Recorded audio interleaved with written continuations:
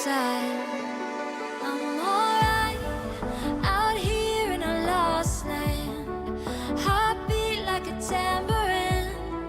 These fever dreams won't let me sleep. So come real close, if only for a moment. I don't care where it's going, and show me what'll happen when you let love win. When you let love win. When you let love win. When you let love win. Don't hide out. I know it's safe and sound when they're not around. Try your luck. I know it's not for sure, but it could be the cure. And I'm alright out here in a lost land. Heartbeat like a tambourine.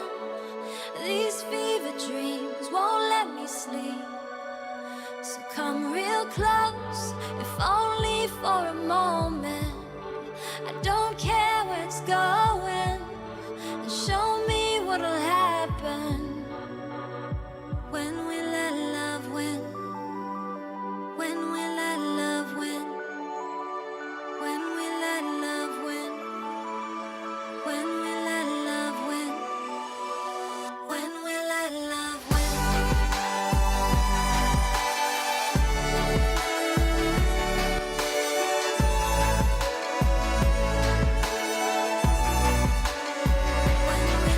Love win.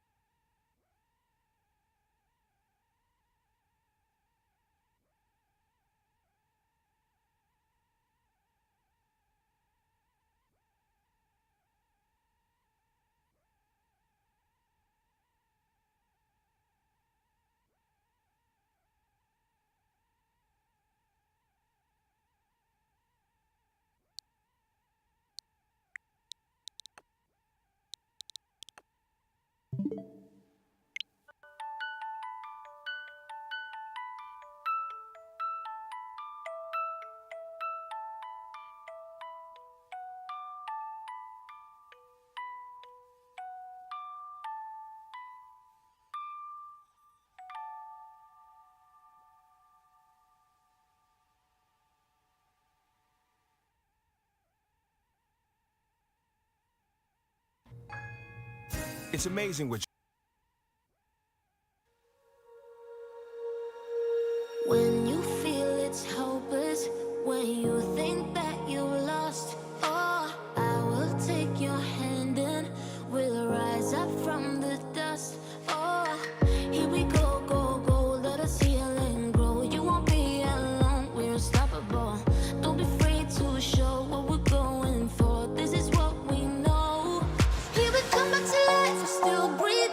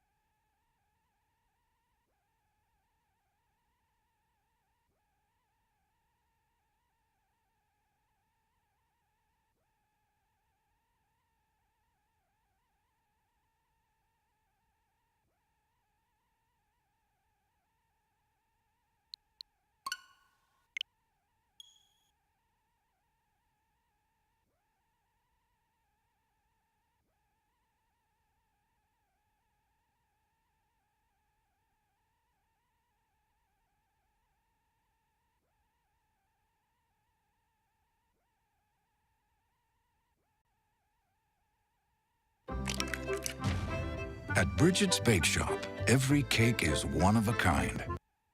You'll see these people doing research for hours and putting out daily videos about like do pretty well because they actually do the thing. They edit the videos and they do it all. And I'm like, man, if they actually tried and just had interest, they would probably be successful. Well, you go back and you look at the video that ended my fucking career by I forget the kid's name, is Chris something. Christopher Tom, he's the one. Yeah. Oh shit. Yeah. You go back and look at the videos he has an incredible amount of talent. And I was never able to make it all the way through the video he made about me because there's so much bullshit in it. It just boils my blood. It just makes me so angry when he like alludes to some of the fake bullshit he alludes to in there, but that's fine. That's okay. I think out of all the videos I did watch, part of his is probably one of the most fair and balanced. So I'm grateful for that. But like an incredible amount of talent. And where is that talent gone? Because he only makes takedown videos. And there's only a matter of time before YouTube stopped pushing takedown videos, stopped pushing channels that make takedown videos, that audiences got bored of it. I want him to make, I haven't seen his channel in years. So for all I know, he did pivot and he is successful. But the last time I checked in a couple of years ago, my video got 3.5 million views. The latest thing he'd uploaded had got like 20,000, and which is fine. But I literally sat down in front of my camera for 8 minutes and I make 20,000. He has real talent. I feel like if he had done something he was more passionate about, something that people could relate to more, I would like to think he would have had so much more success. And he's a very talented person. I'll never argue that. He's an incredible YouTube editor. Shit, if he was looking for work and I could afford it, I would hire him in a heartbeat. That's how talented he is. I just think he picked the wrong genre. There's actually a lot of channels like that it's like rise and fall channels, and they do so damn well. But it's like, if that was me, like having to focus on like, it just seems like I would be focusing on negativity so much that I would just be so tired and be so negative all the time. That's actually why I stopped covering gaming, and I don't know how fucking people do it, man. Like once like I had started to back away from it when I lost my sponsors because of like all the negativity and stuff, and I'm like, I was down to like 2 sponsors, and I was like, well, fuck it, I'm just done. I don't want to do sponsored content anymore, and I don't want to make, the only thing people wanted to sponsor that I was making was the gaming news. And so I'm like, I'll take a break from gaming news, I'll take a break from everything. And then fucking Blizzard and the allegations going on there, and Activision and Bungie, and I'm just all these companies doing horrible shit, Ubisoft. I'm like, I could not, it made me hate video games. I stopped playing video games for 2 years almost. Dude, it's amazing how much negativity there is in an industry like the gaming industry. People always say, Rich, why do you always cover negative news? I'm like, because that's 98% of what's in the industry is negative. Yeah. I covered the Xbox show this week, and it's of the last 10 videos I have uploaded, it is the worst viewed of the last 10 because it wasn't negative, because it wasn't there to rip Xbox an asshole. I was fairly negative throughout the video, like, I'm not sure this game will be that great, I'm not sure this game will be that good, but at the same time, it wasn't like, oh, Phil Spencer rapes babies, right? That's what people want to watch for some reason. They love it. If Phil was raping a baby, man, I don't want to be anywhere near that shit. I don't want to talk about that. I don't want to. What do you?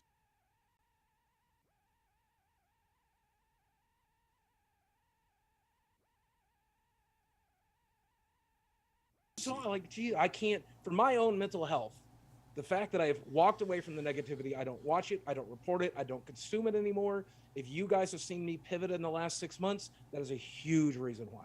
Yeah, and I think it goes to how long you've been on YouTube, and I've only been here for barely 3 years now, and even me, like I've been covering companies, mistreating their employees for years, and I love doing it, but it gets exhausting because it's all encompassing negative always, and. I want, like, I made that one video where I was just talking about having friends, and it was a good video. It was, and by good I mean it was a positive video. It had a positive spin at the end of it, and it's my most successful video of all time. And I was like, maybe I can talk about positive things every once in a while. And unfortunately, like, that was the only one that ever took off. So I do. So some creators I've still subscribed to, almost out of obligation. But you guys know Young Yi. I love him as a person. His content, I feel like, is a little repetitious for me. But like, I'm seeing in my sub box, never click on it, but I see it in my sub box. He's made, I think, 5 videos about Diablo Immortal. And like, here's all I need to know about Diablo Immortal. Is it a mobile game? Yeah. Okay, I'm probably not going to play it then. Is it bad? Yeah, that's what I figured. All right, that's all I need to know. That's a 30-second video. You know, it's funny. is that Diablo Immortal, not to totally, it's on the same topic, but actually I hear is a good Diablo game if it didn't have all the Without gotcha. the monetization. Yeah, all the Yep. gotcha bullshit in there. It would Yeah. be an excellent Diablo game. Yep. It's a well-crafted game that they shoehorned a bunch of. What is it? You have to spend like $110,000. Reminds me of Battlefront when it came Oh, yeah. out, and it was like you have to spend at least 38 grand to even like get Vader or max out all kinds of goofy stuff. And I was like, yeah, it sounds terrible. Like I play a handful of mobile games. I play Magic the Gathering Arena, and I spend probably $500 a year playing Magic the Gathering Arena. So I'm a piece of shit. Like I'm part of the problem. But that said, even though I do play that shit, like the way Diablo is monetized is ridiculous. Like you could be a free to play Magic the Gathering Arena player, and you're gonna still get all the cool shit. And like you're eventually gonna grind out a deck, and like you can build a historic deck that's never gonna get taken away. A little bit with alchemy. You can do like explorer decks, pretty cheap to build, shit like that. But that said, fucking literally, you have to pay to get legendary loot and to have a better chance of it dropping. That's ridiculous. And isn't there stuff that like you can't grind it? There's literally stuff that you cannot grind any of it at all. Like you have to pay to get I it. think so. Yeah, it's pretty. It's pretty jacked. I bought a battle pass a few years ago for some random game. I don't even remember what it was. It was years ago, and I felt just disgusting afterwards. I felt so like dirty after buying it, and I never bought another one again. I don't know. It just something about it didn't seem right. After playing, I feel like I'm brown nosing Elden Ring because I What a mean, beautiful believe me, game. it has plenty of flaws. The targeting system, it pisses me off. Like that's Oh, kind yeah. of a Souls thing, but that's when I spend $60 to $70 on a game. I want that kind of experience. I don't want. And then I went to play Assassin's Creed Valhalla because people said it's good. They made me start doing some stupid fucking drinking game where I'm hitting X on the fucking controller. I wanted to smash my controller through the screen. I'm like, that's not an experience. Yeah, man, I played Valhalla when it was new and it was fine, but Elden Ring puts it to fucking shame. And like, so I've always hated FromSoft games. I've fucking despised them. And I bought Elden Ring. I downloaded it. I played it. I got about as far as that one guy who made that really bad review, whose name I'm not going to say. And I was Please like, don't. man, this game just isn't for me. And I walked away. I certainly didn't make a bad review telling everybody how bad I was at the game. I just walked away like a human being does. And then like I watched Girlfriend Reviews, if you know her on YouTube. Yes, She's I a really do. great channel. They talked about how Shelby played the game. When she would find something she couldn't beat, she walked away and went out and explored. And I'm like, well, I would love to explore the game. It looks beautiful. So I'm just going to do that. I didn't know if that's a thing you can do, just go explore the game. And as I went and explored the game, I started leveling up. Yep. And then I went back to the original dungeon I failed so badly in, and it was just regular challenging, not impossible. And I'm like, oh, so I if I keep grinding, I could beat that dragon at the lake. If I keep grinding, I can beat that troll at the bridge. Oh, then that's what I'll do. I'll go explore, which is how I want to play the game anyway. And it rewarded me for playing the game the way I wanted to. Yep. And then when I fought bosses that I couldn't handle, I used summons and I used cooperators, like the fire giant fight. The only reason I downed the fire giant is because a YouTuber by the name of She Says and his girlfriend carried me through it. It still took us 45 minutes because I'm a moron. We kept dying over and over. Dude, the fire giant is the fire giant. I think I died the most at. I'm pretty. I wish there was a way I could see how many times I died per boss. Oh, me too. But the fire giant was. I did it with a summons. I think I did it with my mimic tear. But yeah, dude, he is a fucking disaster. And then it's ridiculously powerful. And you know the worst part about it is after having fought that fight on two characters, only beating it on one and a new game plus, and not beating it there either, only beating it with one of the 3 tries I've gone against him. I still think it's a fair fight. It really it is. When It's I died brutal, in but that it's fight, fair. it's my fault. Because I stood in the same area. I stood in the fire. He rolled over on me. I should have fucking not been there. It's my fault when I died to that character. Yes. And that's why you keep playing it, because it's your fault when you die and you're like, God damn it, I got to get through it because now I figured out another piece to the boss puzzle to beat it. You want to hear something else funny before I forget this thought?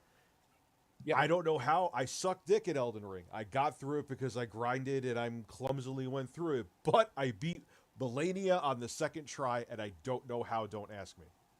The I That's the forget one, her name. That's the goddess of rot or something like that. With the roses and shit. Yeah. And She like has the that one insane combo. spin move that she does that you'll pretty much kill you if you don't dodge it at the right time. She drains your fucking life so she heals. Yeah, and she heals too. Second try with the mimic tier. I don't know how the fuck I've seen people do it. It still takes them a bunch of times. I was like, I went because it's up in that weird tree that you go to. I don't know if you've been to her yet or you fought her. It's in this weird, I think the Howling tree or whatever the fuck it is. And I'm like, oh, this is a boss. I'm like, all right, I'll go in, I'll get my ass kicked, I'll go to bed. I'm not gonna beat her. I was thinking about recording it because I have my capture card set up there. I went in again and dude, like 20 seconds, she was done. Yeah, it depends on your build because there were some bosses people told me were the hardest bosses in the game, and I beat on the second try, and I was like, well, she just stood there and I just clapped her ass. I think speaking of Elden Ring as a whole, I think it gave more content than we're so used to that I think it might have shaken the foundations of like Western gaming, because I can't remember a time where I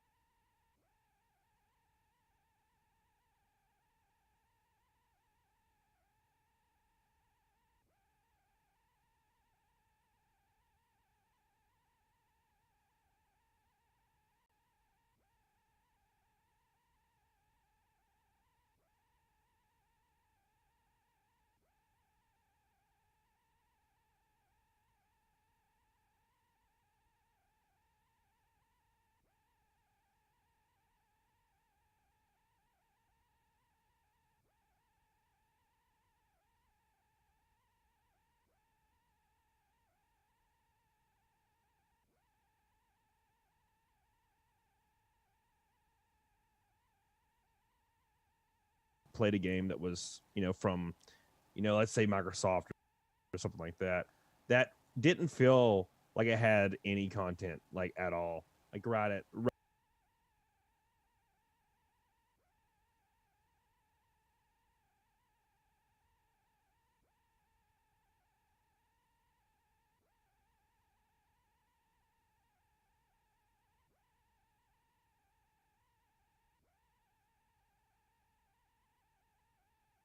when you play the game. Elden Ring felt more like a game that already had 5 expansions fleshed out before the game even came out. It's because I kept playing it. I just kept running for probably over 100 hours, just running in random directions, and just kept finding stuff and kept doing stuff and just kept enjoying the game. And I think if Elden Ring was a 65-year-old Colombian hooker, I would eat her ass until the pH balance melted my face off. Jeez. Like, I'm not even joking. Perfect analogy. I don't know what that means, but you said you eat a 65-year-old Colombian hooker's ass, so I'm going to hit the applause button and we're going with it. Do you want to know the worst thing? The worst fucking thing Elden Ring did for me? It ruined Horizon Dawn's Forbidden West, whatever the fuck the name is. Yes. And they released it at the same time, didn't they? It was really like it was a week before, so I Rest downloaded in it. peace. And I started messing with it a little bit, and I'm like, this is okay. You can't fuck with it. I went and played Elden Ring, and it was great. And then I tried to go back to play it, and I was so annoyed with Aloy because she's like, maybe I should use that ladder. Maybe I should check that plant out. Maybe I should look under that rock. Bitch, don't tell me what to do. God, I hate that, dude. I hate that. I hate when it's exactly like it's maybe like the character, you're just standing looking at your surroundings and like admiring the art that the developers put forward, and the character keeps saying something to themselves like to push you in a direction. You're like looking at this rock structure and you're like, oh wow, the developers did a great job here, and she's like, I should probably get to the next area. I should probably get to the next area. They're waiting for me. I'm like, shut up, bitch! I'm trying to look at the beautiful rocks and the paintings with the naked bitches on it. Like, Jesus. And the thing about like, here's the thing, and I'm saying this to Solid Rev right now. Like, yes, I have no sense of direction, and I will look up YouTube videos when I don't know what the fuck to do. But the thing is, they're there when I don't know what to do. They don't think the game doesn't think I'm a fucking idiot and basically have to play itself for me. That's what I like about it. What was the PlayStation exclusive samurai game where you like killed 1 million samurai in every fight? Oh, what was it? Extreme Dynasty Warriors? Ghost of Tsushima. Yeah, Ghost of Tsushima. I was off. Or as I called it, and people said this was racist, I called it Ghost of Tsushima.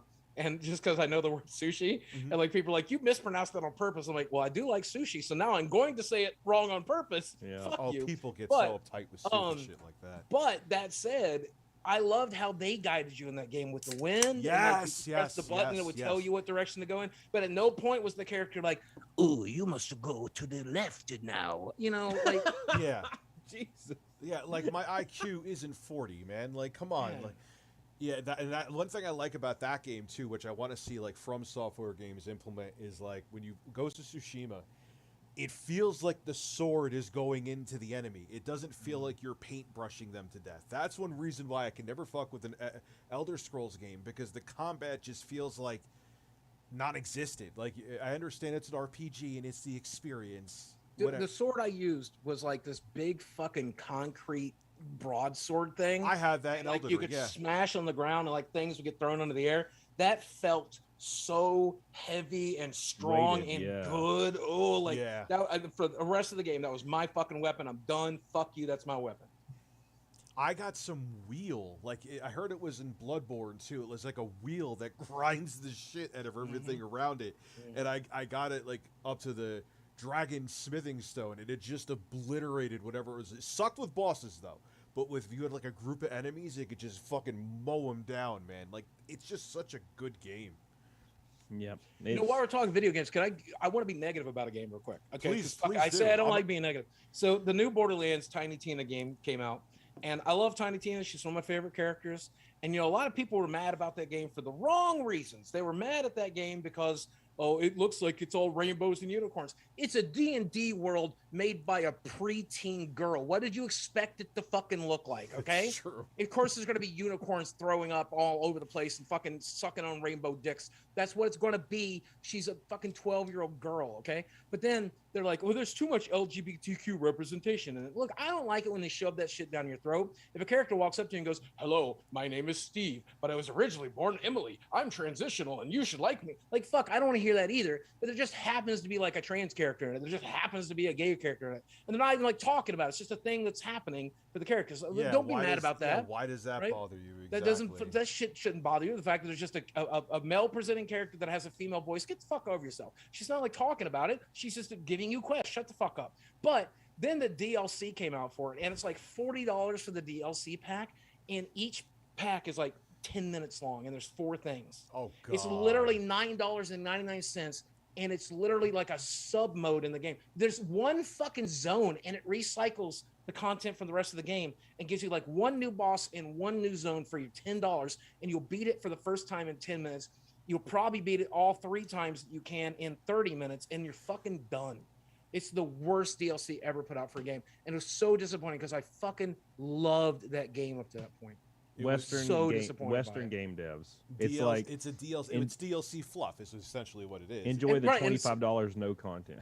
And like it would be fine. Like if that was Call of Duty, if that was Activision, whatever, I wouldn't give a shit, right? But it's Gearbox, and Gearbox has historically had DLC as good as like The Witcher 3's DLC. Like you got hours and hours of content, a brand new story, a brand new world, 10 new zones, fucking brand new narrative, brand new voice acting, and this time you got nothing for the same fucking price, man.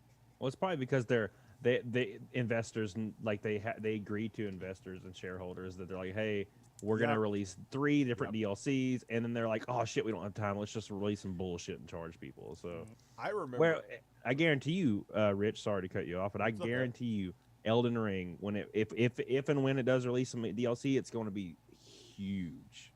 and it's going to be like almost like a second game, and It'll be gonna the size of the satisfying. same damn area. It'll be the same size probably. Remember when DLC was actually exciting back in like the Grand Theft Auto 4 days when they came out? It's like, oh wow, you could get more of the game. Yep. You know, like when it was actually a benefit to have DLC, not that they were like blocking off part of the game on the disc, not that the game wasn't finished and they were going to rush out a patch that would still make it not work. It was actually like, oh wow, more content. This is cool. This is the future. But then I remember loving video game expansions. Like I would see an expansion for Dungeon Keeper. Like the when that came out, I was like, oh my God, I get to go back to Dungeon Keeper. I'm so happy. And there was like a good amount of content there for your $25 or whatever, $30 back in the day. And, you know, I mean, I pirated a lot of games back then because I was flat fucking broken on disability, but whatever. I paid for some games back then too, occasionally, you know, and then fucking Horse Armor happened and it changed everything, man. That damn Horse Armor, man. Dude, Cosmetics, bro. I was a huge fucking pirate, and me and my friend Tim were like the only two pirates in high school. Because I actually had a CD burner when we were, I believe, juniors in high school, which in 1998 was like unheard of. So we would I had a PlayStation, and my dad put a mod switch on it, and you had this thing you put on the back of it so it could like read different discs. So we had a CD burner in my computer, and we would just go to Blockbuster. This is how 90s this shit is. And just get a whole bunch of PlayStation games and just burn them all and just have like 20 different games every fucking weekend that we got to keep. Yeah, I am old. I will tell you, when I discovered piracy, it kind of ruined shit for me. Because when I was growing up, I grew up dirt fucking poor. So if I got to rent a game, that's great. If I got to own a game, that was a miracle. Like I get 2 games a year to own. Yep. It had to be a banger like Super Mario 3. It had to be like Legend of Zelda. It had to be a fucking banger, right? It had like because I only got 2 a year. And then eventually we're in this world now where I'm paralyzed by choice. Like I turn on Netflix or Hulu.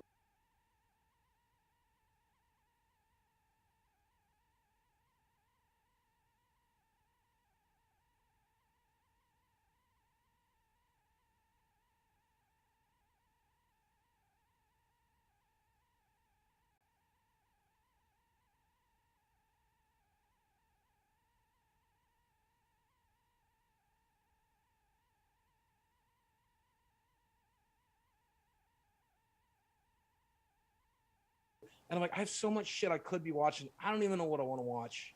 Right. But Yeah. I kind of liked when I knew what I was going to watch because that was what was on TV tonight. TGI Friday, comedy lineup, watch, you know, fucking Urkel suck somebody's dick or whatever, you know. And like, I don't remember much about that show. Man. I don't know what Urkel was doing back then. The TGIF Fridays, Steve Urkel sucks dick. Yeah.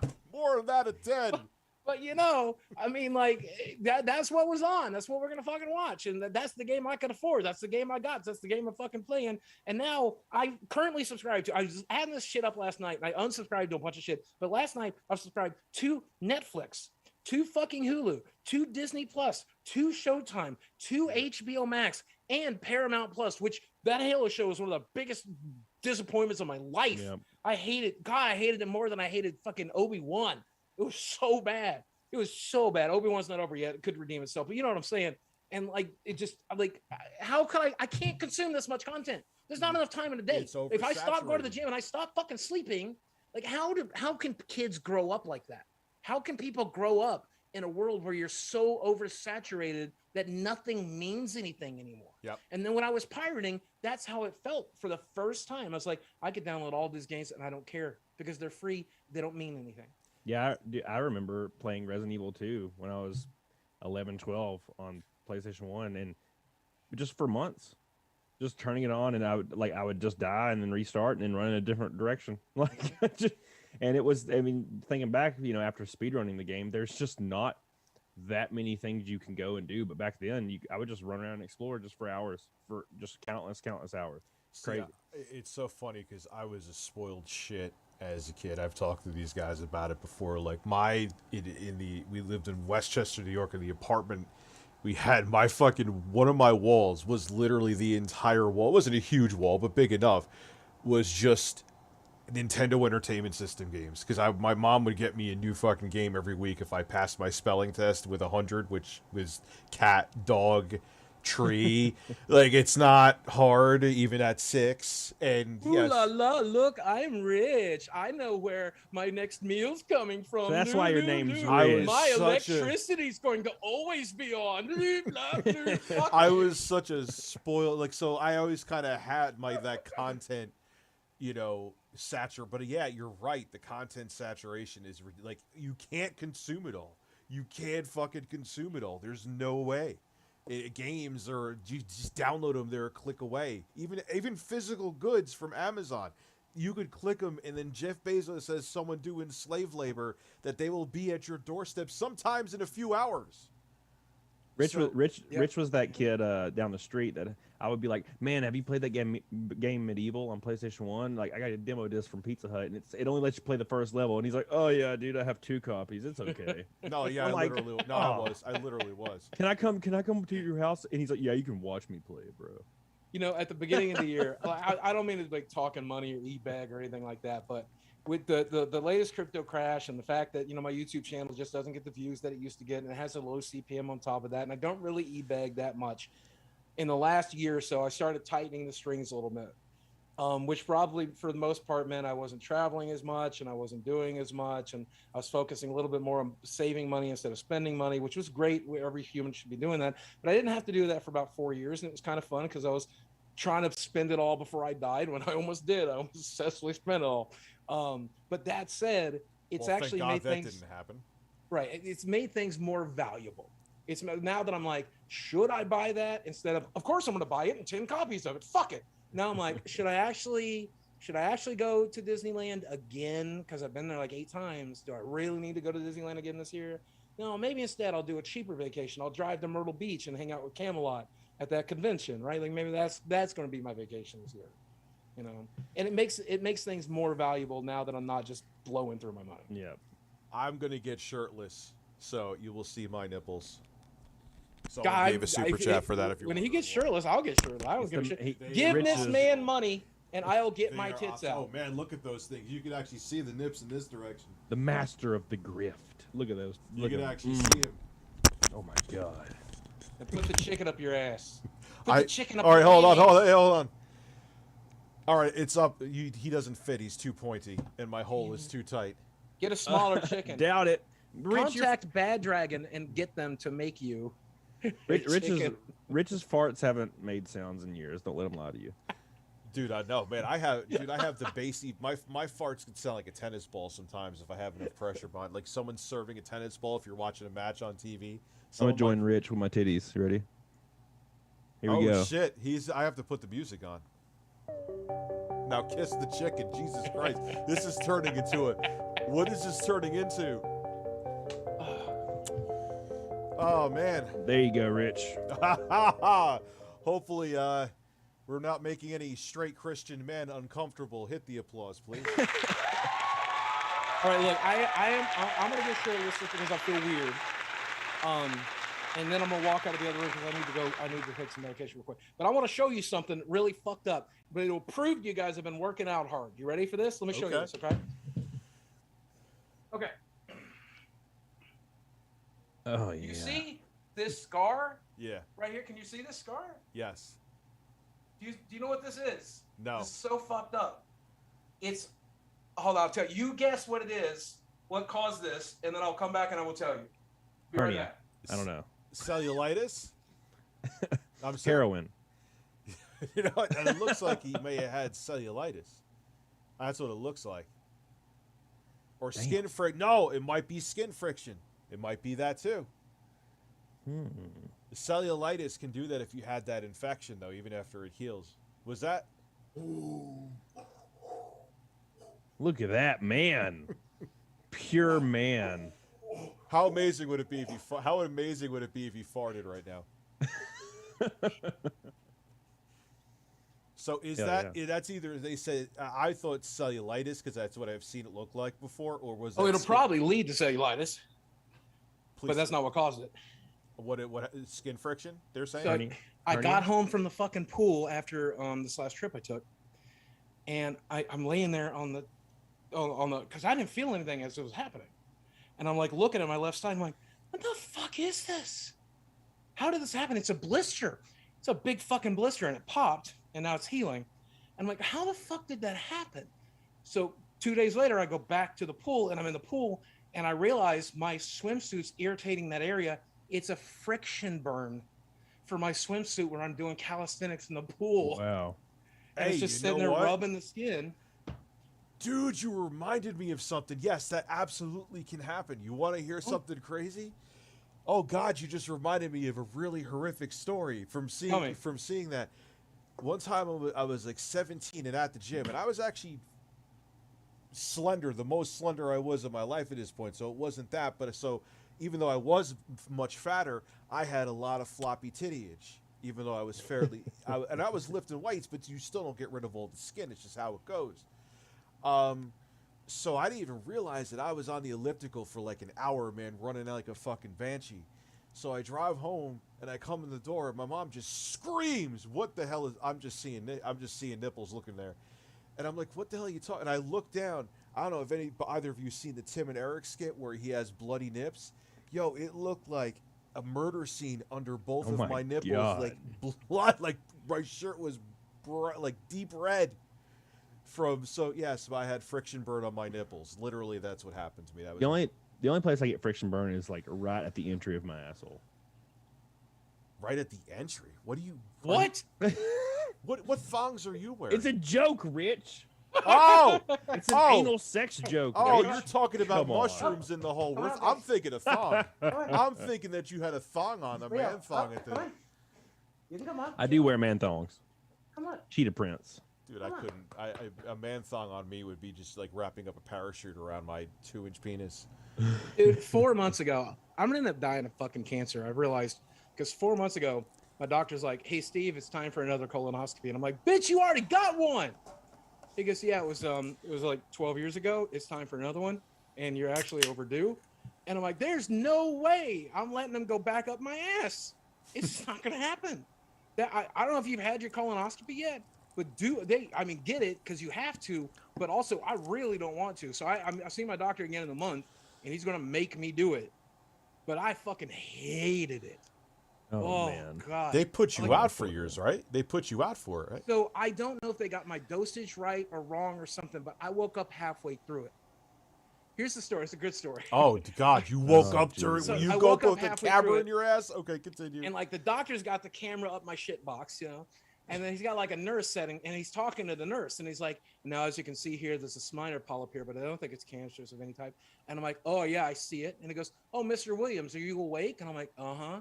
He's like, "Would you like a tour of your body?" And I'm like, "Yeah, that'd be nice." So he like shows me all the way up to as far back as they go, and then pulls it back and shows me the hemorrhoids that were causing the problem that made me come in to begin with. And I'm like, "Wow, that's bad. I don't like that." And he's like, "Yeah, it's going to be okay. They're going to heal. You're a little loopy right now, sir?" Yeah, a little out of it. Because is there any pain, any discomfort? No. All right, well, we're going to remove it from your anus now. Let me know if there's any discomfort. Okay. Did it hurt? No, I didn't even felt great. It felt great. And I came. so they take me to the recovery room, and there's a nurse comes in like a minute after I get in there, and she goes, "Hi, Mr. Williams. So I'm just going to be here to make sure you expel gas." And I'm like, "Huh?" She goes, "Yeah, I'm just here to make sure that you pass the gas that we put inside you. In order to get a good picture of your colon and the rest of your intestines, we had to pump a lot of air in there, and we can't let you leave until that air has been passed, for medical reasons." And I looked at her and I'm like, keep in mind, I'm high out of my fucking mind still. But I'm like, "So you're like some sort of fart nurse?" And she's like, "Excuse me?" And I'm like, "You get paid to watch morbidly obese men fart?" And she's like, "Well, yeah, I guess that's part of my job, huh?" And I'm like, "You must have made some bad life choices, huh?"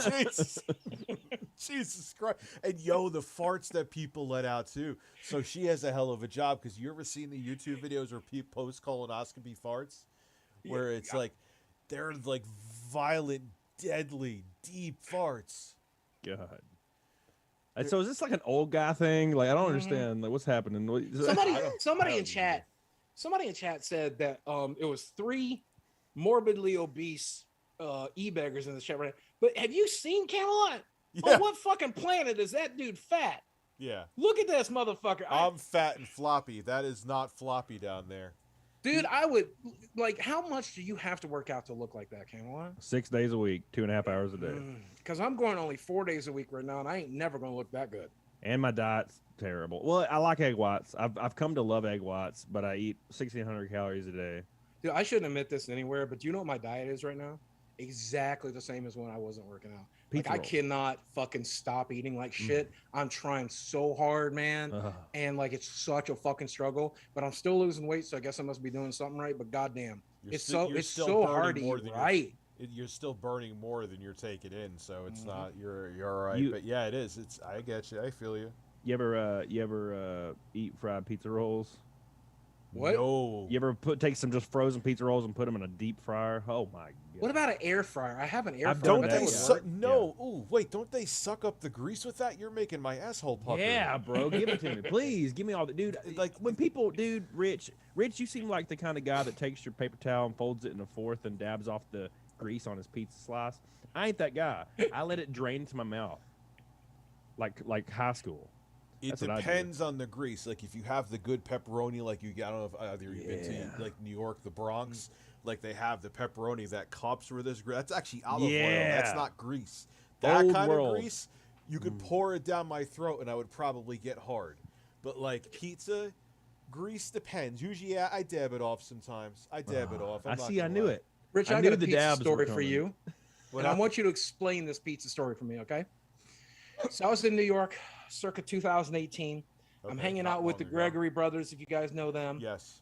And they're like, Boogie, we got to get you a slice of pizza. I'm like, I don't eat pizza no more. I can't eat that shit no more. Yeah. Right? Like, I got the gastric bypass surgery. He's like, well, take a bite. I just want you to try to take a bite, man. And I'm like, all right, that's cool. So for posing purposes, I thought, I've never gotten a New York slice. I'll let them take us to the pizzeria. Angry Joe was with me. One of my friends was with me. So I'm like, at least Joe will get to eat out, enjoy his meal. And like, we go into the worst hole in the wall in fucking Brooklyn I've ever seen. I mean, there's fucking roaches, and they're having sex with rats, and they're just, I don't know what's happening. And the guy,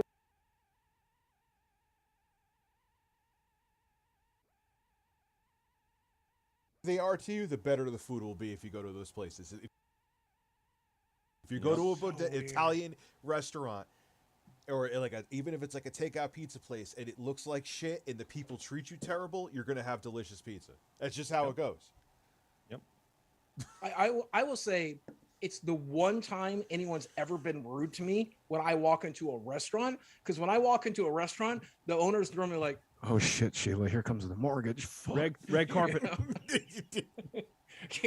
Like I need to make sure this guy fucking loves my fucking place. But this guy was like, "Get the fuck out of here, fuck you." I'm like, all right, food better be good. Yeah, because in their eyes, like they're like, yo, people know our food is good. Just like, if you're gonna take your time, I could have sold like 10 other fucking pies while you're like, oh wow, what is this right here? Is that chicken on there?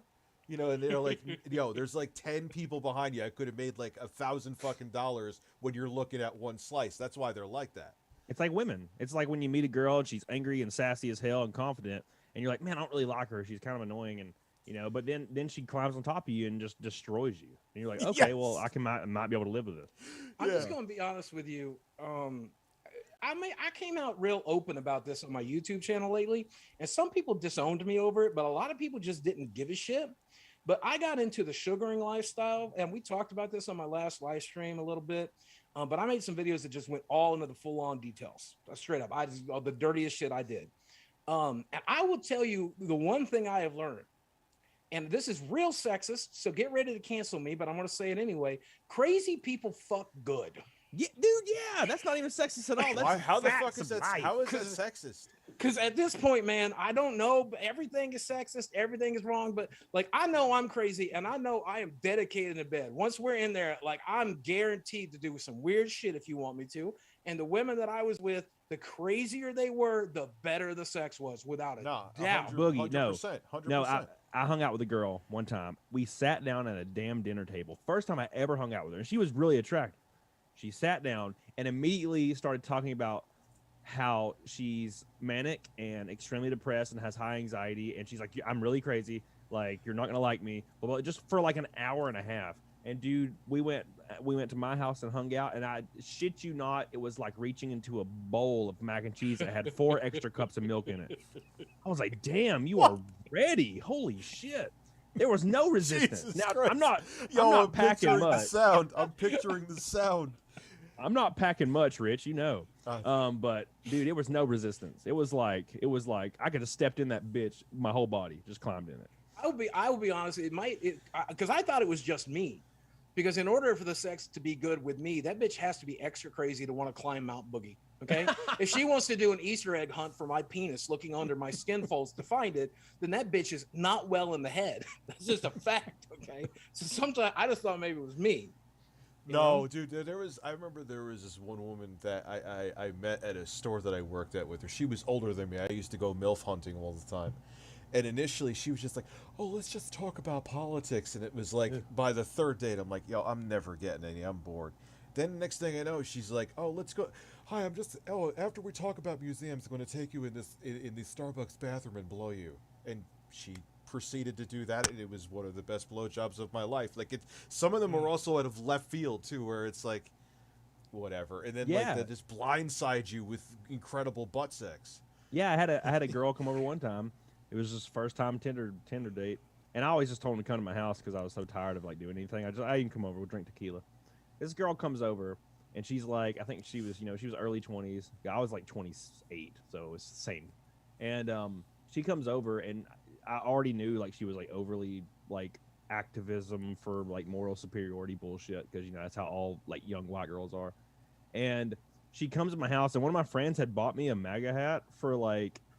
We had like a weird like get together one time, and he like came to the get together with like 20 MAGA hats and was just like, woo! And it was like a joke.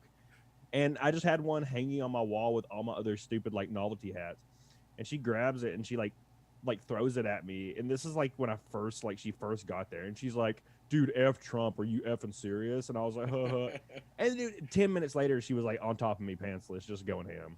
Oh, because she was like, oh, this conservative little monster is going to do me dirty. She was anger fucking you. Yeah, she was anger. Great too. You were just like, yes, just anger MAGA the shit out of me. Yeah. I will. So here's something I did not say in my YouTube video, because this is real dirty. Like, I don't necessarily feel comfortable talking about this on YouTube anywhere, but it's your channel that gets demonetized if I mention it. So I don't thank you. I appreciate that. But it's not like I'm on YouTube shit list or anything, but continue. I did notice that the younger women in their 20s, 25 to 30, in that neighborhood especially, they are not just open to the idea of anal like you mentioned earlier, Rich. They're into it. Yeah. What is that about? Because like when I was growing up, I remember I was born in 1974. Me and my girlfriend had done literally everything between the ages of 15 to 22. We had done pretty much everything there was to do. And sometime in our 20s, I was like, I don't know, maybe I could put it in your butt. And she's like, I don't know. And we started working up towards it, and she wasn't happy about it, but eventually she learned to like it a little bit, right? Like, it was a struggle. But some of these girls on their first dates are like, oh, I just want you to do though. Just plow my shitter. And I got told once, maybe this is plow my shitter. Maybe that's a sound clip. That's a sound clip. Continue. But maybe I got told once that I had the perfect dick for anal, which I don't know if that's a compliment or not. I feel like it's not, because I know I have a Vienna sausage down there. So I know for a fact it couldn't have been a compliment, but maybe that's it. Maybe like the only way I'm going to feel anything is if this thing is in my butt, because it is basically a clitoris. Or you just have like an ergonomic dong that just kind of slides into the hole easier. My channel's fucked. It's over. Goes to the left. Boogie has a cock built for anal. It's ergonomic. It's ergonomic. Yeah. I don't know, but I haven't had very many complaints, believe it or not. It's been surprising. It's been, me too. I've always thought I genuinely, people think I joke, and it is a joke. I've always thought I had a small dick, but I've never had a complaint about it.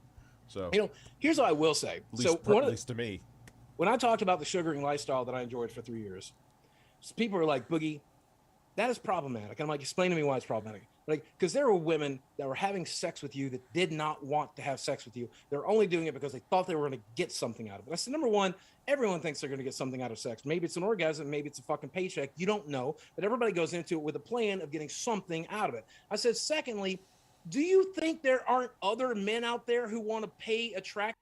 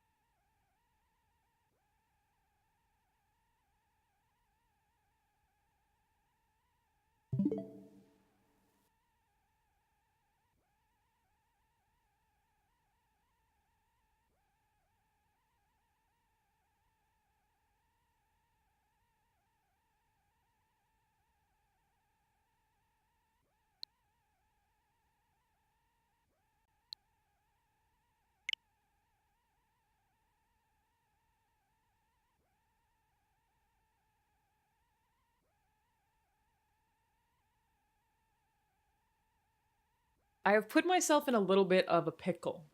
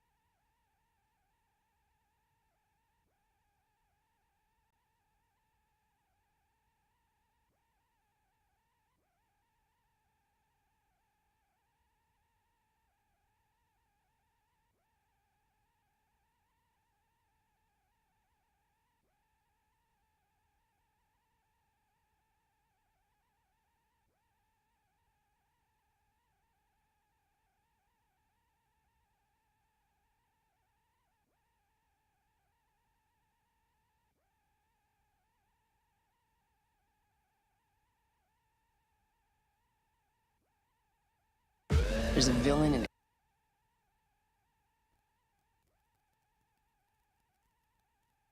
Try to relax your anus.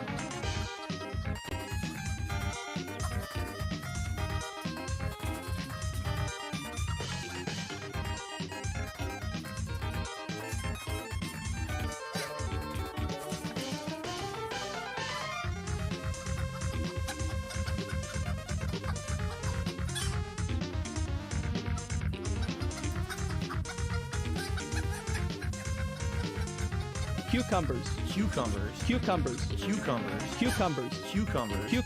Cucumbers. Cucumbers. Cucumbers. Cucumbers. Cucumbers. Try to relax your anus.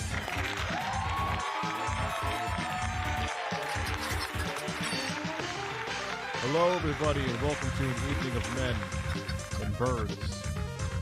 Birdmen, one would say.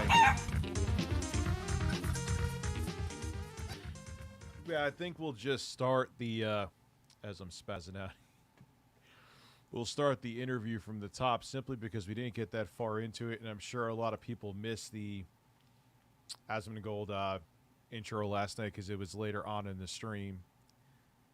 Can you not hear me? Oh, you can hear me. I was actually smart enough to hit the not mute button. How is everyone this evening? Decent amount of people here already. That's good. That got here. The notification means got out on time. Okay, I'll start it from the beginning. Have your man babies? Sure, I will. I have 3 kids. I'm good, thank you.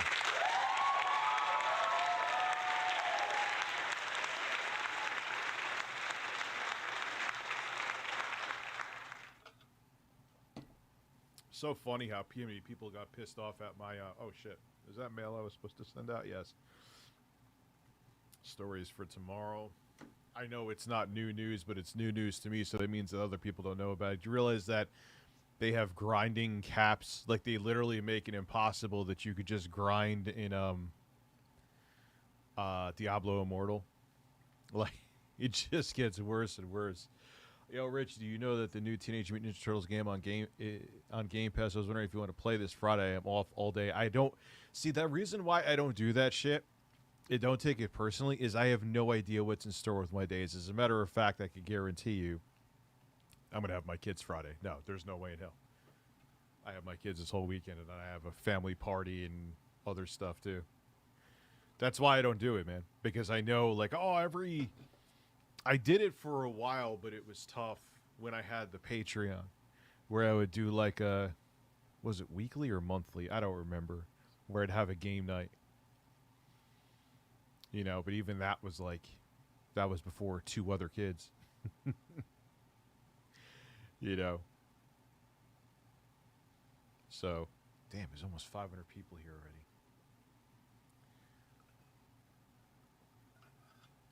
And people the stories do well, so I know it's not the majority, but there is a portion of people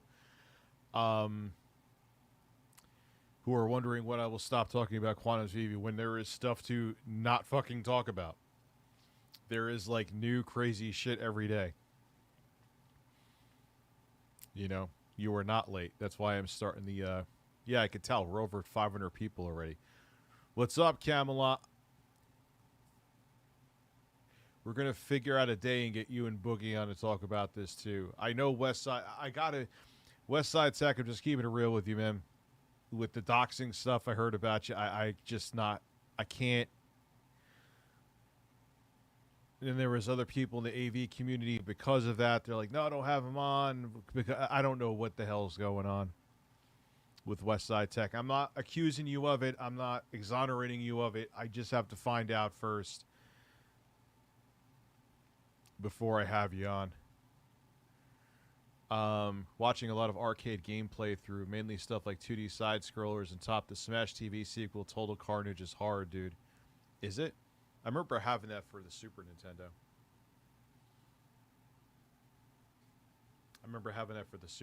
Back in the day. It was pretty good. That was pretty good. I've had no issues. The only thing I've had, as a matter of fact, I should check now to see if I'm still in what my standing is. As I hiccup. Like, I've had no conspiratorial shit happen to me. Like, YouTube's not targeting me and all that stuff. You know. I've had it before where YouTube didn't like my monetization reviews. And they disagreed with them. So, it is what it is. You just have to, you know, and just make sure you're more careful, and then it eventually goes away, and then you're fine. But I didn't have anything. There's no, like, conspiracy. Bill C-11 law is getting passed in Canada. Like, no shit. I don't even, you know why I don't even talk about it anymore? Is because how many times have they tried in the States too, especially they tried with SOPA, they had PIPA, Stop Online Piracy Act. Forgot what PIPA stands for. Then they had the treaty, which was ACTA. And I know it's gonna put, like, government news and shit like that, and then if you're a creator. And you know what's going to happen is that could set a precedent throughout the world. Dude, who the fuck knows, man? The PIPA was Protect IP Act, yep.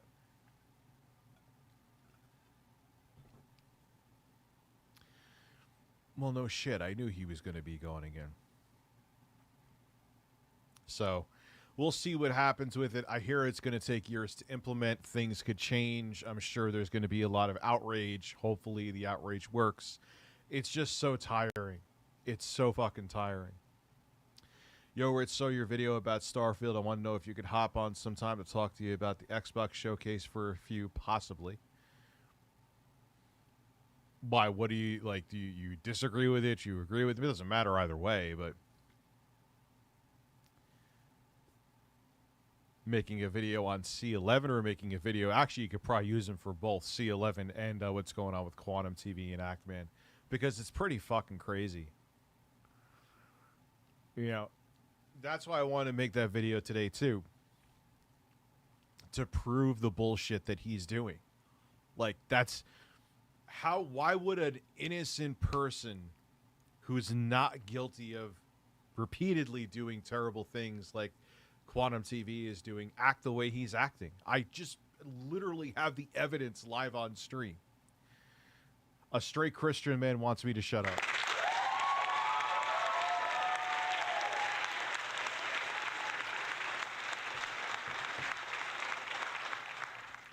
So maybe for both of them, that would be interesting to have him on for both. Yeah, it is interesting. Holy shit, there's 700 fucking people here. For a stream, that for me, that's a lot. This early anyway. So yeah, like I said, we only got like 10 or 11 minutes. Video calling out Actman's mom's phone call. What happened again now? Keep it classy, Tech. Dude, this shit is like... I never thought this. I thought this shit would have been done in like... That's why I said my third video on him. And I thought that was a lot of videos. My third video on him I called my final video. Boy, was I fucking wrong about that. Was I fucking wrong about that? But whenever this person invades your personal oh, since we're seeing this from the beginning, it'll look like he's looking at a nice pair of goth titties off the side. Because you'll see Asmongold's going to be like, watch titties.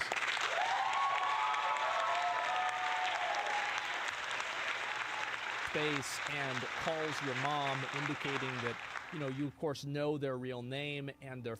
Dude, I gotta be careful, man. I gotta be careful, dude.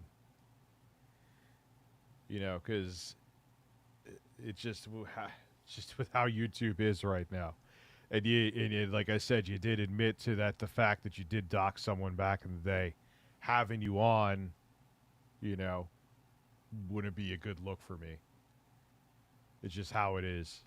phone number and their address, yes, and their address. And my brother and my father and me and my mother, and you're bragging about all this shit. Yes. It's like, I'm not you have to think like a crazy person who is willing to escalate a bad Elden Ring review into doxing someone else's it's family. not unreasonable. Boogie confirmed he did not delete the comment. I wouldn't have made that video today. Boogie confirmed it. I'll move myself to the top, yeah. Sorry, so you could see Asmongold looking at titties. To think that that person would not escalate it even farther. You know, he's yeah, look at those breasts right there. Yeah, I moved myself. Sorry. Exactly. And like that's happened before. Hey, can you hear me? Yeah. Now you're on the fucking top? Are you trolling me, Asmongold?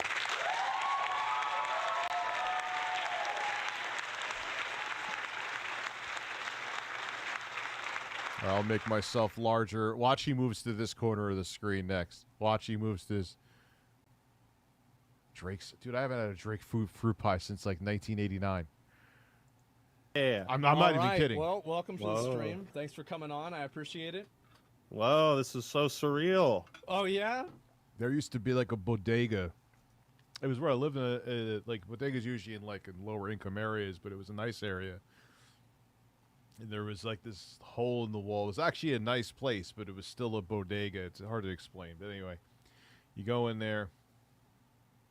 And yeah, I should get a fuck. But the problem is there's no practical place to put a green screen in this office in the future.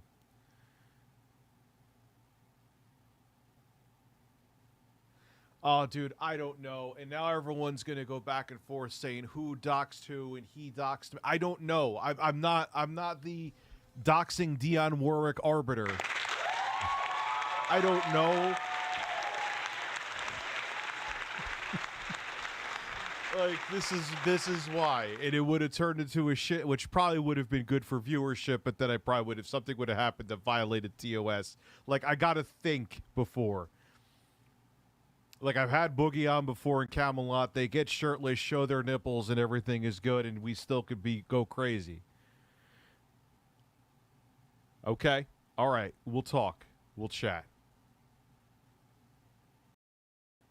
You know. Because they have you on, and then like this person docks someone, and that like I don't know. I haven't been. This whole AV community thing is basically. I mean, I used to watch HDTV Test. I knew about him, Digital Trends, Stop the FOMO before I even knew who Quantum was. But this whole other side of it is new to me. You know, titties, yes. Yeah, now you're in the reaction video, right? Yeah, exactly. Well, anyway, I know this has been like a big thing. Like, and when I think about it, like, when was the first video? All right, like, that this happened? Like the worst Elden Ring hot takes 2 months ago. Yeah, the Mischief made his first video on Quantum, I think, like March 13th. Uh-huh. So it goes back to March, and then, you know, there's the whole copyright strike business back then, and then, yeah, so it goes back a while. So we are in the final saga here. We are in season 4 of Attack on Titan. You know what I mean? So you feel like they're building up to like such a place that it's like it can't go any farther than this. Yeah, I don't.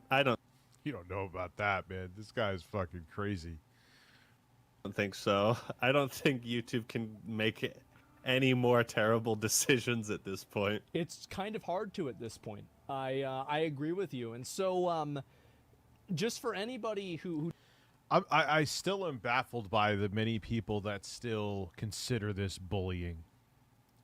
What is the bullying? Put out information that the person, he's a public figure. My take on it is this, and I know it's semi-controversial because there's some people, oh, it depends on their following. No.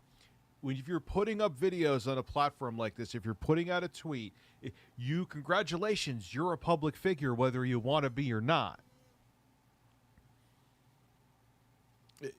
That's it.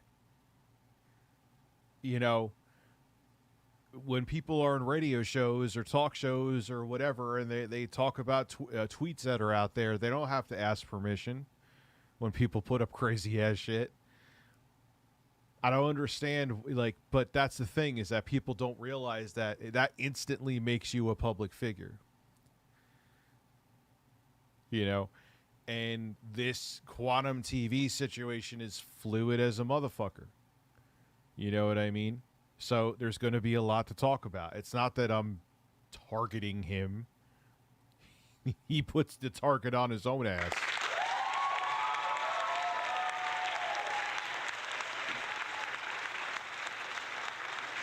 I've given my take on why I think Quantum is the way he is towards the LGBTQ community.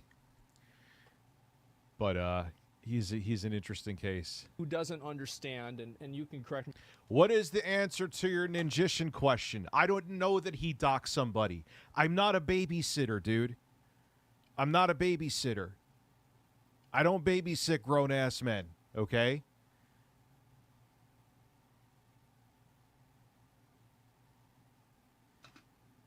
You know, I don't know the whole history from fucking 7 years ago on what happened. Like, chill. Jesus Christ. Me if I'm wrong here. Effectively, what happened, for anybody who hasn't been caught up with this, is that basically there was a guy who made a video. His name's Quantum TV. Yeah, babysit the fucking birds. That's it. And my children. But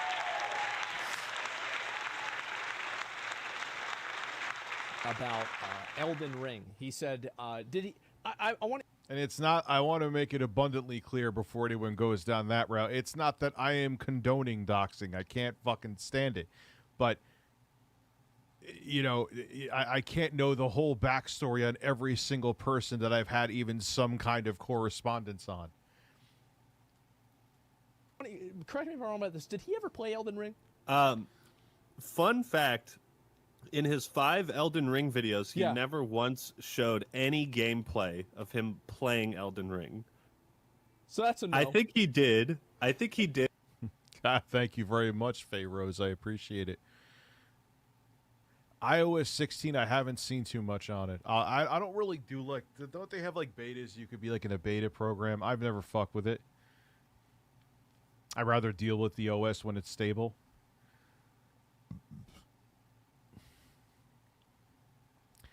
All kidding aside, Rob, it wouldn't shock me if he was very closeted. And there's no, like but that's probably was his upbringing, where he was that was looked down upon, so he probably tries to suppress it. Like he screams from the mountaintops, he's a Christian straight man. Okay, But he was like, who cares, dude? You're a Christian. You're gay? Who cares? You're straight? Who cares? You're bi? Who cares? Just do you. You know, but. You know, I call it the American Beauty syndrome. was probably so ashamed with how fucking terrible he was, he didn't want to show the gameplay. That's probably a good idea, because anybody that would see it is like, oh yeah, I wonder why you don't like it. Yeah, and again, I know I basically put the pieces together yesterday. Obviously, it's still not really speculation, but remember I told you he had to brag about how he played Injustice Gods Among Us on a TV not meant for gaming. Great, dude. But that's the thing. Elden Ring humbled him. He doesn't like there is one. We know this about Quantum TV. There is one thing: he needs to be right about everything, and he needs to feel that he's the best at anything. And anything that makes him not feel those two things, he hates.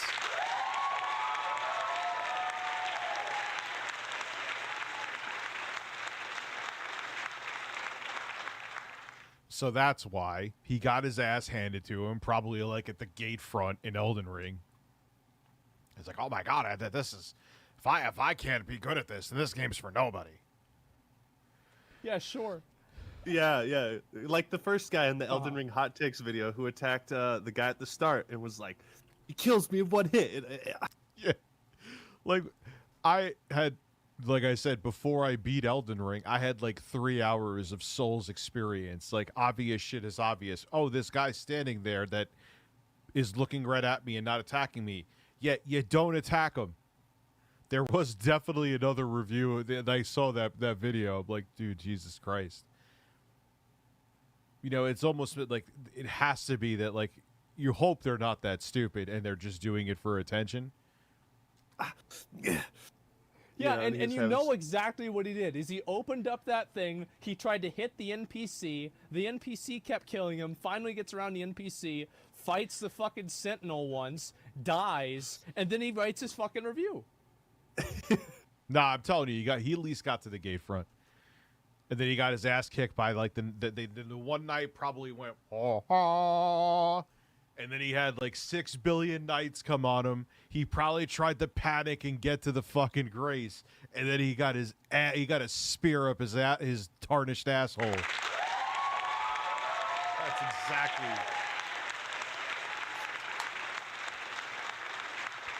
It's my birthday, Daddy Red, so get some happy birthday, man. Thank you very much. I appreciate that. Happy birthday to you, Joe. Really is a shame that he won't do an interview with you. Oh my God, that would be. I mean, but then again, it's like, if I'm not having West Side Tech on, should I have Quantum? He's obviously has severely, arguably more than West Side Tech has broken TOS. Could I have Quantum on? There's an interesting question. Because if I'm hesitant to have West Side Tech on, we know that Quantum TV has countless times broke TOS. I think I would be okay, but I don't know. I'm just going to drink my pineapple seltzer and stare at a bird. And He's like, well, that's a wrap. Yeah, all right, well, this game sucks. That was easy. I mean, but I guess in my defense, I guess with West Side Tech, I could say the same thing too. You both have YouTube channels. Isn't that YouTube's responsibility and not mine? You know? So yeah, this guy, Quantum TV, makes this video, and then Mischief makes a video making fun of so his good. Elden Ring opinion. And I think that, like, in general, there were no real personal attacks in this video, no real threats or anything like that. No, they just called him a dumbass and said that his take was, you can not like something, but the fact that his take was uneducated on the game. You know, that was as big as, then he went on to tell people to kill themselves. Like, that's what he actually meant, too. Then we found out that he, on multiple occasions, wished violent things against the LGBTQ community. Multiple fucking times. Not just once. That he said Stop the FOMO was a Satanist. And then probably, we still are not confirmed, then he had this big rant about, well, have you watched Stop the FOMO? The next thing you know, you will start having butt sex with your dad and snorting coke.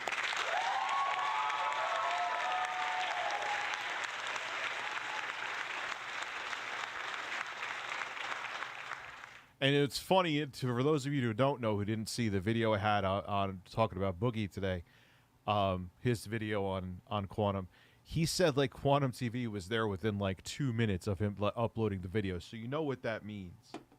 That means that Quantum TV, he's probably watching this stream right now. I guarantee you he is. He's sitting there, like, every, like, 5 minutes, at best, typing in his name to see if something new pops up.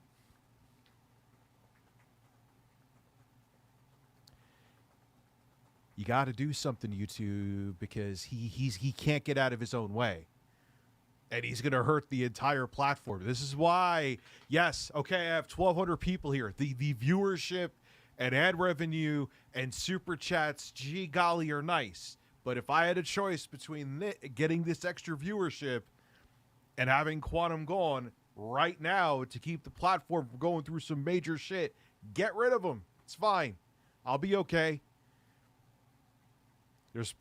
There's Diablo Immortal news. There's the reviews and shit I could do. I got the LG C2. God, that TV has such a good fucking picture. I'll be okay. I'm a creative guy. Well, I don't need Quantum TV. So please fucking step in before it causes adpocalypse to end all adpocalypses. I had a customer steal 2 cans of beer, but because we didn't have Smirnoff. Got the fucker's license plate. I found the PC I told you about for 40. Man, you went all over the place with that. So wait, someone just stole fucking alcohol. Imagine going to jail just to get some alcohol. Maybe if they're an alcoholic, it's unfortunate, but. And that's the thing. It's not like, I'm going to admit I'm partially selfish with this, okay? Okay, mostly selfish.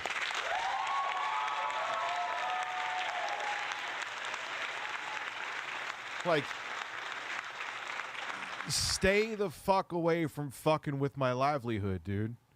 Mexicali Blue. I want to be able to order more Mexicali Blue. You know what I mean? That. And then Actman makes his video, the worst Elden Ring hot takes. And this was the first video that you actually talked about Quantum, right? Yeah, there was a couple other guys that, so an unsung hero of this that I meant to shout out in one of my other videos was for Tenga Plays, because he made the video after Mischief and then Review Tech USA and then some other guys, and then I was the one that you could argue kind of blew the hot takes up, and then he copyright struck me, and then so Quantum like, sent you copyright claim or struck. Can you strike? I think you have to claim. No, you can strike, because that happened to me. I got a strike on my YouTube channel from Vox. Oh, great! I got a Streamlabs. Good thing I have my phone here. Let me open up Streamlabs. No, Cyber Taurus. You know what I would do if it got really that ridiculous? I would go to Twitch. That's what I would do. I would go to Twitch. Hey, can you please watch a video I made for you? I love your vids. I can't. Well, not right now, but yes. Where did you send it to? a copyright strike right after you did the worst Elden Ring hot takes. Yeah, it was about 3 days after the video went up. Holy shit. And did he try to contact you or anything before he Nope. sent? He just fucking shoot first, ask questions later. Yep. Okay, and you feel like he didn't even, and I've made this clear, I agree with this, but he didn't even really try to look into whether it was fair use or not. He just saw his content being presented, and that was it. Yeah. No, what his stupid ass did was he goes by, there's the automated system. It'll if any of your footage is being used anywhere, it automatically flags it. It doesn't mean that the Quantum TV tried to present it. Oh, it's showing my footage, so it means it violates fair use. It's infringing on my intellectual property. No, he's a dumbass. What it means is, okay, you have to make the call. Is it fair use or not? We're just letting you know the footage is being used. He tried to flip it. Oh, the footage. See, it's the system's telling me that. So here, smell my ass. I am thoroughly tickled. Try to relax your anus. Please. He tried to twist it around to kind of be like, you're stealing my content. This isn't fair use. But I think that was just his excuse to silence criticism about him. No, it's not. It wasn't. Probably, it definitely was. He does the same thing with other tech YouTubers. I've proven it live on the stream. He just doesn't. That's what he hides behind because he doesn't want it up there because then he wants to be able to deny it later. But what he doesn't understand, it just makes he's such an. No, he's not an idiot. He's a narcissist, and he's detached. But you taking your fucking comments down and website and your social media down while I'm streaming it just makes you look 100 fucking times worse. Christ almighty. Like, how do you not know that? But he's nuts.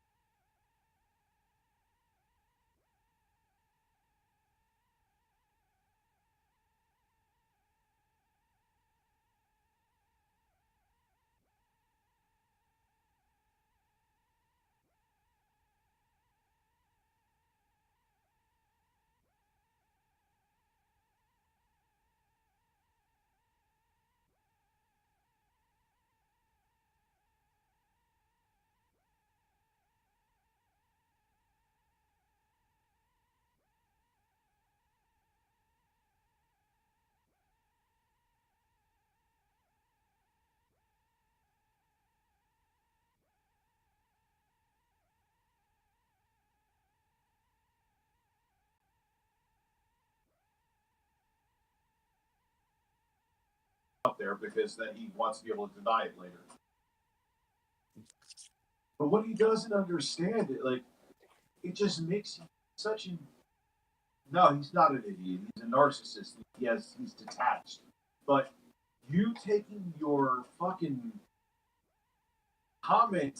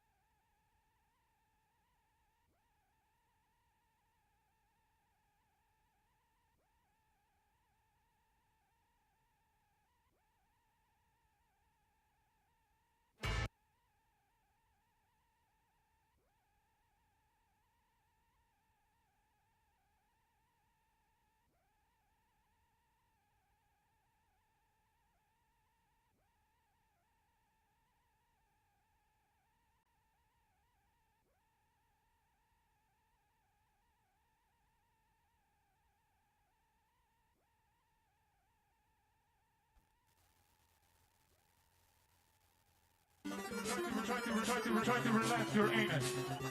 Your anus. Your shoulders. Try to relax your anus. Your anus. Your anus. Try to relax your anus. Your shoulders. Your anus. Try to relax your anus. Your anus. Try to relax your anus. Try to relax your anus. Try to relax your anus.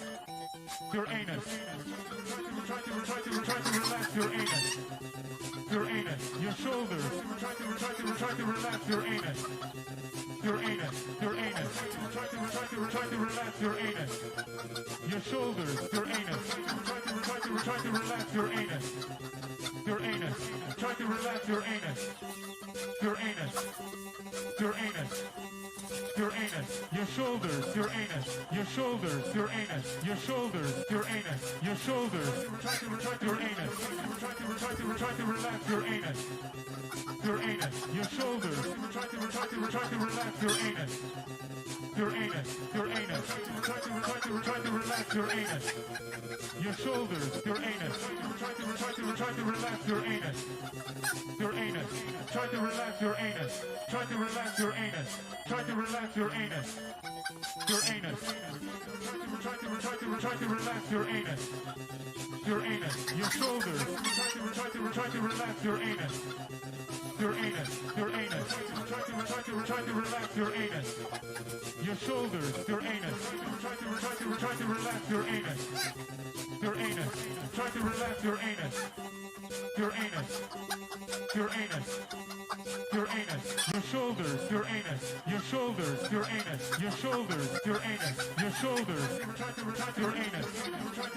Try to relax your anus. Your anus, your shoulders. Try to relax your anus.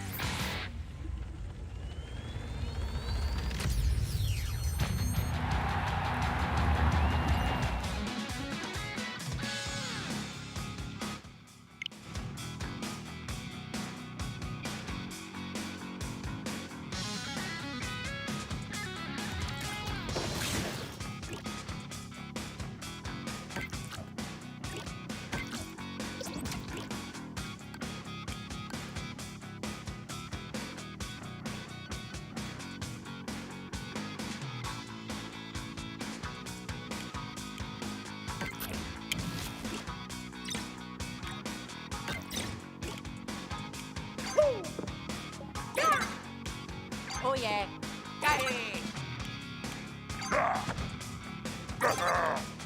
Yeah! Alright! Oh yeah, got it! Woo! Yeah! Wee-hee! Yeah! Wow! Ah!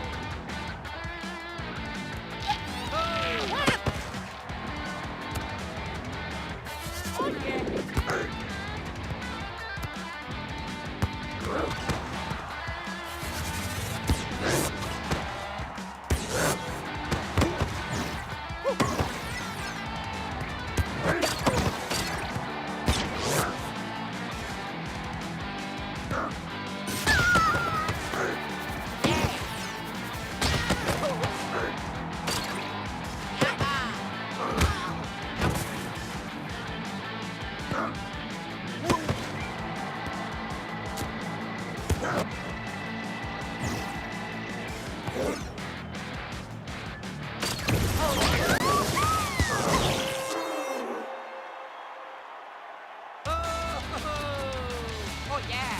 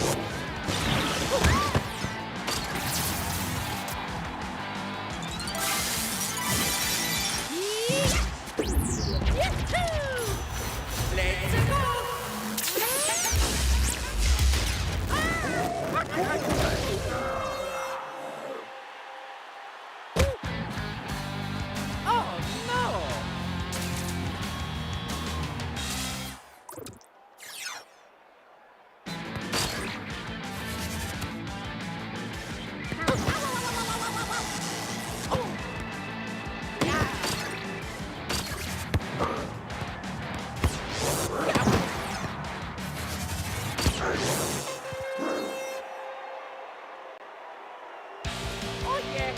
Thank you so much!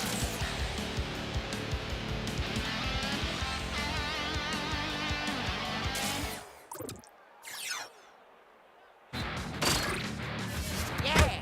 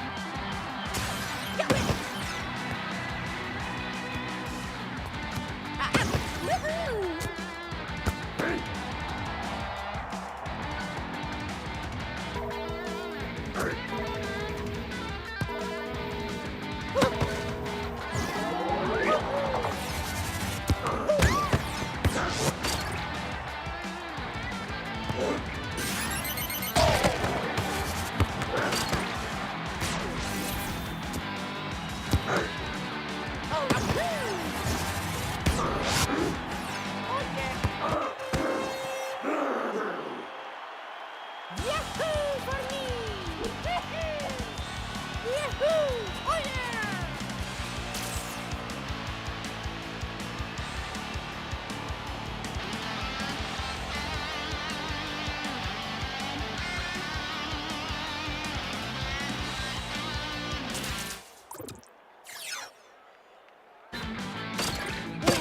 Oh yeah!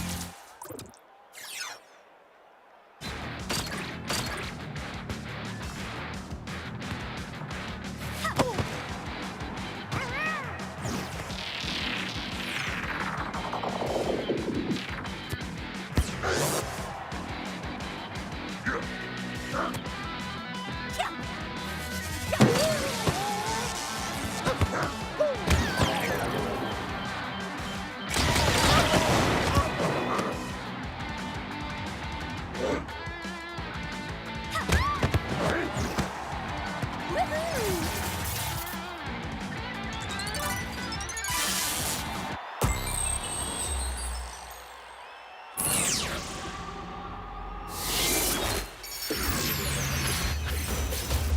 go!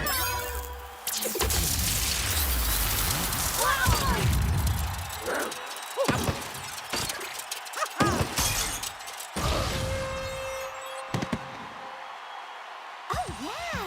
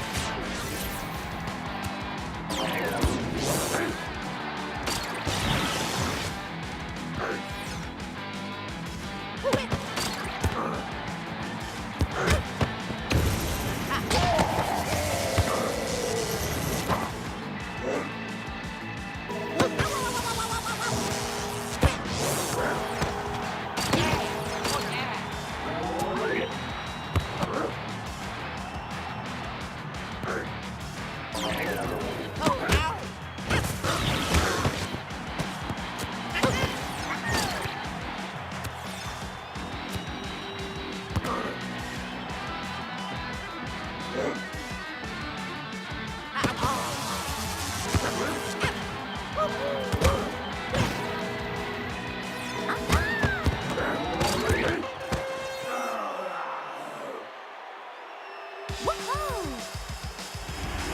Yes!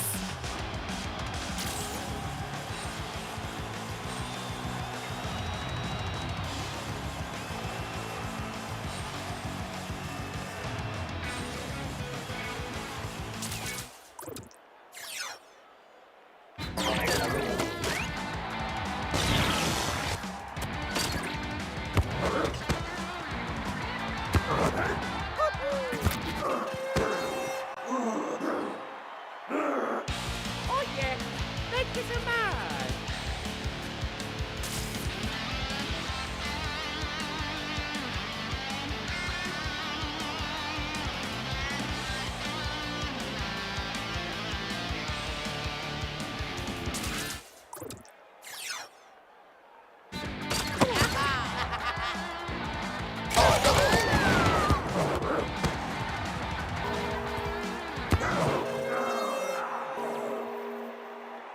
Oh, yeah!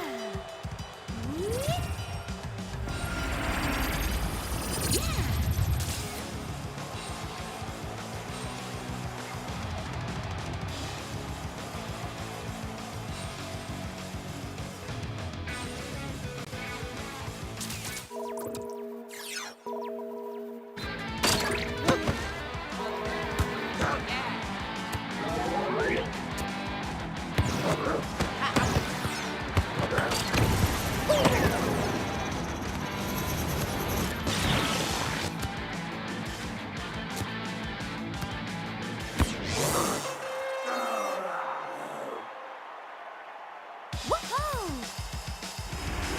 Yes!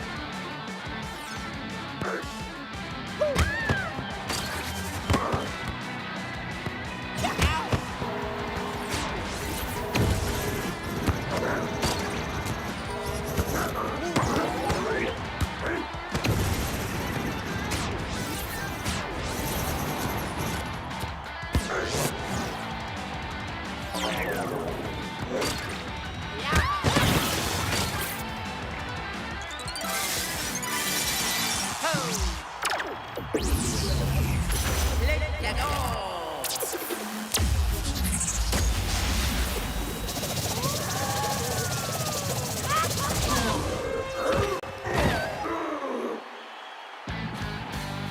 Oh no! Mamma mia!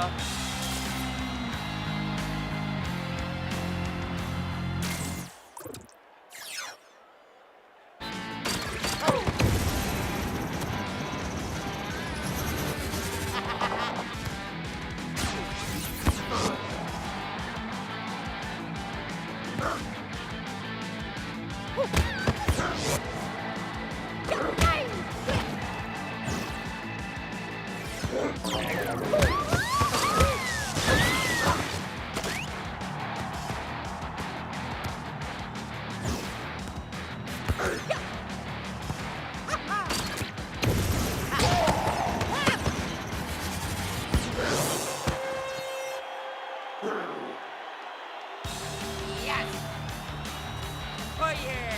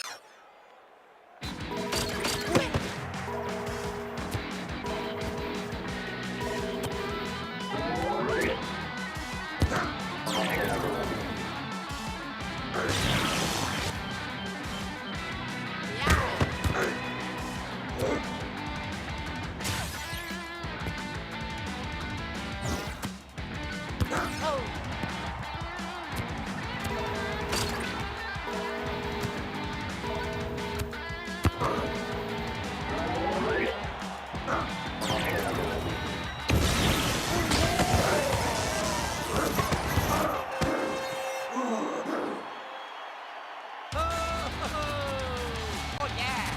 We did! Let's go! Oh yeah!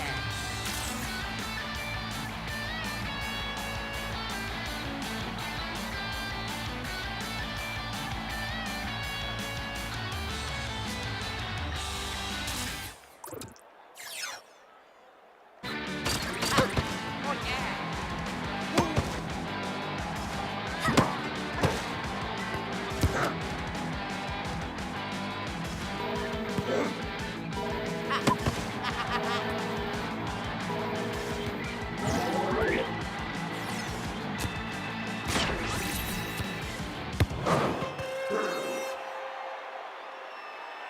Yahoo for me!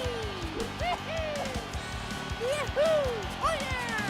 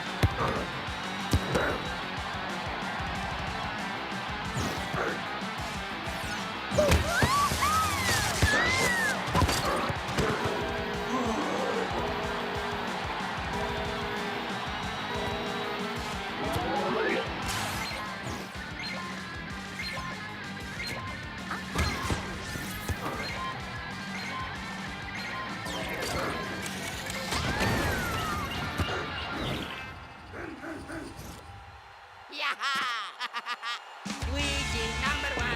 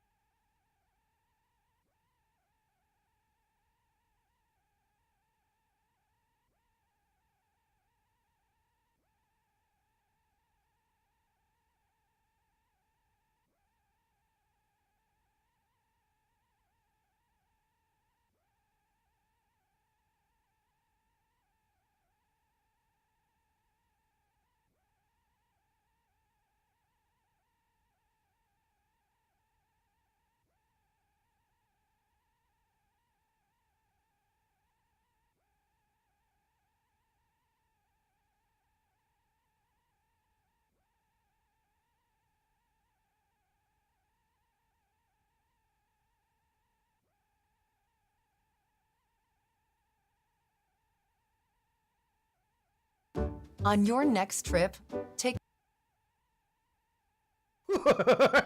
Oh, yes, baby. Now, ladies and gentlemen, I know I'm a little late to the party here, but Resident Evil 4 Remake. Now, ladies and gentlemen, if you ever followed my channel, you know that I love Resident Evil. I played Resident Evil 7. Hell, my Resident Evil 8 playthrough, I didn't even decide to cut it into parts. You know when I make a Let's Play and I'm doing part 1, part 2, you're never going to get it done, okay? At some point, I'm going to get tired of it. But ladies and gentlemen, if I can just record the entire game in one shot, and upload it, I'm happy. And honestly, I usually play Resident Evil games like that too. They're like one-sitting games for me. I know that sounds crazy to some people, but for me, Resident Evil is a franchise that I love, okay? I love this level of survival horror. I love puzzles. I love figuring out, hey, Muda, you got 30 rounds in your handgun. Are you going to make it to the next save point? Yes, ladies and gentlemen, that kind of tension, that kind of wildness gets me going. And now, I loved Resident Evil 1 Remake. I loved Resident Evil 2 Remake. Resident Evil 3 Remake's alright. It's fine. Hey, did the job. Now we've got Resident Evil 4 Remake. Woo! Now, ladies and gentlemen, this is from the PlayStation State of Play 2022. Now, there are a couple other games revealed here. I really don't care for much of them. I'm usually a Resident Evil kind of guy. So when I saw this, you bet that I nutted. Now, of course, it takes me a while to get here, but I wanted to make this video not just about looking at this trailer, but really going over the fact that Resident Evil 4 is in fact a masterpiece, one of my favorite games ever made, and one that has kept me hopelessly addicted for years on end. It's actually a game that I replay every year, and when I start it, I keep it running till the credits scream. Here it is, 3/24. Oh, next year, March, man. I can't wait for this, dude. It's gonna fly by real fast. And it's just before tax season, so I'm not going to be like super duper sad. Look at that, captured on PS5, mix of gameplay and in-game cinematics. So hopefully that means that it's not, like bullshots or anything, like they're not faking CG footage, which I don't expect from them. Usually everything Capcom has ever shown for Resident Evil has pretty much been in-engine anyways. And I mean, the games look good, so I'm not calling sussy wussy. This ain't Cyberpunk 2077. Now, of course, this segment right over here just before this, like if we just go right back, you'll notice that they actually have like these new little like story segments where like the president's going up to our boy Leon over here, who looks a little different, I'll say, but the president's coming up to give Leon the job. I never saw this in the original game, so I'm glad that they're adding shit to flesh out the story. If it's something I loved about Resident Evil 2 Remake and Resident Evil 3 Remake, is that they added the game, they added a lot of plot stuff to just make a more cohesive storyline, versus what they originally had on the PlayStation 1, which is obviously due to a lack of development budgets, time, and honestly the technology at the time. So I'm glad they're fleshing out the story a little bit more. This is Ashley running away, okay? They might actually have some extra gameplay for her finally. I remember in the original game, you got to play her just a little bit here and there, typically in the castle. You got Ada Wong, so hopefully, now that we've seen Ada, maybe they'll keep separate ways. One of the things I didn't like about Resi 3 Remake was that they took out a fair bit from the original PS1 title. Like, it was one game where like Mercenaries wasn't even a section of it. So hopefully this means this is the full package. We get Assignment Ada, separate ways, the base campaign obviously, and the full Mercenaries mode. So hopefully all of it stays intact. So here we got Leon walking. This is definitely gameplay. They got some hair physics and the village, baby. Okay, all right, that looks pretty. Okay, the village itself looks pretty much what I expected, okay? Yeah, look at that. That's the exact village. That's the fence you hop over. You run into the building behind this tower, and the chainsaw guy spawns. You get the shotgun in that building. So yes, this is a full-on remake of every location, actually pretty faithfully. And it's something that I love about the graphics for Resident Evil is that every time I look at the visuals, I'm going to give a hot take here. Like, I'm sure people will disagree, but I think when a Resident Evil game drops, it's actually like visually the best of its, release year. Like, I remember when Resident Evil 4 was out on the GameCube, I played it on the PlayStation 2. I remember part that I was actually blown away at the visuals. I thought the character, graphics looked, I thought the, character models looked great. I thought the environments looked superb. And honestly, the atmosphere itself was pretty rock on for that. So I'll be here to say it. I thought the original game looks good, and I think it still holds up. And there's mods for the PC that make it look even better. And this remake is pretty much what I expected from an updated 2023 version of Resident Evil 4. You got the Red 9, baby, the Red 9! Okay. Yeah, no, this looks really, really solid for sure. That's a glimpse of the castle section. And, yeah. Oh, he's referencing Resident Evil 2. Don't worry, dude, the pain never fades away, buddy. And of course, they added extra cutscenes to this that really just add to the overall story beats for the game, and I absolutely appreciate that. Another shot over here, you can see that this is full-on real-time gameplay of the character literally walking through this actual area. So I actually really appreciate this little teaser that we've got. Now, of course, this is a 2-minute reveal trailer, and there's not much to really gather off of this, right? But the reason I wanted to make this video is that, there's been a fair bit of discourse about the Resident Evil 4 remake. Some people are saying this is a little too creepy than I last remembered. Now, I just want to stop the whole thing right there. Resident Evil games have always been campy experiences, some more than others. Now, Resident Evil 4 is the prime description of campiness in the video game. I mean, this is the same game, okay, where you can find banger lines like this. I have been honored with the prodigious power from the great Lord Sadler. I've been expecting you, my brethrens. No thanks, bro. Active recovery is essential. I wear UFOs because my training never stops. I'm a world champion. The pressure is on. This is legacy. UFOs keeps me at the top of my game. Yeah, let's redo the basement. Hello, home movie theater. Spare bedroom. Why not both? Use the U.S. Bank mobile app to apply for a home improvement loan. It's easy. Wonderful, Alex. Hey, that's what U.S. Bank is for. Anything else? How about a loan for a bigger car? Our family is growing. Oh. Yeah, my brother's moving in with his 5 dogs. Oh. Hey-o! And we're expecting. Ah. Expecting what? Help for today, planning for tomorrow. U.S. Bank. We'll get there together. Where's everyone going? Bingo? Sadler, why don't you give up and let Ashley go home? Perhaps you are disillusioned with overconfidence, just because you killed my small-time subordinate. Sadler, you're small-time. Are you out of your mind? I knew you'd be fine if you landed on your butt. I really need you to fuck my sister. I mean, there's literally elements of Resident Evil 4 where Leon goddamn matrixes his way up a fucking wall to avoid lasers. If that scene isn't remade, this is not going to be a faithful remake of the original title. And obviously, I don't doubt that there's going to be campiness in this. Both Resident Evil 7 and Resident Evil 8 had campy bits. I mean, Resident Evil 8 literally acknowledged the Chris Redfield boulder punching meme. So if a game that good can acknowledge campy stuff like that and still not break the illusion, I think it's fine. The Resident Evil team, Capcom does not do a bad job regarding that. Now, of course, when I look at Resident Evil 4, immediately I can kind of just tell you that Resident Evil Village, which we played last year, basically felt like Capcom trying to do a beta version of the Resident Evil 4 remake. I'm not saying Village isn't its own great independent game, but obviously a lot of systems that you saw in Village, which were inspired by Resident Evil 4, such as the shop system, the fact that, the game pretty much incentivized you to get into actual combat encounters with the various enemies so you can earn money that you can use to upgrade your firearms, get more supplies.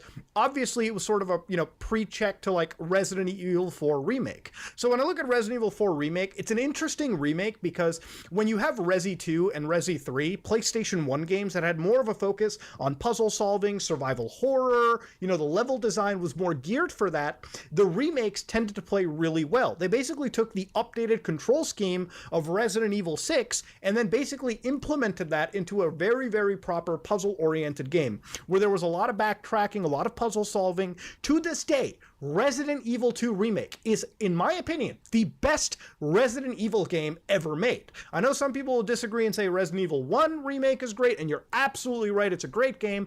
I think 2 is where, like, the team really perfected it. I mean, that game was in development for a long time. There was a lot of hype for it, and the fact that Capcom met the hype is an absolute amazing feat to do. It's not easy to meet hype that high, especially for a franchise as stoic as Resident Evil. Now, of course, Resi 4 Remake is where things kind of all changed. Back in the day, Resident Evil 4 Remake Resident Evil 4 itself, the original, was not too shy on turning itself into an action shooter. This was a different time for Capcom, and Capcom really took a bet turning this franchise into a basic third-person shooter. Resident Evil 4 was the first Resident Evil game, as far as my understanding went, from the mainline series, where instead of like the earlier games where, let's say you have one pistol, you're really making sure that you use the rounds you have to the most optimal effect. Resident Evil 4 was the one game where they basically like told you, hey, there's 100 zombies on the screen, make sure you kill all of them because they're going to be dropping tons of loot that you can use in order to progress through the game. It basically incentivized you to get into combat, and it was really great. To this day, Resident Evil 4 is not just a masterpiece, but it's sort of like a master class in immersiveness, in my opinion. You know, people complain about things like the QuickTime events, but I thought they were done so well in the original Resident Evil 4. I thought the ability for the game to just spam you with a QuickTime event to quickly dodge, you know, incoming projectiles or whatnot, or like specialized bosses, was super duper cool. I thought the idea of like, instead of giving you like a crosshair, like in the newer games, even in the newer remakes, the ability for you to paint a laser onto the enemy and fire right at their head was, in my opinion, a very simple yet effective touch at giving the most immersive experience possible. It was a game where the only HUD elements really were just your ammo counter in the bottom right. Other than that, you had to experience the visual style of the entire world. It was, at the time, one of the best and most polarizing Resident Evil games ever. The visual style was top-notch, but obviously, because of how successful Resident Evil 4 was, Resident Evil 5 and 6 became sort of the black sheeps of the franchise. Now, I like 5. I played the fuck ton out of 5, but I will gladly admit Resident Evil 6 was, in fact, just an action B-movie, and they basically became giant co-op shooters. Now, honestly, looking at Resident Evil 4 Remake, I'd be very shocked if Capcom would remake 5 or 6. I don't think they're ever able to do that, simply because those games, if you thought 4 was an action shooter, those games are just like off-brand Gears of War at this point, okay? Like, we're not even joking how close to shooter territory that stuff is. In fact, it's not close to, it very much resides in the shooter camp. Those are not survival horror games. The only thing Resident Evil about them is what's written on the cover art. But of course, Resident Evil 4 Remake is something that we've all expected to come, and the way that I can sort of analyze this is they really have to change the level structure for these games a considerable bit. And let me explain. When I think of Resident Evil 4, I think of 3 sections, okay? 3 acts. The Village Act, Act 1. The Castle Act, which is sort of the main meat of the game, which is where most of your playtime is. And then the final, like, island act, where you go onto the military island and you fight off Salazar and whatnot. And before you're like, but Munya, what about spoilers? Bro, the game is as old as the fucking Paleolithic era, okay? I'm sorry if I'm spoiling Resident Evil 4, okay? All right, it was gonna happen. You knew this. But of course, Resident Evil 4 has like got that 3-location structure. So the way that I see this really succeeding from a remake perspective is, sure, make the game creepy, make the game, you know, all there. You can have campiness and creepiness at the same time. Hell, even the original Resident Evil 4 had its moments. When the village went dark, the tone really did shift. But of course, in order to do it, you have to restructure all these locations so that there's more backtracking, maybe more puzzles, more interconnectedness, something that you see in Resident Evil 2 Remake, not so much 3 Remake, but that's because 3 Remake is more of a shooter and like a, you know, go from point A to point B to point C. They need to make it more interconnected for these locations. Same for the castle, which is going to be the most important section. They cannot fuck up the castle. And even for the island at the end, where it basically just becomes a straight up shooter, for crying out loud. But of course, I think they have to really focus on providing these 3 locations more interconnectedness. And also, if they're going for the creepy environments as well too, more tense encounters with things like the Regenerators, for instance, right? One of the creepiest enemies in Resident Evil history. Look, it's going to be hard to fuck up Resident Evil 4. Resident Evil 4 is such a good game that despite its polarizing nature, I would absolutely consider it to be my top 5 favorite games of all time.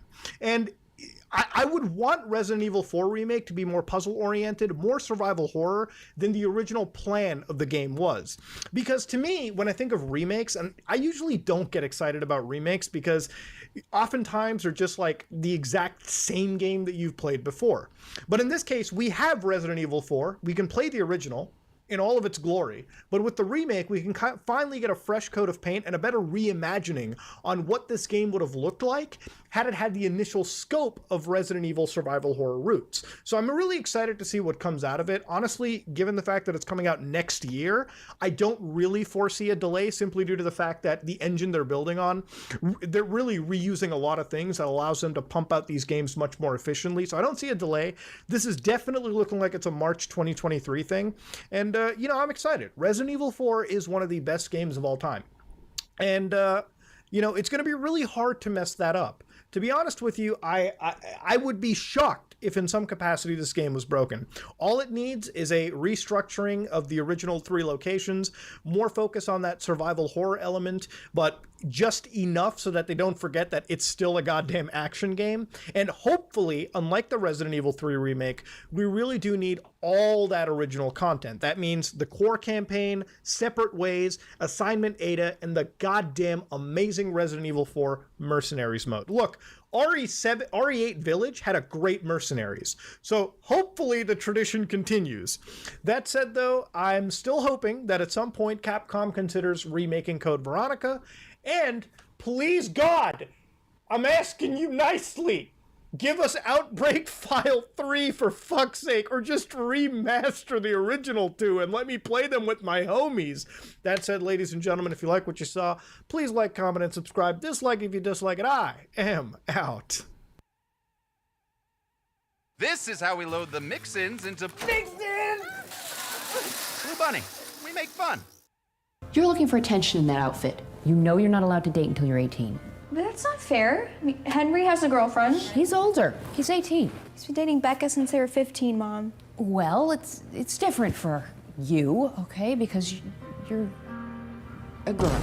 Dar Binks, Barack Obama, Darptimus Prime. No, I'm sorry, that one was kinda forced. Old Darman, the only guy on YouTube who can turn a 2-minute life lesson into a 30-minute long Hallmark special. Now, it would be a bit of an understatement to say that we have seen our fair share of Darman on this channel, but today we've got something special. Now, if you've been watching the channel for a while, you would know that one of my biggest complaints about Darman videos is that with these life lessons, he usually sets himself up for a very obvious and most of the time logical conclusion to the life lesson, something that makes sense and would, actually make it a real life lesson, and then decides to go in the complete opposite direction. And today I think I have found the best example of this so far. Mom spies on teenage daughter. She instantly regrets it. The entire time you're watching this video, you think it's gonna go one way, and then literally everything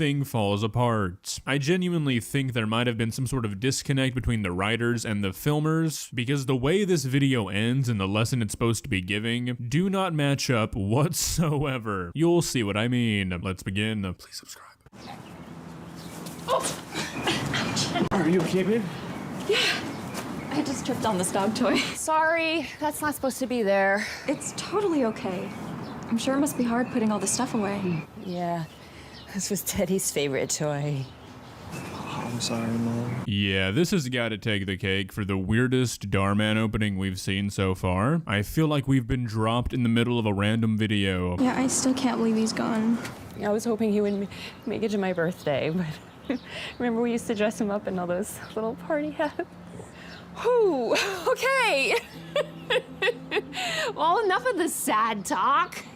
This is supposed to be a cookout. Go have fun. I'm still not convinced that Darman has spent any time with actual humans. I know that TV talk never sounds 100% natural, but something about the dialogue in these videos has always stood out to me as just not right. I'm bad at this, okay. I know. Pull your arm back and boom. Yes, we did! You're the best, Mac! Thank you! Who wants burgers? Oh, not quite done yet. That's okay. We can get their plates started. What? Come on, Sam, I'm serious. Something's going on between them. Oh, you think our daughter has a little crush? She better not. She's not allowed to date yet. I have genuinely never understood parents who are so set on not allowing their kids to date. I mean, I understand if they're younger, but once your kid's in high school, if you're still telling them that they can't date, you're just doing more harm than good. Because not only are they gonna do it anyways, they're then gonna feel the need to lie to you, and then they're gonna be afraid of you finding out, and all of this stuff that's just gonna damage your relationship with your kid. I mean, seriously, what sounds like a more ideal situation? Allowing your kid to have a relationship while they're still living with you and can still come to you for guidance, and you're there for them when their heart gets broken or when they just need some help, and they can learn about relationships and dating before it really means anything, or wait to send them across the country when they go to college and make them figure out everything on their own and have no sort of guidance and no sort of help. I don't know, it just seems like a no-brainer to me. Hey, it's actually kind of hot outside, so I was gonna eat my food inside. All right, sweetheart. Yeah, I think I'll go with you as well. Actually, I'm hot too. I think, I'll take my food inside with you guys. Yes, the helicopter parenting, feeling like you have to see every single thing your child ever does. I know this is a skit, but there are people like this in real life. I guess there are people out there who still don't know that treating a kid like this is only going to hurt them. The sheltered ones are always the ones who go the craziest. Yeah, I haven't even had time to think about it. Sorry, Natasha, I have to call you back, okay? Perfect. Yeah, talk soon. Okay. Hey, someone's all dressed up. Yeah. I'll see you guys later. Okay. Have fun. Where do you think you're going? To go hang out. Why? Hang out with? Does it matter?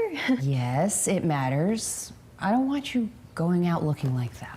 What are you talking about? This isn't that revealing. Yeah, I mean, Darman, you could have picked something that a parent might actually be upset about. This is just your standard run-of-the-mill dress. Like, you Google the word dress, you're getting this dress first results. I don't even think a strict parent would get mad about this. You're looking for attention in that outfit. You know you're not allowed to date until you're 18. But that's not fair. I mean, Henry has a girlfriend. He's older. He's 18. He's been dating Becca since they were 15, Mom. Well, it's different for you, okay? Because you're a girl. Are you serious? Dad, can you say something? Yeah, say something about her dress. You know, I don't have time for this right now. Gotta get going, I'm really late. Late for what? Did she just walk out on me? I mean, she did. Yeah, which really doesn't make much sense given the circumstances. I mean, if you're a parent who's not allowing their kid to date and you're open about it and you're saying all this stuff, I don't think that you're just gonna let your kid walk out on you. Presumably to, you know, go on a date at that. I mean, if you're gonna write a strict parent, Darman, at least make it make sense. How about I make it worth your while? Excuse me. Spare some change?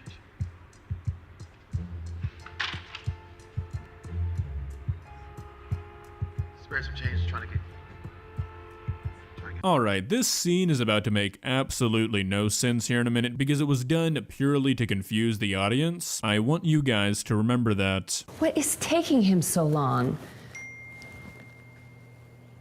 Oh, I knew it. Knew what? Kayla's seeing Mac. Huh? Oh, I guess you're right after all. So now what do we do? Come on, we're gonna confront them. Yeah, that's a good idea. Definitely not a surefire way to completely destroy the trust between you and your child, and probably make them partially resent you. No, none of that's gonna happen, don't worry. Oh, you still got Teddy on your screensaver, huh? Yeah, I thought about taking it down. I just can't get over Teddy. I know, honey, I'm sorry. Me too. No, I'm sorry. I know I've been talking a lot about him lately. No, it's all right. I mean, we just put him down last week. I don't blame you. Alright, is Matt gonna end up being like Teddy in a bodysuit or something? Why are they talking about this seemingly completely unrelated dead dog? I demand an answer. I'm really glad we're doing this. No. Nope. I'm gonna confront them. Wait. She's texting me. She wants to know if we're home. What do I tell her? Tell her no, and see what they do next. Oh, Perfect. You're not home. So, should we get back to my place? Sounds good to me. Are you thinking what I'm thinking? Yeah, they're heading back to the house. Alright, so either these two have the world's best sense of hearing, or they are able to communicate telepathically, because there's absolutely no other way they would be able to decipher that information. I mean, they reacted when she said let's go back to the house, so it's obviously implied that they can hear them. Is there not like a door and glass windows between them? How is this working? Huh. I can't believe you two would... Huh? Surprise! What is going on here? We'll show you. Follow me. Come on. Alright, here it comes. Prepare yourself for the dumbest twist in Darman history.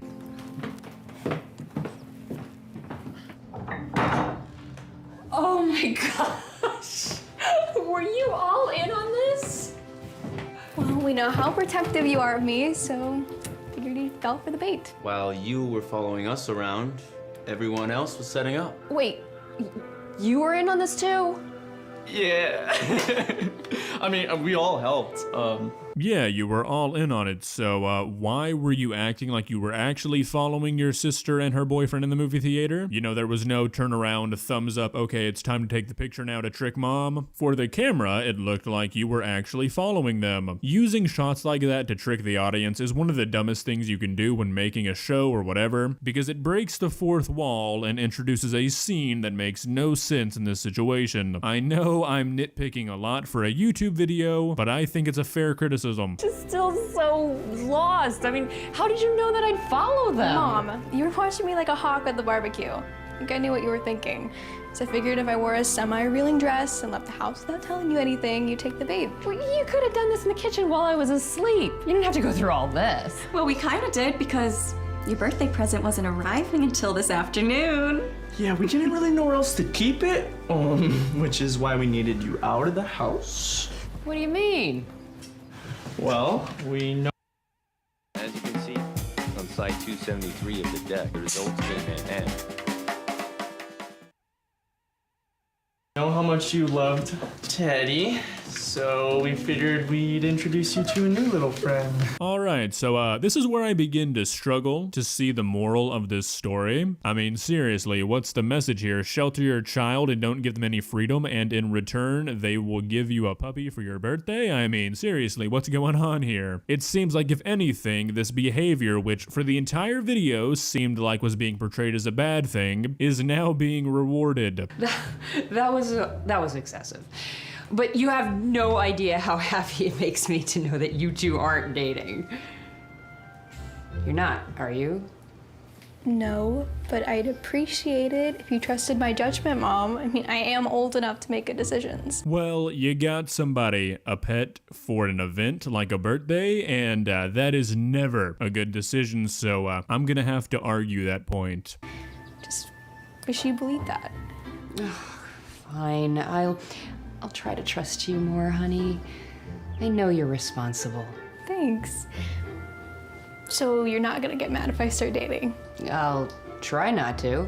Good, because even though I'm not dating Mac, I am dating Ian. What? For how long? Don't you just say. But are you gonna say something, Sam? Alright, so as I expected, none of the behavior actually changed, and somehow this is still a life lesson. Yes, let's make it seem like it's a good thing for a parent to say they'll do one thing and then do the opposite. Great one, Dardar. Well, while it might not be the dumbest Darman video we've ever seen, I really think this might be one of the worst portrayals of a quote life lesson so far. There is nothing to be learned from this video whatsoever. If you enjoyed this video, please leave a like and walk on over to that subscribe button and touch it. It's free. It won't cost you anything. But for now, that's all I have for you today. Bye.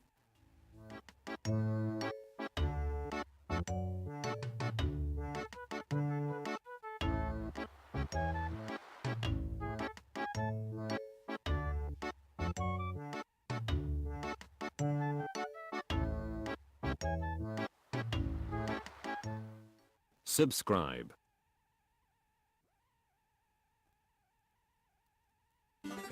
Try to relax your anus. Your anus, your shoulders. Try to relax your anus. Your anus, your anus. Try to relax your anus. Your shoulders, your anus. Try to relax your anus. Your anus. Try to relax your anus. Try to relax your anus. Try to relax your anus. Your anus. Try to relax your anus. Your anus. Your shoulders. Try to relax your anus. Your anus. Your anus. Try to relax your anus. Your shoulders. Your anus. Try to relax your anus. Your anus. Try to relax your anus. Your anus. Your anus. Your anus, your shoulders, your anus, your shoulders, your anus, your shoulders, your anus, your shoulders. Try to your anus. Try to relax your anus. Your anus, your shoulders. Try to relax your anus. Your anus, your anus. Try to relax your anus. Your shoulders, your anus. Try to relax your anus. Your anus. Try to relax your anus. Try to relax your anus. Try to relax your anus. Your anus. Try to relax your anus. Your anus. Your shoulders. What is up, ladies and gentlemen? I am completely pissed. I was gonna write a script for this video. Why am I still getting hate? Hey, what's up, guys? It's Scares here. And from now on, I am going to report the news. Let's go inside the stories.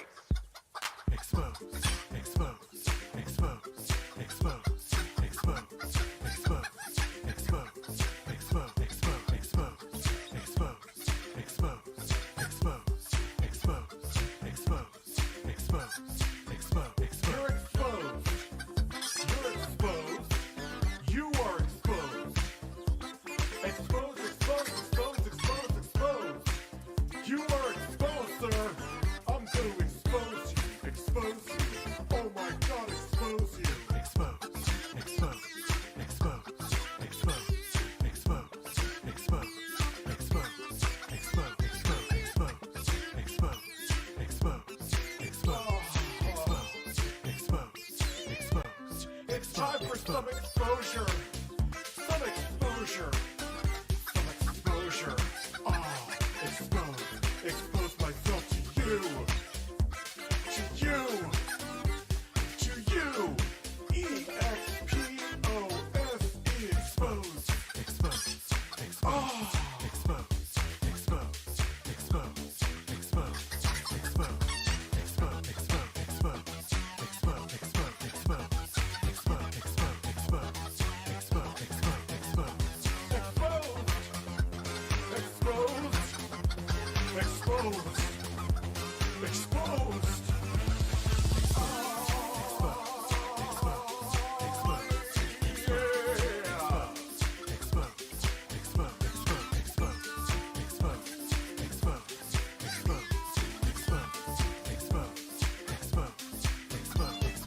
Hashtag drama alert. There's news to expose. Hashtag breaking SS Sniper Wolf has a vagina. More on that at 11. Vagina. Hey guys, this is Scares here. Lots of news today, lots of exposure, and double upload. Expose, expose, expose, expose, expose, expose, expose, expose, expose, expose, expose, expose, expose, expose, expose. You're exposed. You're exposed. You are exposed. Expose, expose, expose, expose, expose. You are exposed, sir. I'm going to expose you.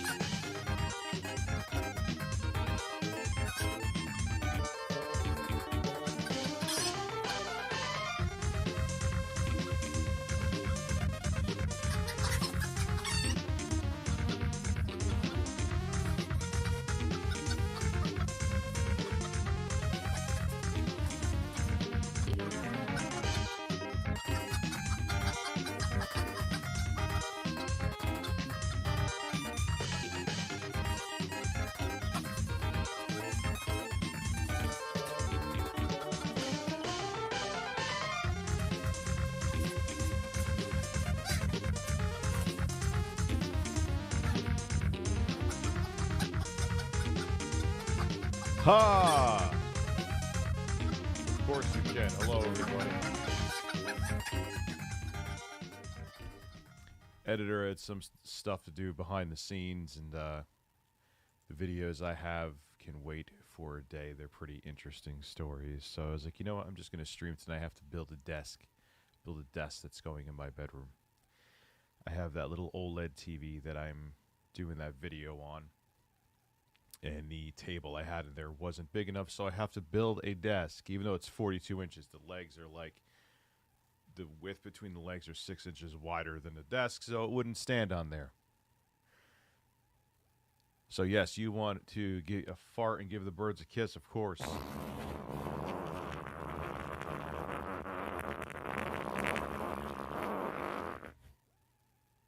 I thought it would look as awkward as possible during the entire fart. You're very welcome, Spicy. I thought your name was Spicy Poo. Like you ate a bunch of fucking ghost pepper sauce, and then you took a dump. Play the intro. I don't have the intro here, so shockingly enough, I don't. I am drinking coffee, though, which is definitely fucking needed. Definitely needed. The Quartering uploaded a video about swatting. That's not fucking okay. Let's check that out. I don't care how I feel about the guy. You shouldn't be fucking swatted. Can I get a countdown? No. I don't see that he was anything. Or was it like I saw on Twitter that he said he got swatted. Is number 6 trending in Canada? Well, here is a plot twist that I heard. Did he put up a tweet, the Act Man, saying to find out the information of YouTube employees, allegedly? That's what YouTube's saying their issue is with, is that he said to dox employees and content creators. I don't remember seeing that. If he did, I get it. Yeah, you should face repercussions for that.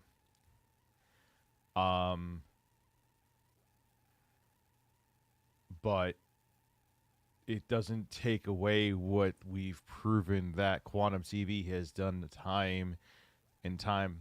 It was all satire.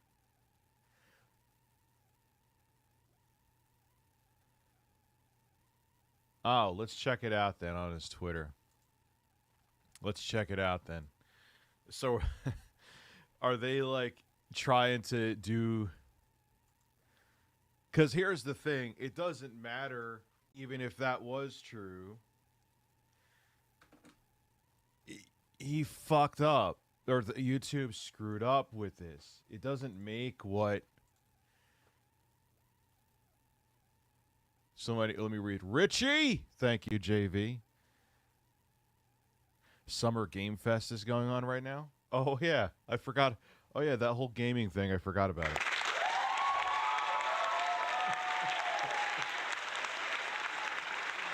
Oh, we'll tune into that. We'll tune into that.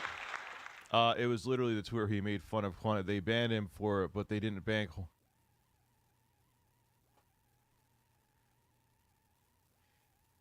Is that the one where he was, like, joking on the beach?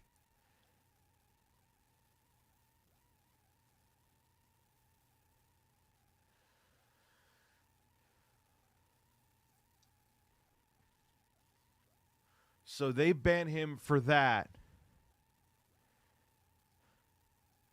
But Quantum...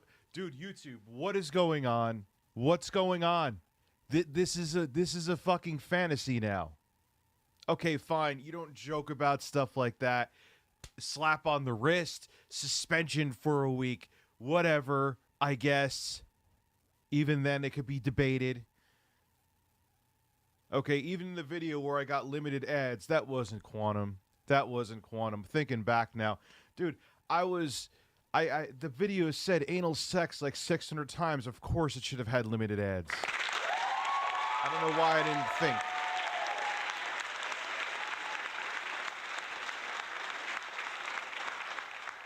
But are you... something is really off then. See, I'm not, though. I only one I got hit with was on that one video, which I don't. It has nothing to do with quantum. That just has to do with the fact that anal sex was said 600 times in the video.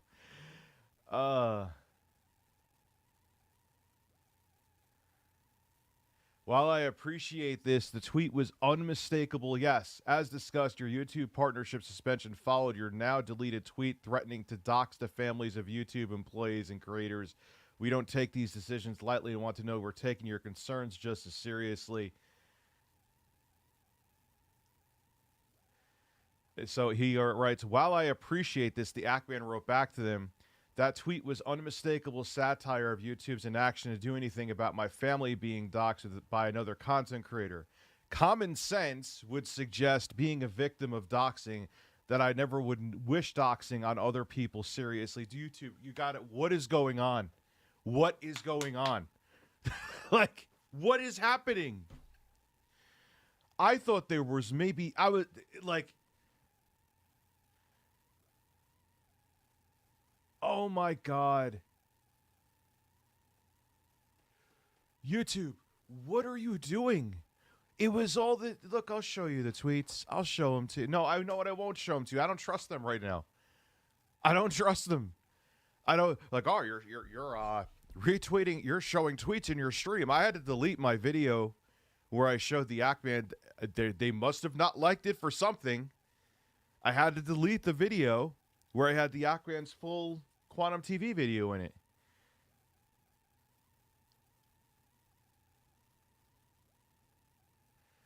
Dude, it's someone, what it seems like is someone screwed up and they don't want to admit to it because it's probably, especially at this level of screw-uppage, is probably going to cost them their job.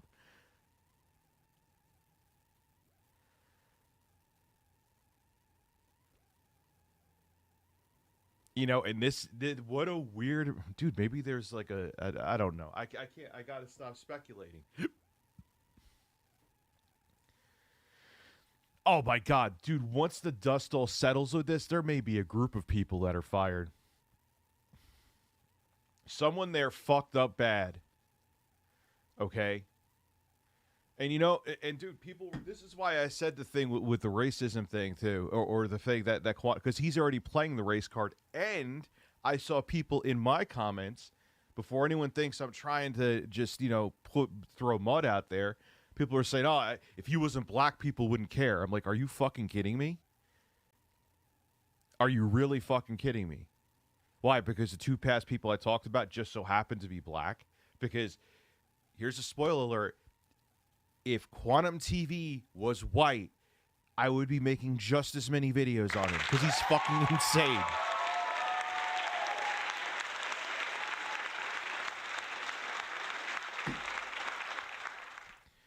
But that's why I said it, because it would work. And you know people would come. Dude, people, like I said, were playing the race car with me with Will Smith and Chris Rock, which I don't even know how that's even fucking possible, but that's a thing. Let's watch the Summer Game Fest. This stuff is, I'm very angry. I'm very disappointed in YouTube as I love this website, and I'm not just saying that to like cover my ass because Ackman said the same thing. It didn't work out well.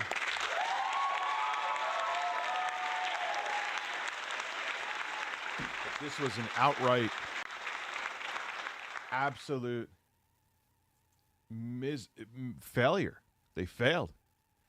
Flashback Turtle, I missed your super chat. And how could I be silent about it, you know? I don't see your super chat. Oh, when I get enough money. Oh, yeah, I did see this, and I forgot to answer it, to be quite honest with you. I'm going to get the Steam Deck. How does it feel control-wise? Very good. Very good. I have no issue with any of the placement of the buttons. Don't worry about where the face buttons are placed. I promise. At least for me, I should say that. It's fine. Anyway, Summer Game Fest, Jeff Keighley.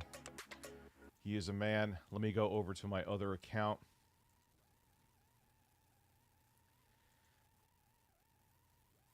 Dude, someone there really has it out for the Ackman. That's pretty. Join the battle. All right, so we're gonna Summer Game Fest. We'll start from the beginning. I don't care that we're going on Review Tech USA time because I'm a man on the internet. I'll shrink my screen down.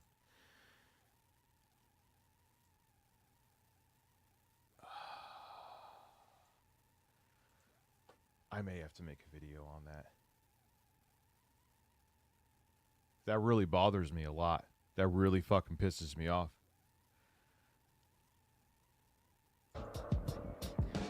Dude, when we find out, I know I just... Jesus Christ, Richie just paused it already. It's going to be incredible to find out. D-pad's okay. It's about as good as the D-pad on any other, like, Aya Neo-esque device out there. It's the same on the Steam Deck. I would actually say that the Aya Neo Next D-pad is a little bit better. Why is the restore pages up there?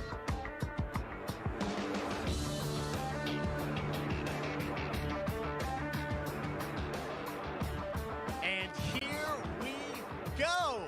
Hello, everybody. I'm Jeff Keighley, and this is Summer Game Fest, a live showcase of what's Can't stop looking at his shoes. next in the wide He looks like a 20-year-old goth girl in those fucking shoes. wide world of video games. We are live here in Los Angeles, and whether you're streaming from home or watching inside an IMAX theater, welcome to our showcase event. Over the next few hours, we'll give you updates on the games you love, be joined by special developer guests, and yes, have a few surprises along the way too. Now, what I love about this show is it's a true cross-industry showcase. Whether you play on Xbox, PC, PlayStation, Switch, or What's up, mobile, Carl we'll Hungus? have games for you. It doesn't matter your platform of choice. We're all here to come together as one community. Good. Then Bloodborne announcement so I could play it on the Steam Deck, please. Or Aya Neo or whatever. 'Cause I'm a Christian straight man. Dude, I imagine siding with a guy who is a proud bigot who over the years multiple times have said horrible things on Pride Month. I don't know, man. All I know is thank God I have a Twitch partnership because I'm probably going to keep my mouth open to having to go there. Because it doesn't look good, Mono Canado. It doesn't look good. Community that simply loves the art of amazing video games. The biggest franchises in the industry are here, like Call of Duty. You'll get introduced to exciting new worlds. That's what I'm new saying, teams, Pride Month. And we'll make room for small independent developers who we think deserve the spotlight too. If we do this right, Was my reaction? Yes. I had to take it down. I took it down. That had nothing to do with YouTube. YouTube has done nothing to me minus that one stream clip on my main channel. And the only reason they did it to me, and they would have done it anyway in their defense, and I should have thought more, is there's a lot of anal sex discussion in there. And yet you can't advertise. You can't put sponsors on that. So they were right.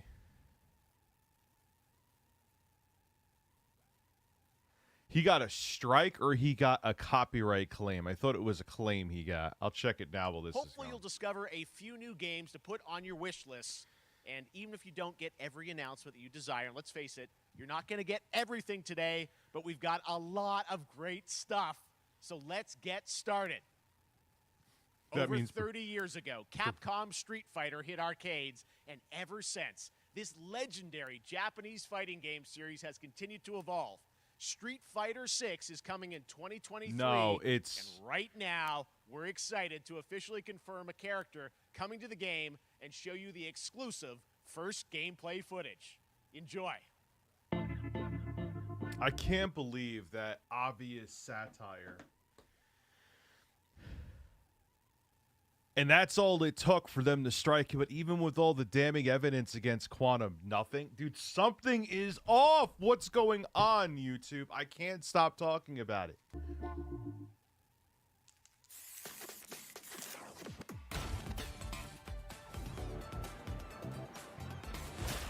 You won't know what hit you. Let me have some fun. Let's get this mission started.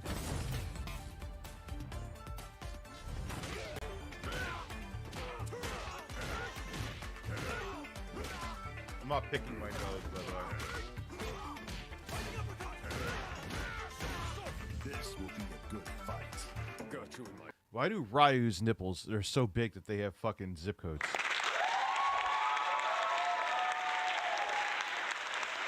Like, where was that design choice made? It's like, just make the nipples larger. I'm going in. My sights.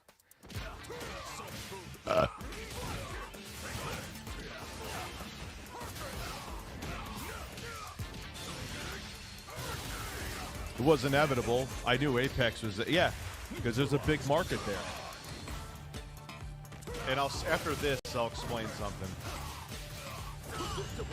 Time to end this.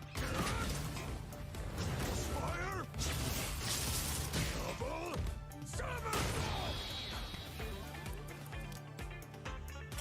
I'm just on another level.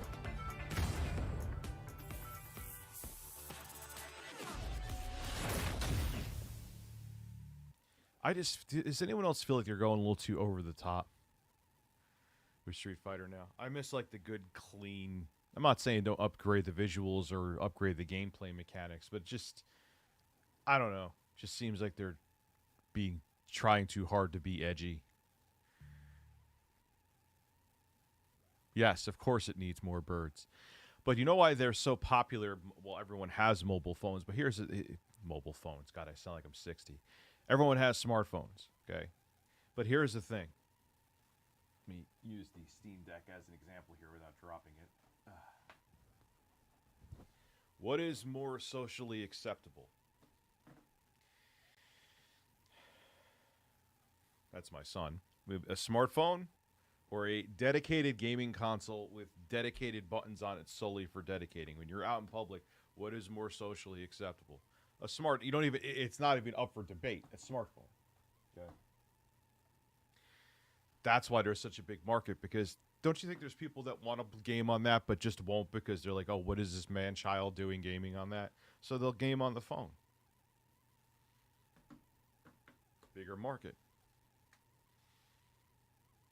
Dude, you kiss birds, just stop. I am thoroughly tickled. It's all about the comb. All right, next it's time for a brand new game announcement here at Summer Game Fest. Check this out. Did it act? Well, they even have a Goat Simulator too.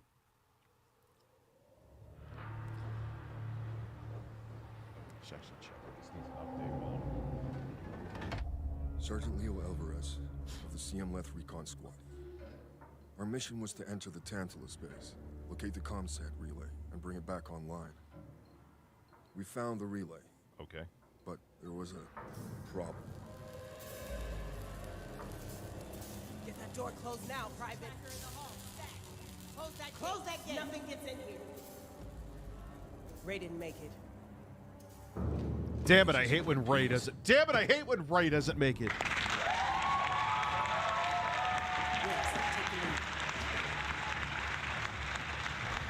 Wait, there really is another Goat Simulator? My kids are gonna freak. Oh, this ain't good. Yeah, it's a big update.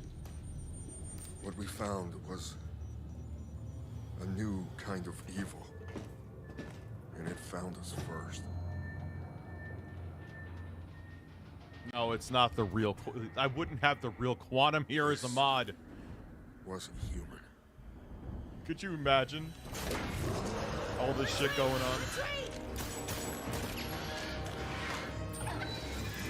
Willis! Open fire! Go, go, go! Yay, another trailer showing no gameplay. I'm tickled. Through that door! Number one brand in honesty.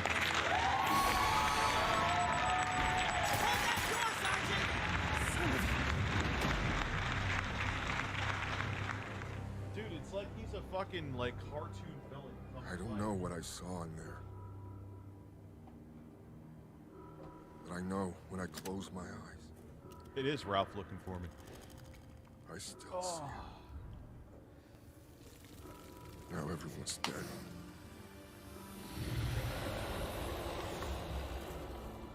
And someone needs to know.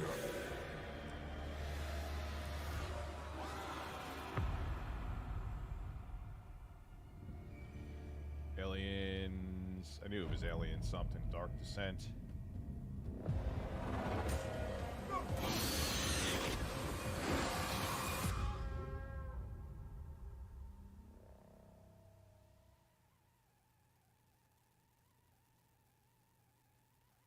That was Aliens Dark Descent, and it's coming in 2023 to console and PC.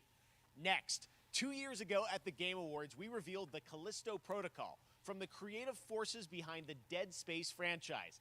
Today, I am thrilled to get to show you the David first O'Kelly, raw thank you for becoming a gameplay member. alongside its creator, Glenn Schofield.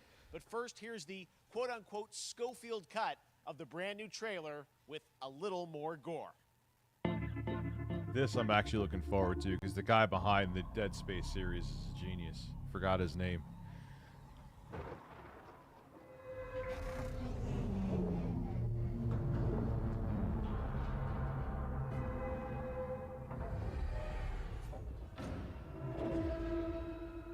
I was playing that on Steam. 1 and 3 play, or wait, does 3 play on Steam? Did you know that they call Callisto Can't get 2 to play on Steam Deck.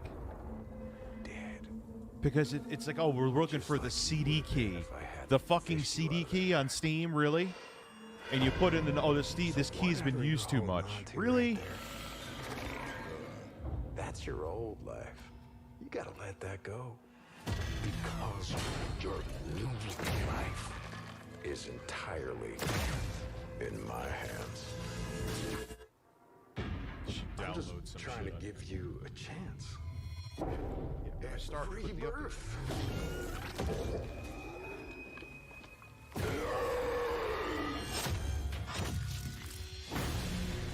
Want to see combat? Show combat. Combat in Dead Space 1. I was playing it on the Steam Deck, like I said. Still holds up.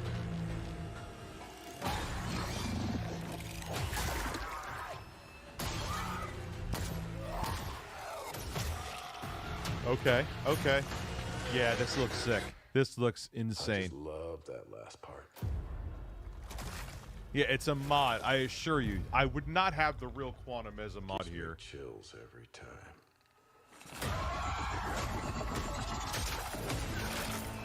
Steam Deck is updating. Look at that. Oh, I knew they were going to do a good job with the. Look at that, man.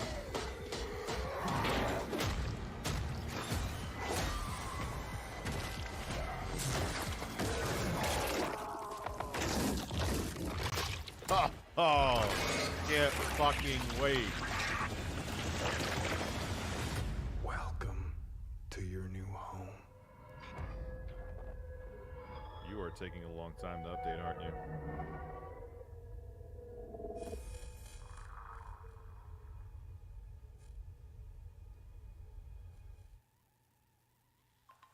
Oh, thought my That's Steam right. Deck We took know a what you shit. wanted to see. And joining me now, Glenn Schofield, Striking Distance. Glenn, first of all, This guy, Glenn congratulations. Schofield, This is a game legend. looks absolutely Absolute incredible. legend. And I got to say, the fact that you have built this team, this studio, new IP, shipping this December, all in COVID, blows me away. So congratulations. Yeah, thanks, man.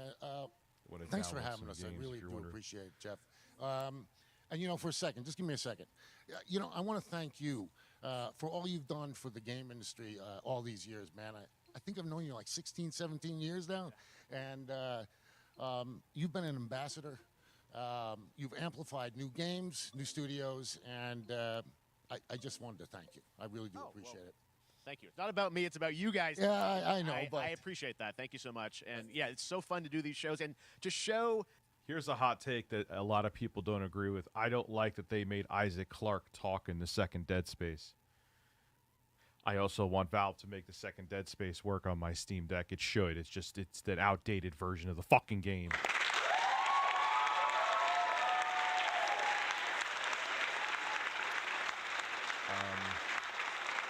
Anyway, sorry. this game. So people saw the trailer, but what I'm so excited today is that you just brought a raw gameplay sequence. This game is in development, and people are going to be blown away, I think, when they see it. But tell us a bit about what are we going to see today? Yeah, we got a couple minutes of, like you said, like raw gameplay. It's 2 segments in the first half of the game. One is a med bay, another one is a power station, and you're going to see some new enemies, some brutality, some just about everything. We're showcasing a new weapon called the Grip. Okay. It's like a gravity gun, but it picks up the enemies and it shoves them into giant fans. It rips them apart. It's great. And then check out the nice ending we have, where we we usually will kill our main character Jacob, and in a very unique way. And just for a second, I want to thank the team, man. Like you said, through COVID, through everything else, the dedication, the hard work, you guys are amazing. Thank you very much. Well, Glenn, I got to say, again, what you guys are shipping this year, this looks like a world-class next-gen game. It's rare that teams are bringing something out like this year, and let's let the footage speak for itself. Glenn Schofield, Striking Distance. Here it is, the first gameplay of the Callisto Protocol. This I want to see. I'm just installing some shit on here. Yes. It's Dead Space, which is fine.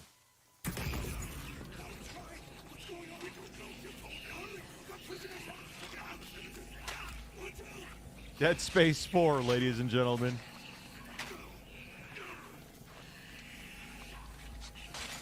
If you're wondering what I'm doing, I'm downloading Lego Star Wars. I want that. It's actually pretty good. Dark Souls got that. Dying Light.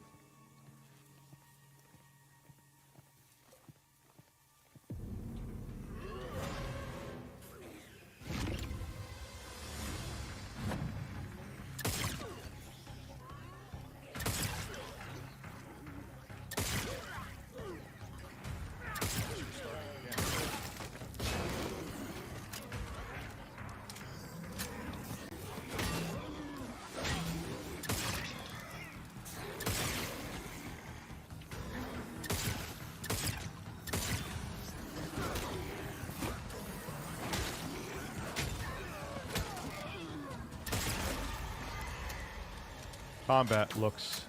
I would give the combat a 7 out of 10. It could be a little more... like when you shoot them.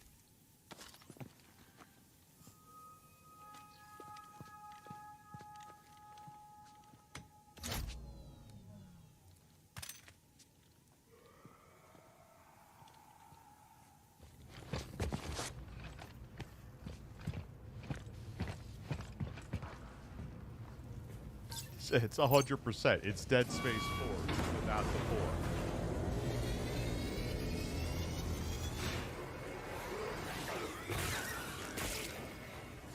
A little slow down there.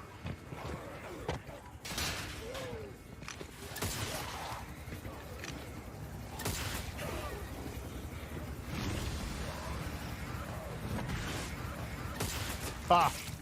Ooh, more slow down. Something with particle effects, seems like.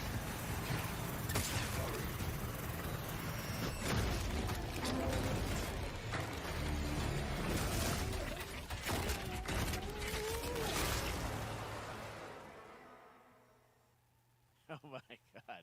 That just happened. All right, moving on.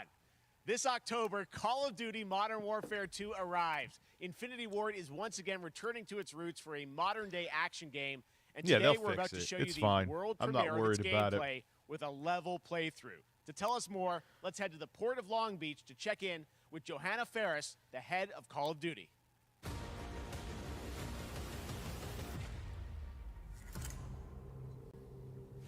Hi, everyone.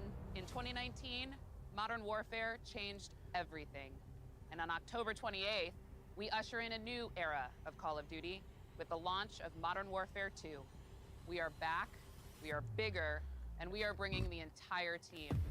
Price, Gaz, Soap, Alejandro. Yeah, what's up with and of Bungie course, not letting Ghost. it work out? It's the We needed a anti-cheat stage system. big It's the enough same to with debut Halo Call of Infinite. Duty in a whole new way. And Inspired by the which I world we're about know to enter. the Steam Deck could definitely Oil run rigs, Infinite. Cargo ships and staggering odds are just the beginning. If Here is the Modern Ioneo Warfare next 2. with older Vega 8 graphics can run it, why the hell can't the Steam Deck? But whatever. Charge this so it doesn't die while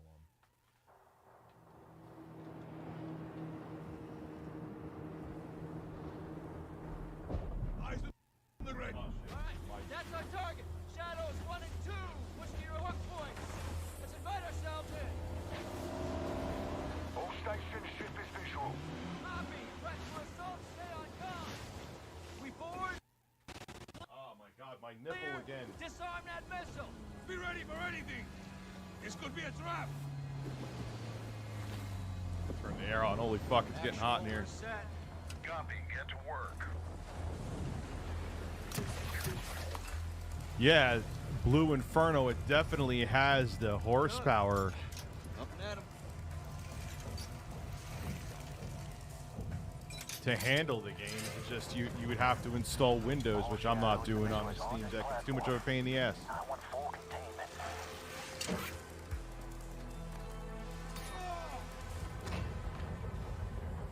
Got 3 AQ internal. 2-1 making entry.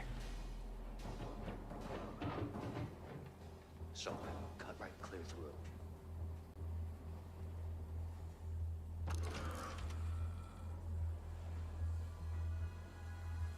This is exactly how I expected it to look. I mean, Modern Warfare 2019 looked fine. Looked good.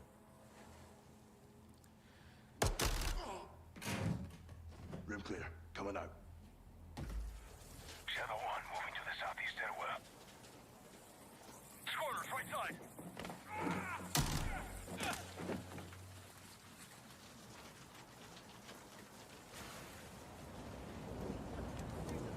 Two above.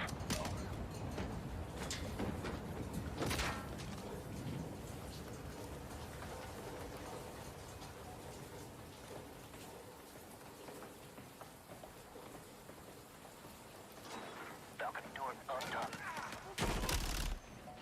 The rain effects are pretty cool.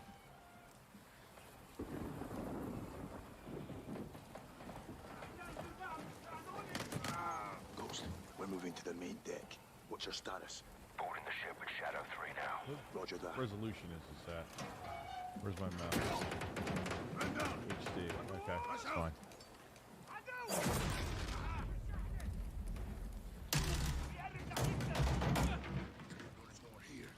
We need to move fast. All Shadows, force out. I want eyes on that container now. 2 copies, moving. We gotta roll.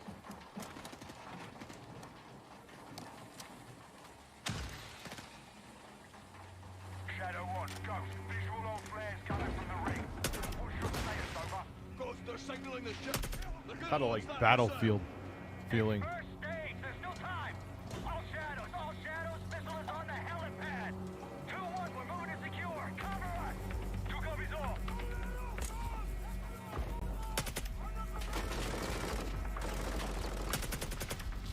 Yeah, you play Call of Duty for multiplayer. Not this whack-a-mole. I mean, it looks good. It looks good. But I can't remember the last time I played a Call of Duty single player for the sake of playing it.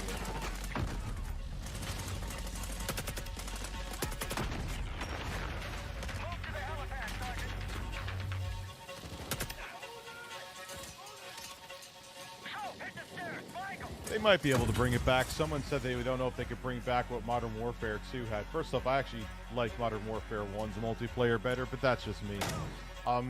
They did a good job with Modern Warfare 2019. I loved it. Vanguard, I thought, was a competent multiplayer experience, but I'm just sick of the World War II shit.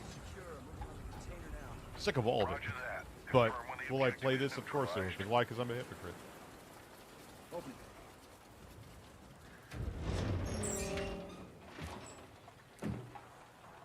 Where are the controls? Mexicali Bluey extended plays in the building. Actual, we got a problem. Missile is Yeah, but Blue Inferno, I know I talked to you before.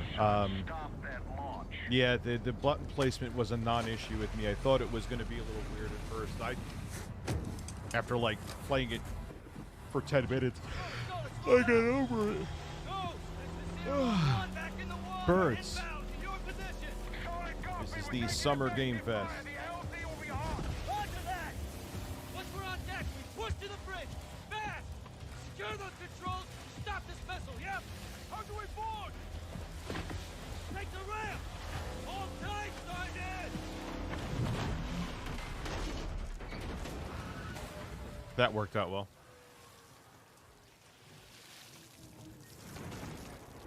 Let's have ourselves a gunfight! Missile controls are on the bridge! Have to stop the launch!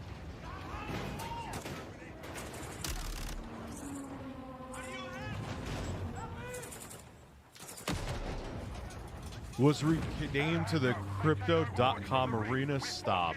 Really? Now I'll be really happy if this thing gets a Great on Deck certification. I know they don't. I made a mistake in my video.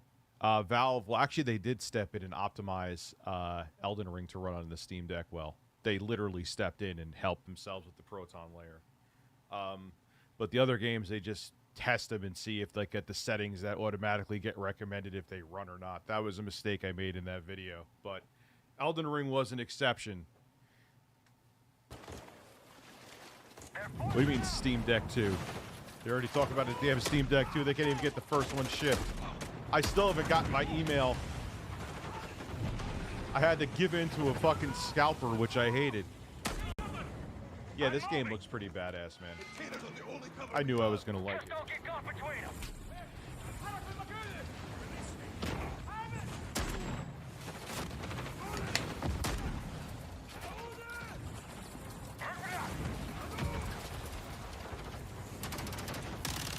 Crypto.com Arena. Oh, God.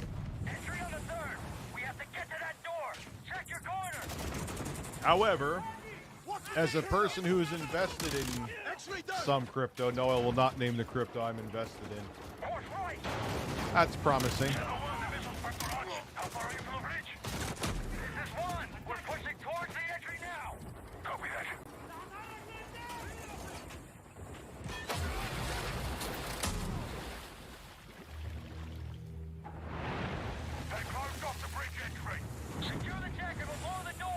Visual on bridge entry. Check it. Controls are internal. All right, stand back. This is Shadow 1 going explosive on bridge entry. 3, 2, 1, execute!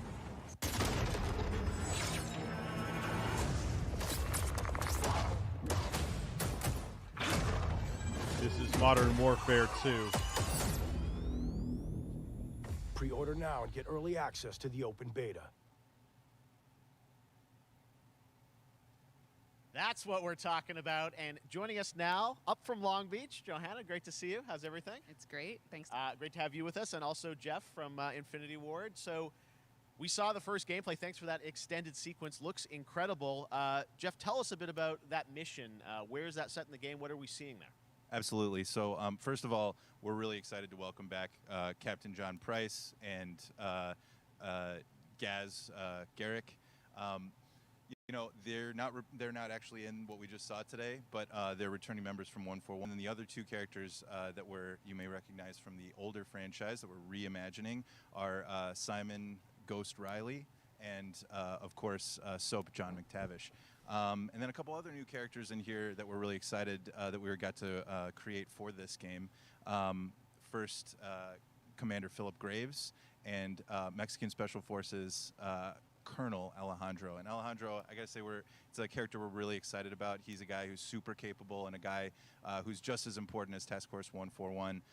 But as far as the level's concerned, you know, I got to shout out to IW. You know, this was a tremendous collaboration across all of the different disciplines. As you saw, everybody coming together, some really motivated devs here. And, you know, you saw the wind and the animations and the awesome sound design. And, of course, our new water tech, which is actually pushing the boat in different directions. It's creating a physically dynamic environment, allowing for the cover you were seeing. In certain cases, you could be behind cover, and then suddenly that cover would shift and leave you exposed, but it also leaves the enemy exposed, creating this emergent gameplay. Again, I'm very excited. Just can't wait I'm so excited that we get to show it off today. And that's just a hint of where things are going to go. Johanna, tell us a bit about Call of Duty overall. Modern Warfare 2, obviously, we're so excited that it's back this year, but you've got lots going on across Call of Duty. What can we expect from you guys this year? Yeah, we first of all, thanks for having us here. We're just so excited for October 28th. It's such a big moment, not just for Modern Warfare 2 and everything that Jeff and the team at Infinity Ward have built, but it really marks the step change, what we're calling a transformational moment for the entire franchise. You're going to see incredible rendering, incredible graphics, all the things just within the game itself, built all on one shared engine now across Warzone and Modern Warfare 2 going forward. Of course, there's a lot of chatter and interest about the new Warzone experience. We're affectionately calling it Warzone 2.0. There will be a standalone experience of Warzone for current existing players as well. So we're going to sort of feed the entire community there. But all eyes on the 28th. Yeah, and it's again, gonna I think be the collaboration iterational, is not incredible. Everybody's so transformational. excited But for look, Task that's Force their 1 for job. one. Warzone coming to mobile as well for players on the go. We're on Steam, as you know. I mean, so it's just a big moment, and there's going to be a lot more to come in the months to follow. Well, before we leave, we got to ask a little bit about Warzone 2. I know we just, we're showing gameplay here on this, but can you tell us anything? There's a little bit. It seems like there was a little bit of a tease maybe in the trailer yesterday. Remember they said for the Xbox One X, the best pixels, not them. Can pick up some things, some chatter about maybe seeing high rise and other elements, but we will get into the details of Warzone 2.0 for sure. It will be an extension of the Modern Warfare 2 universe, so all the more reason why we think this game, this moment is such an important title for all of us looking ahead. And like we said, we're having a bold vision around the entire future for the franchise, so we're in position. We're really excited. All right, well, we're looking forward to October. Thanks so much for giving us a first look at the gameplay. Call of Duty, Modern Change the Warfare low 2. so people Thanks, know what the Johanna hell and I'm Jeff. watching.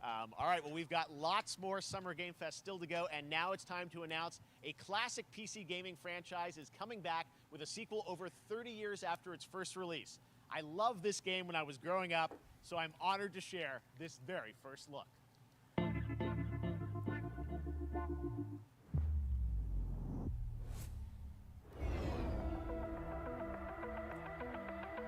God, it sounds like an Intellivision. I know what it is. I already see it, but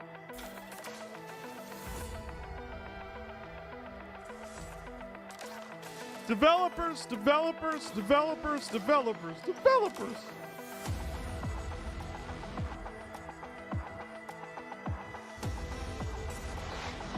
I don't know who was asked. What is this?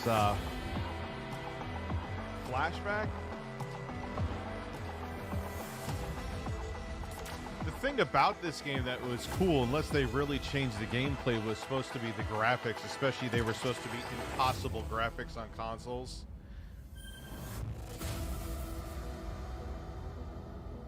Okay. Yay! Flashback 2. Sure, it'll be fine. All right, let's turn back time. Back in 2017, we announced Witchfire at the Game Awards.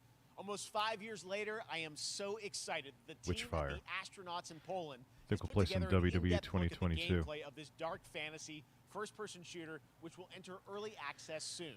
I am so excited to play this, and I bet you will be too after you see this. He even seemed like an Intellivision Amico reveal. Oh, this game actually looks pretty cool.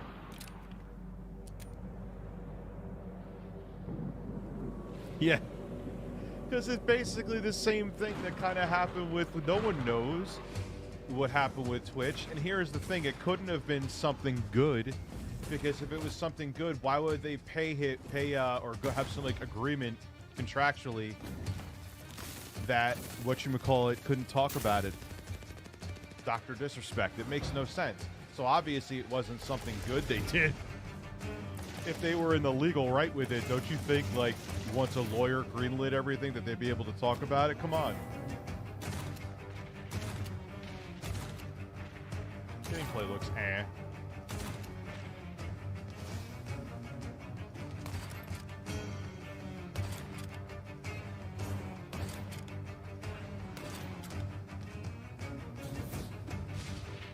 No.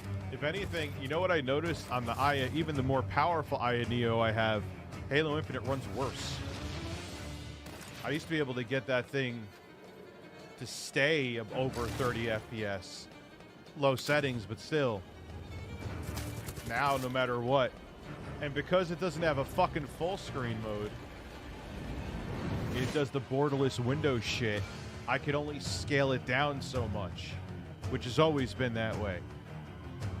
Whereas if it was full screen, I'd be able to scale the resolution lower to get more frames. That looks meh. The aesthetic is cool, but the gameplay looks like a fucking snorefest. Okay, next up comes an ambitious new game from a new independent studio in Europe, starring some very familiar names. Enjoy this world premiere new game announcement. I'll tell you what I'm going to enjoy, Jeff. You don't tell me. Officer Taylor, Medlog 29. Today, Yeah, that game just can't didn't believe look what I saw. fun.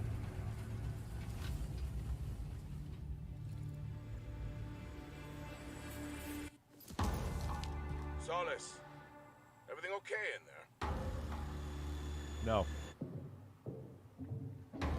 I missed your super chat, Sully, did I? Yes, I have Blasphemous on the Steam Deck, too. It runs great on there. Oh, that's awesome, man. That's soon. I'll definitely get that, too.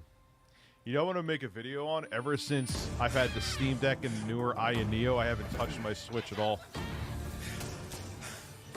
Just saying. Good wake up, Nintendo. Something is going on here. And whether you could strike down as many videos as you want, Nintendo, people know that they can emulate Switch on the Steam Deck. Not every game, but they can. It's time for new hardware. It's old. That's something brand new, and look who it is. Troy and Roger in Look person. who it is. Guys, this is so fun, the fact that you're working. We have men here in who have very short pants.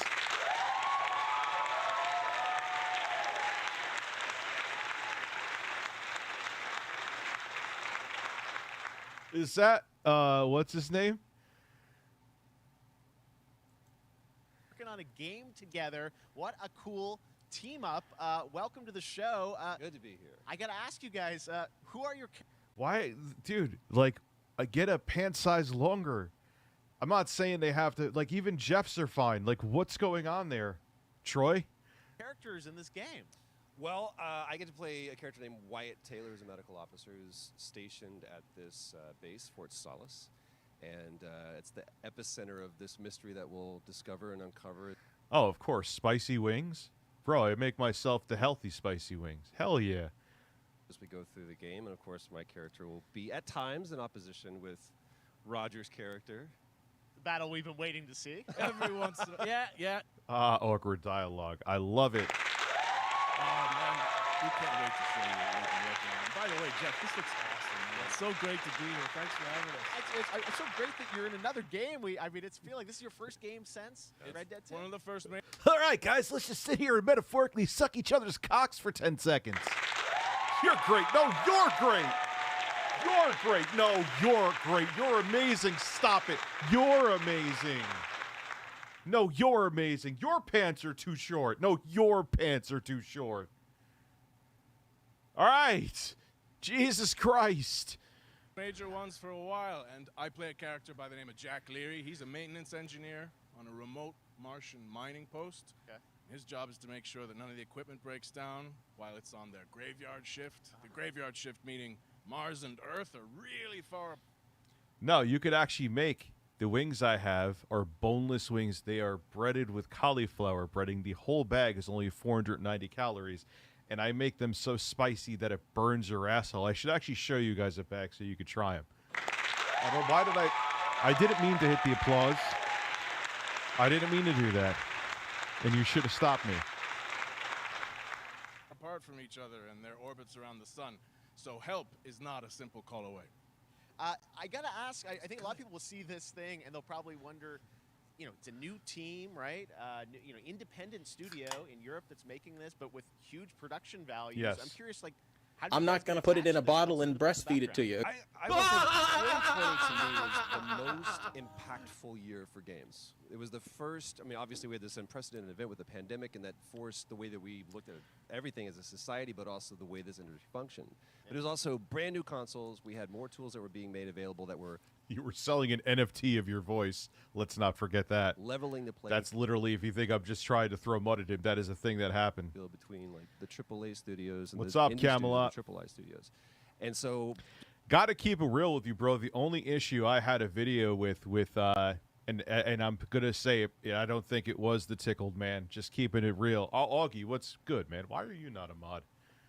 You're here on and off enough. You'll ban the other modders that ban people when I'm mid-sentence with them. That's literally a thing that's happened, Augie. Just like anybody else, we got... It's like, just because I'm disagreeing with someone doesn't mean I want them banned. I want to know what the fuck is going on. Like, why would you ban them? Like, I'm waiting for an answer. Like, I know, like, one of Tickled Me TV's mods were here, and someone, I wanted, like, dude, I want to have him on. I'll interview him. He could explain all of how everything's a bad coincidence away. I encourage him to come on the show, and it's not me saying rhetorically. Someone fucking bans his mod.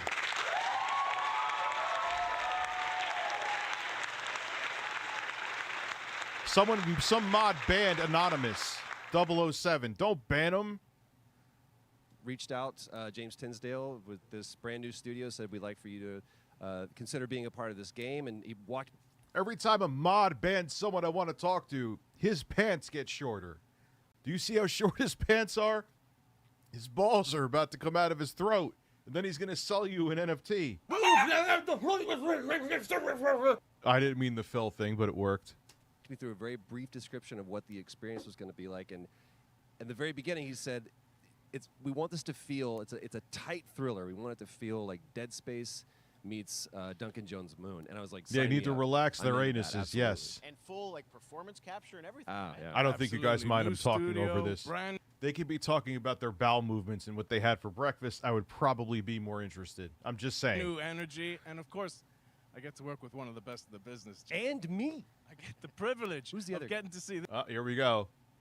Here we go. They're now gargling the nuts. this guy and watch him in action. I love to work, and I love the challenges and all the new innovations that this medium provides to performers.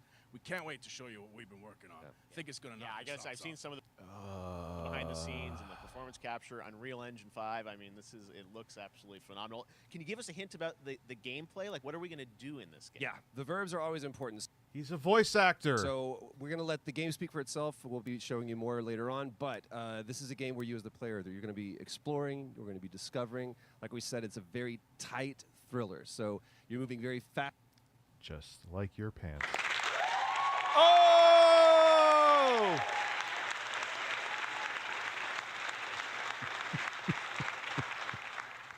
Pace through this world. There'll be multiple locations, multiple ways for you to traverse, which we're excited to show you about.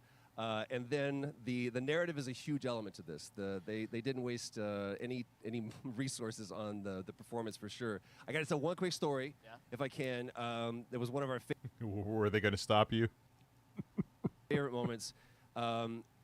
There is a lot of action in this game, and that was at the forefront of this. And to speak to the performance capture aspect, we brought in an incredible, I got to give him a shout out to Nathaniel, our stunt coordinator, who walked us through and really approached this in a completely different way than anything I've ever done before. And he says, I want to know the story of the... That's one thing I'll say about Demon Souls Remake is that the motion capture in it is, I've never seen anything like it. This fight. And so Roger and I sat down, we said, these are who our characters are, and he goes, give me 1 hour and I'll come back to you with the story of this fight. And after an hour, he comes to us and he goes, it was like a recovery program. It was 12 steps.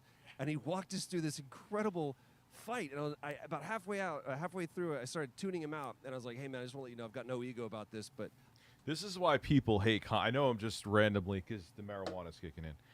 This is why people hate comedy, because people just want to be told how great they are. And comics, whether you think I'm a comedian or not, whether you think I'm funny or not, I always say that because I don't want people to think I'm jerking myself off,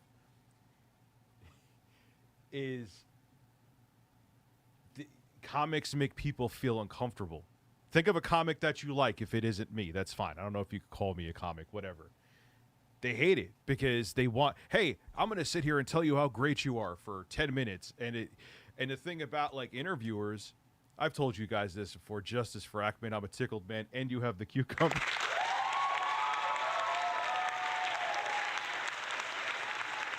So from a YouTuber's perspective, if you want to get access, if your channel's based on getting interviews, what do you have to do? You got to play the game. You got to kiss ass, because if you don't kiss ass, not only will you not get the interviews, you will be blacklisted. I assure you that the industry is not as big as you think. People talk, and you will not get those interviews. You know what I mean? I made chicken strips tossed in buffalo sauce that I can't handle as well as I used to. Some hot sauces, like if I have the truffle hot sauce, that fucks me up. Like my ass is a nuclear bomb afterwards. I can do a lot of things, but I can't do this. And he grabbed me by my shoulders and he says, oh, you can. You will. And it's going to be glorious. Now, look, I'll say, well, maybe not after the way he said that. I don't know if these guys are like that. I'm just saying in general, that's a thing in the industry. It's about access, and it's about people's egos, and it's about viewership and making money. Those are the 4 tiers. Yes. And we did. And we it's did. like a dance. There was a lot of trust, and it worked out. Yeah, I mean, we're big, excited big about it. stunts. Like, could you imagine if I was up there instead of Jeff Keighley, I start joking about his pants? I'd be fucking canceled instantly. Don't really know why. I'm not mocking him. I'm mocking whatever the fuck those pants are.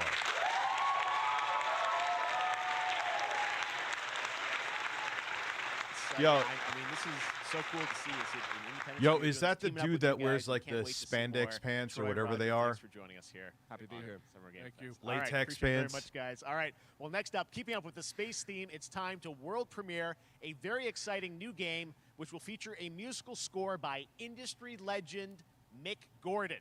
This one is going to grab you, and we are so honored to debut it. He said it's gonna grab you. Wow, I love the X. Agent Josh, you get an applause just for the X. But sex.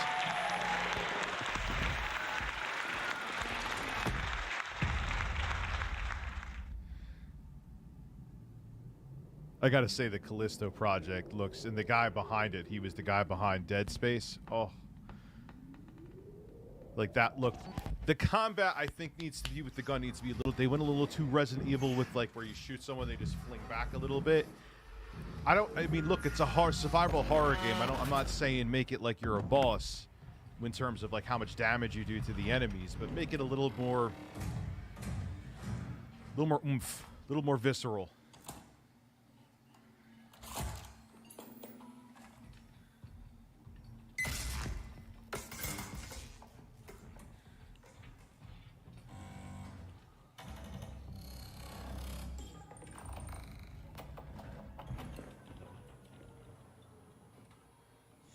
Yeah, I mean, look, would I joke about his pants up on stage? Like, no, I wouldn't.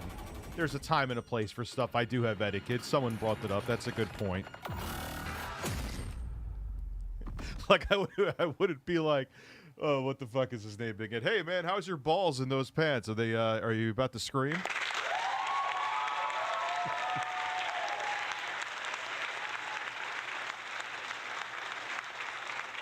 Yeah, that was a good game. Also, it's been a while. Give us a fart. Of course I'll give you a fart.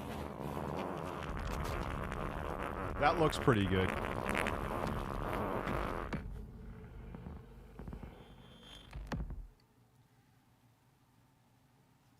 Doesn't that look great? That was routine coming to Yes, Xbox that did and look PC. pretty good, It was Jeff. first announced a decade ago and is now officially back. I can't wait to see more.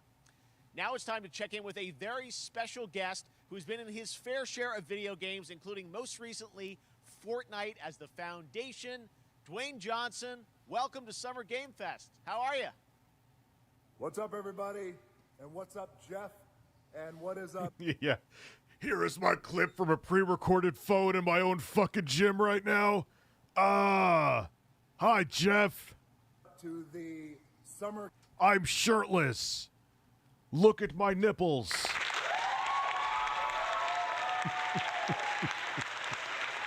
Fest audiences live streaming right now around the world, and everybody inside the epic IMAX theaters.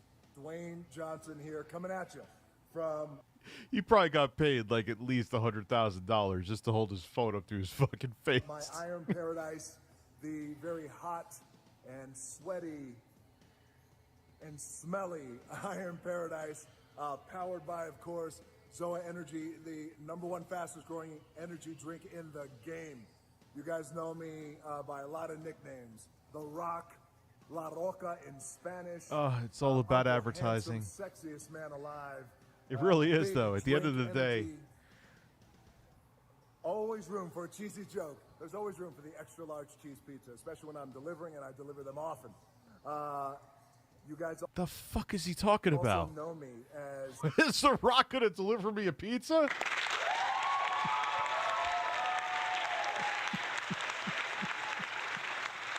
No, Daddy, no.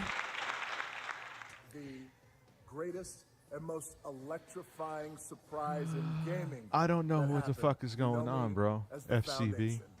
And I got to tell you guys, #1, thank you so much for the crazy response of me becoming the foundation. But also, I got to say that, you know, I've had such a pleasure working with Epic Games and the teams over there. And we cannot wait to show you what we have in store for the future. And speaking of the future, in the future, you will also know me as Black Adam. Black Adam, as millions of you know around the world who know the Black Adam mythology, he is ruthless, he is unstoppable. And for those who don't, I always like to say a quick tutorial is this. Black Adam has the powers of Superman, but the only difference, well, there's a few differences, but one of the biggest differences is Superman's weakness is magic, and Black Adam's, one of his superpowers is magic. So you do the math. October 21st, I cannot wait for you guys to see Black Adam around the world in theaters only. And you guys will finally see the hierarchy of power in the DC universe change. It has been an honor to become Black Adam, and it is a role that's in my DNA and that I was born to play. I was born to play the Man in Black, and I'm honored to show it to you guys on October 21st. So until then, stay healthy, stay safe, stay focused, keep having fun, keep kicking ass, enjoy your gaming, and I'll see you down the road. Enjoy. This is Black Adam. Black Adam. Well, he's an actor in Hollywood now. It has nothing to do with WWE anymore. And I have to say, that was actually pretty infamous. Him and Bill Gates had like zero chemistry, which gave them all the chemistry in the world. Was ever given to you? Nothing but heartache. I was a slave until I died. Then I was reborn a god.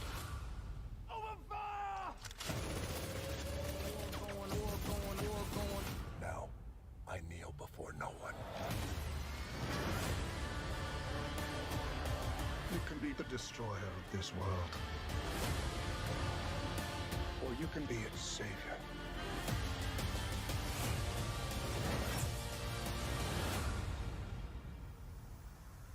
That's up to you. Behind you! Did he just catch a rocket? He got a rocket. All black anything, you know my French code. Whoopee. Yeah, it's... I think that's my biggest problem with these shows, is that it's literally just a giant advert. Which, look, everyone got to make their money. Don't get it twisted, but it's literally just a giant fucking ad. In a very thin candy coating shell as a show. That's what bothers me. I don't care. Look, you know, nothing's free in life. But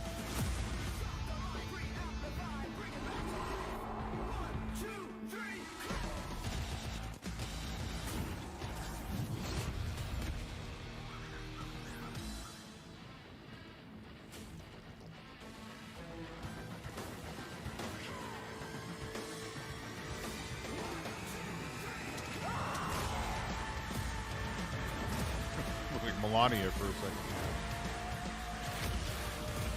Melania, whatever. Oh, joy, my stream is being blocked due to edgy music that no one wants except the corporations think you want it. What else is new? I was telling the Ahmed, I was like, man, none of my streams are monetized anyway. I would think like one out of every like 8 is monetized. The rest of them have limited ads.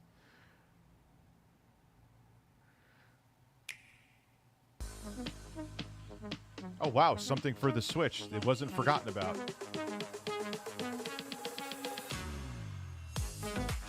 Birds, men, birds, men, birds, men, birds, men, birds, men, birds, men.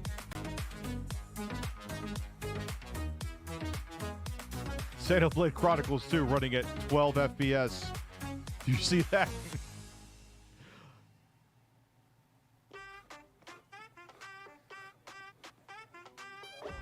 That's the outfit I go out jacking in. Love that 90s windbreaker.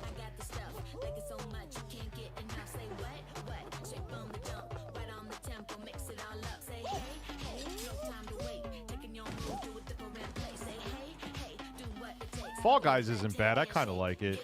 I could fuck with Fall Guys. I've played it before. It's not bad. I like it.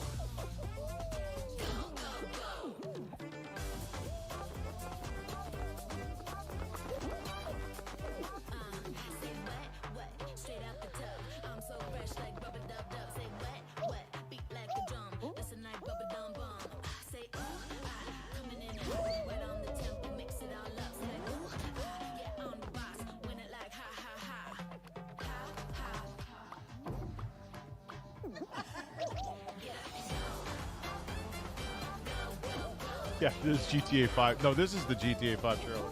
GTA 6.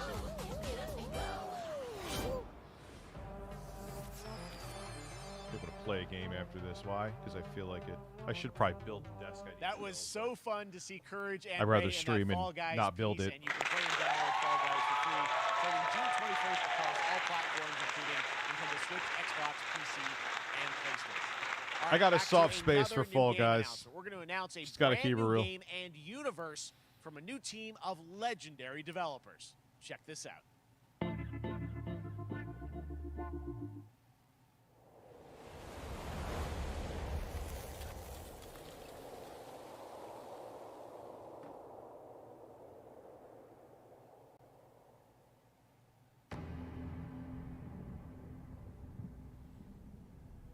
I'd love to make like a parody beat 'em up game with the birds. It actually probably would be a good idea. Discovery, this is Command. Storm's in your way. Prepare for extraction. Signal's breaking up. Command, I'll do one last scan. See you soon. Over. Well, I'm debating writing a book, and I'll tell you Hurry. that this quantum TV thing is going to make for a good read for the end of the book. Because I'm going to do, the reason why you're asking the end of the book is that I'm going to do it for 10 years. Because June 2023, I'll be full-timing YouTube for 10 years. Think about that. That's insane. I'm old. Command, I may be onto something.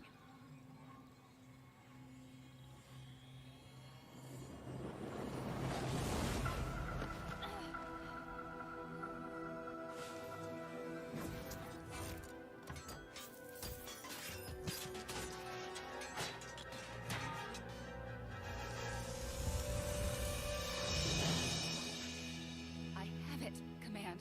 Repeat, I have it. Mission accomplished.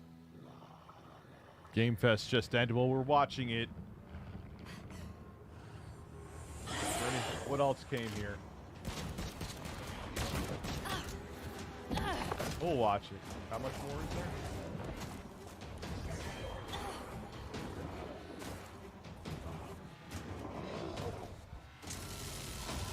The Last of Us. They're really remaking this shit. Tight, Doc. I've got this. Cuphead looks fine. Warframe will be. What else are we missing here? I want to see Goat Simulator. We'll just leave it. Fuck it.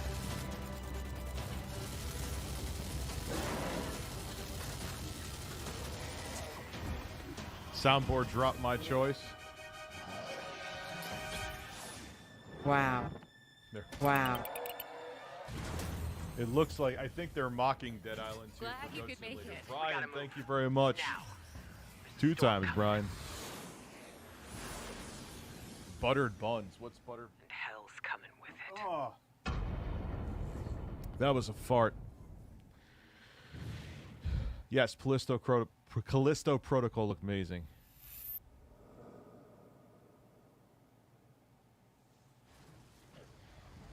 Birds. There you have it. Tim, congratulations. Stormgate is real. We have a name and some details. So, first of all, congratulations on this announcement. We're so excited about the return of RTS, brand new franchise. What is a Stormgate, though? All right, so Stormgates are portals that open during a massive solar storm. Okay, cool. I that don't care. unleash the infernal host on future Earth. Okay. And we saw... Good morning, High Water Dwellers. High Water Pirate Radio keeping you in the know with our flow. Alphaville authorities continue to deny false rumors that Alphaville elites are planning to evacuate to Mars. True or not, the one thing we can't deny is that the world ended on a sunny day. What the fuck is this? Ah, I'm so tired of these artsy fartsy fucking games.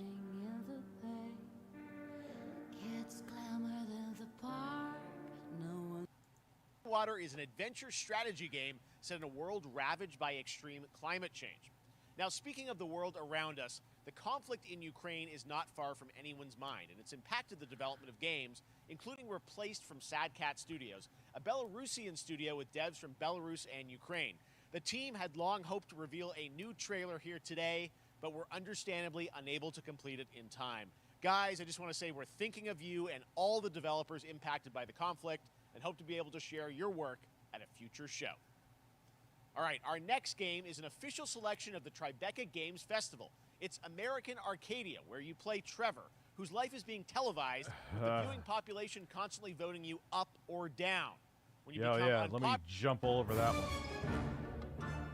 What the fuck is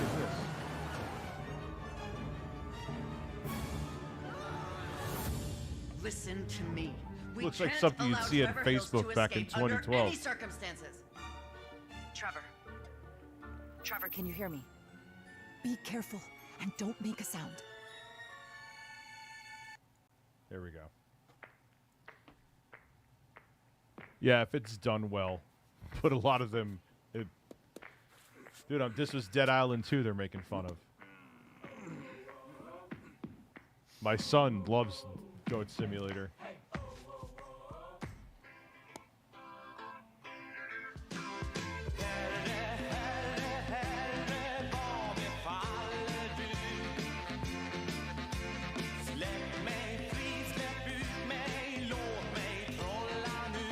Yep, that's absolutely. They're making fun of.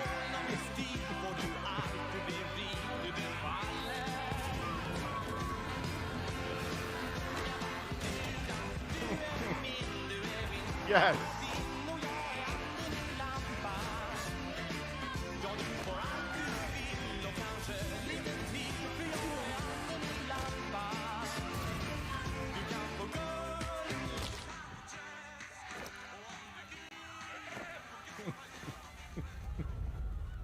Yeah, they're totally making fun of the Dead Island 2 trailer. Props for them.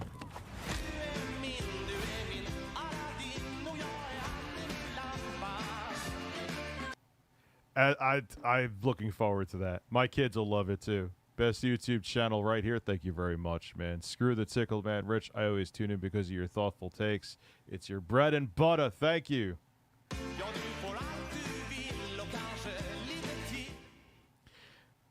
I can't believe YouTube. There you have it. That was... I mean, look, I get it. Like, oh, we take it seriously about the doxing. Like, I wouldn't have personally made those jokes, but it was very obvious that they were jokes. And we literally showed you a guy who was doing absolutely awful things. And I thought you said the stuff he did was on a different website, YouTube, and you couldn't enforce it there, even though it was linked to his main YouTube channel. With Quantum TV, I'm saying. I don't understand. Like, someone screwed up there really bad is what it seems like. Someone's career is on the line, and they're doing whatever they can to, like, think about how bad they screwed up. They let a very bigoted guy with irrefutable evidence during Pride Month. They sided with him to stay on the platform and kicked off a 1 million+ sub YouTube creator for exposing it. If you were the person that fucked up that bad, would you try to... they're trying to hide it. Whoever did it.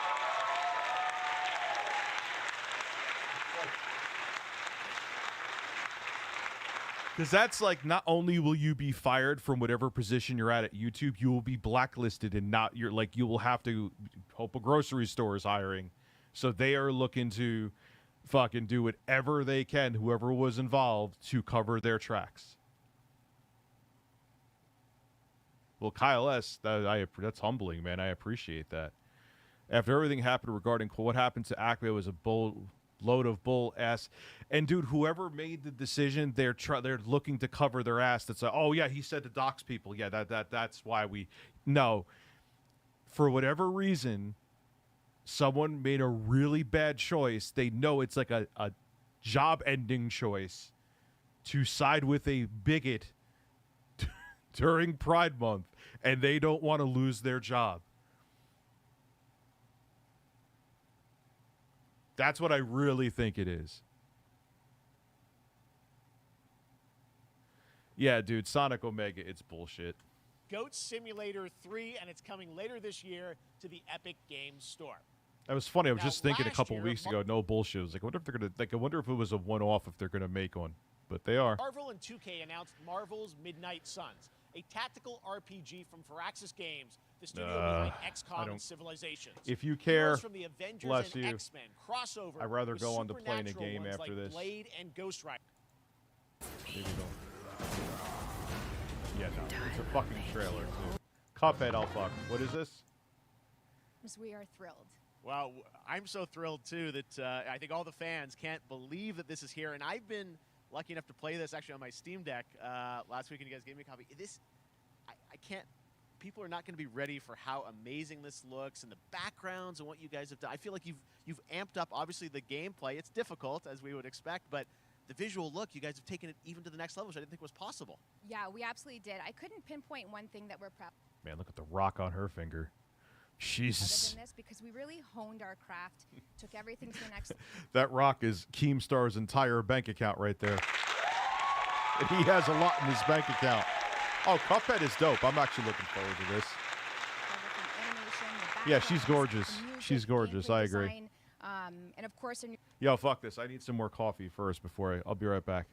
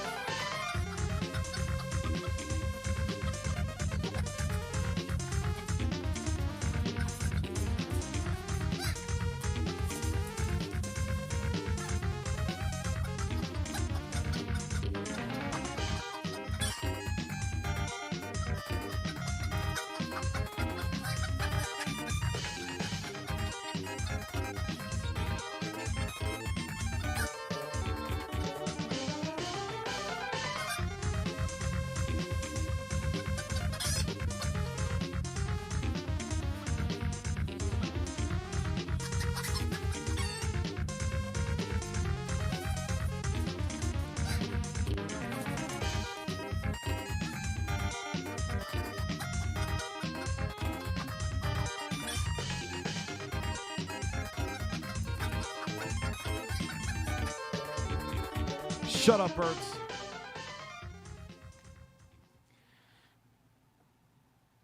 New playable character, Miss Chalice. I'm very proud of her. Chalice is fun to play as, and even though this is a DLC, it feels like it's its own game inside of Cuphead in many ways. It is, definitely. Yeah, you just get on the island, and there you are off to this new new territory, which is Yeah, it's our biggest island yet. Super-sized bosses, lots of Such engaging dialogue here. secrets to discover. Don't let any rock go unturned. Yes, and lots of challenge ahead. Well, I know you brought. I know you don't want people to necessarily have too much spoiled about the game, but you brought a little something. For people A little something, yeah. It's brand new gameplay footage of one of our new bosses, Mortimer Freeze. It takes place in an icy arena and features some of my personal favorite attacks and transformations. We hope everyone enjoys it. All right, let's check it out. Cuphead, the delicious last course. Next smile.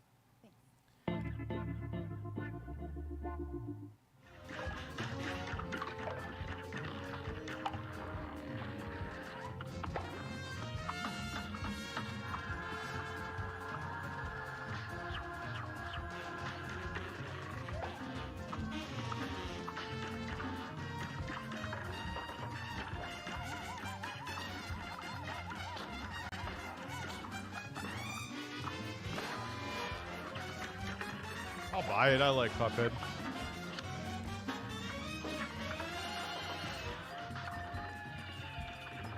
Probably not the most engaging gameplay to show for the game, but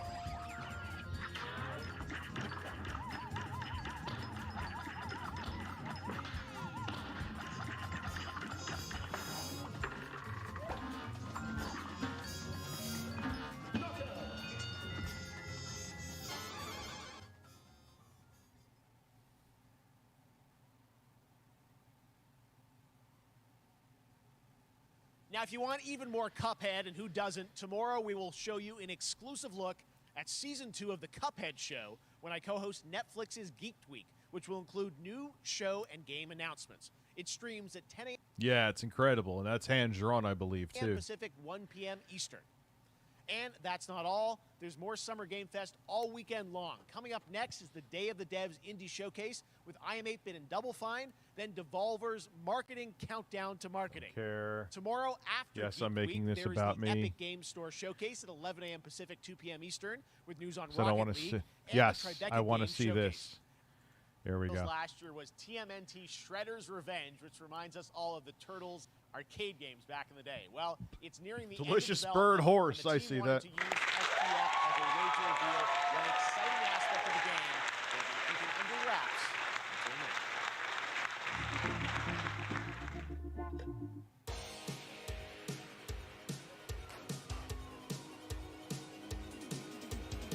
Maybe I'll play Dying Light 2 right after this. Ah, see, that is satisfying combat. Look at that.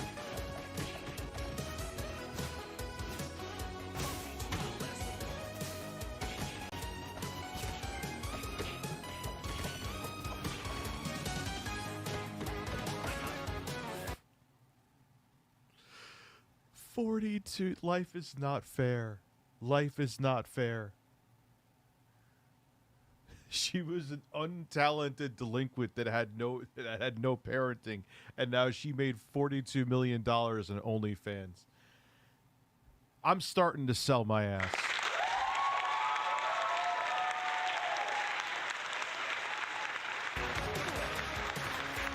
And you know what? You know what? She's going to fuck it all up. I don't want to see her do that. She's going to fuck it all up and squander it. I guarantee you.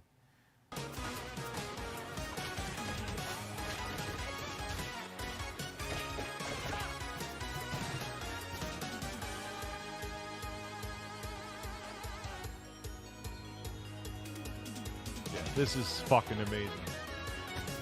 6-player mode? Oh, I got to get some people here. We got to get drunk and play this. Your shoulders.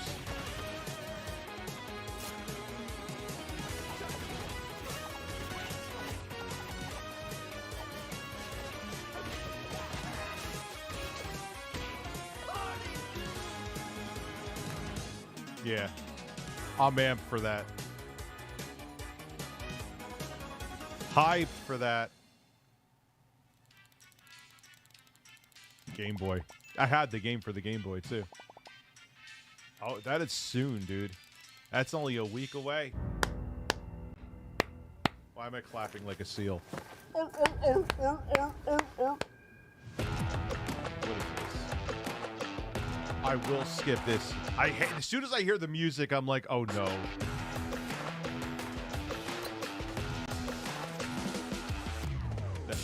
All right, now we're going to get someone rapping with a bunch of distortion and bandpass effects on their voice. Wait for it. Wait for it.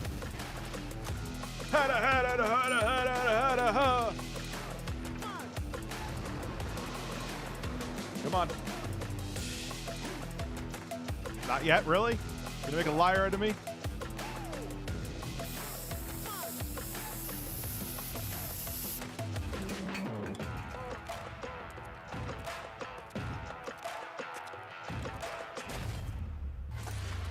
What's up, man? Big drop.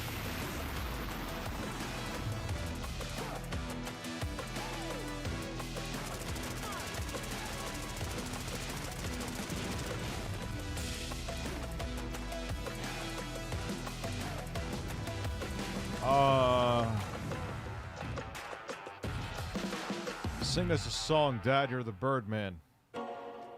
I love birds. I love birds. Yeah, I'd play that with you, Eric. I'm not just saying that to be dismissive, too. I know I forget, and it's not me being a dick. I'm just a forgetful idiot. I'd play that with Intro Guy, too, but he doesn't have a console where he's at. What is this? What am I... Is this like a... Humankind? What is that, like a simulator?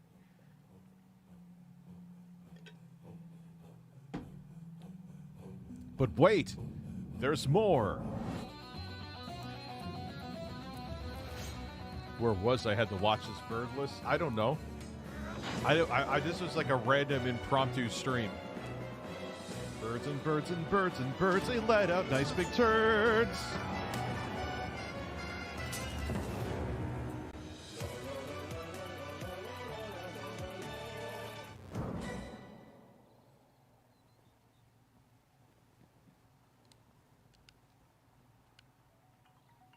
How far will you push humankind? I hate advertisements. Even back in, it's not just now because you're an old man, Rich. It's like even back in the 80s and stuff, you looked at them and they're so fucking bad.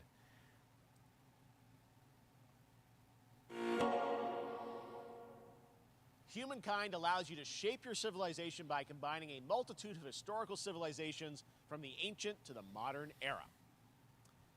One Piece is celebrating its 25th anniversary this year, and Bandai Namco is bringing the mega popular franchise back to video games with One Piece Odyssey. Monkey D. Luffy and his crew of pirates are off on their next adventure. This trailer reveals the setting. It's worth it for $2.99.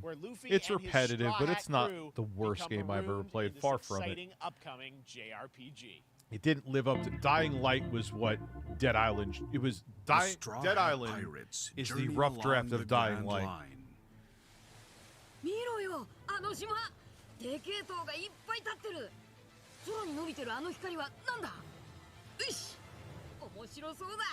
Did he just shit? Wish. Wish.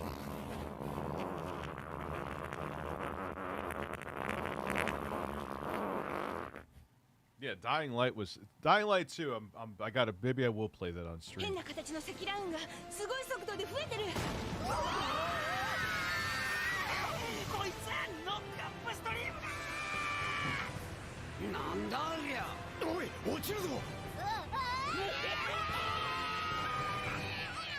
Turbo Express is watching me at work. Turbo Express is a man.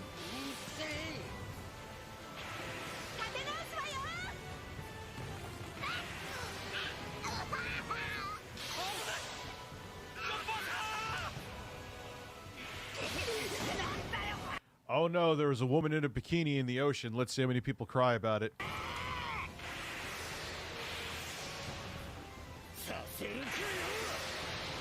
Can't have titties. No titties anywhere.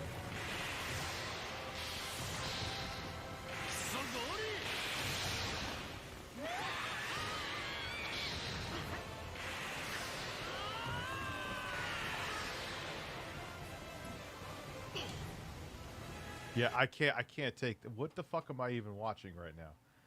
All right, so up to built right. Oh, look, an ad. Yay. The arcade stuff, I don't need any more of that. What is this? This I'll fuck with. Here we go. His hair is amazing, so I'll listen to him talk for a minute. We have vocal performances from legendary artists like Serge Tankian from System of a Down.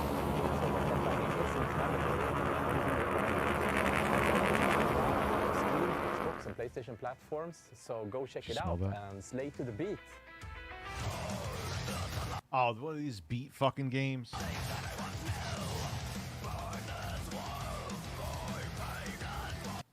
Yo, Elden Ring has ruined gaming for me. Like, every time I go, I feel like I'm always going a step back when I go back from Elden Ring. It has flaws. I've talked about the flaws plenty. But there's just so much that it did right. And if I need help, it's a YouTube video or a guide away. I like not...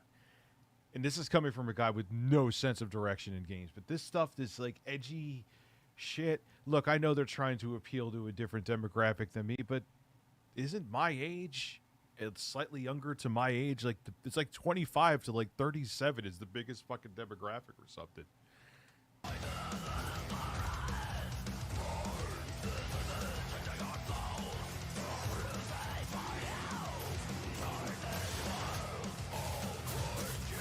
Now, if this wasn't a rhythm-based fucking shooter, I'd be fucking with this. Yeah, Doom Eternal exists. And even if this was a Doom Eternal knockoff, it looks pretty dope. But I don't need this shit, Googlefish. I don't need it, and neither do the birds. We got Stoink87. If we're getting the members, man, we got to get to that 500 goal. I'll be giving away Series S's to anyone who's a subscriber who comments on a video. On the stream that I tell people to comment to, that's going to be in my membership tab. You fell down a hole. I fell down a fucking hole. I am thoroughly tickled. And you get... I'm not going to put it in a bottle and breastfeed it to you. I don't care about the metal. Metal's cool. I have no issue with metal music. It's just... I just want to shoot.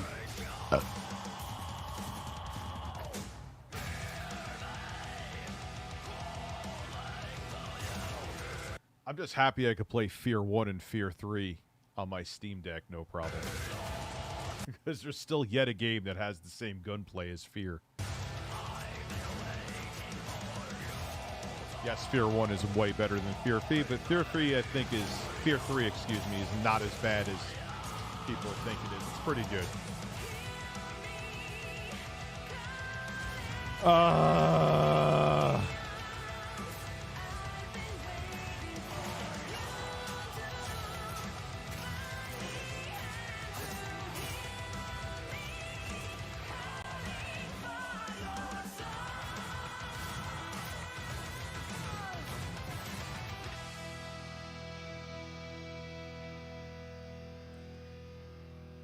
That would be not a hard pass, but a pass for me.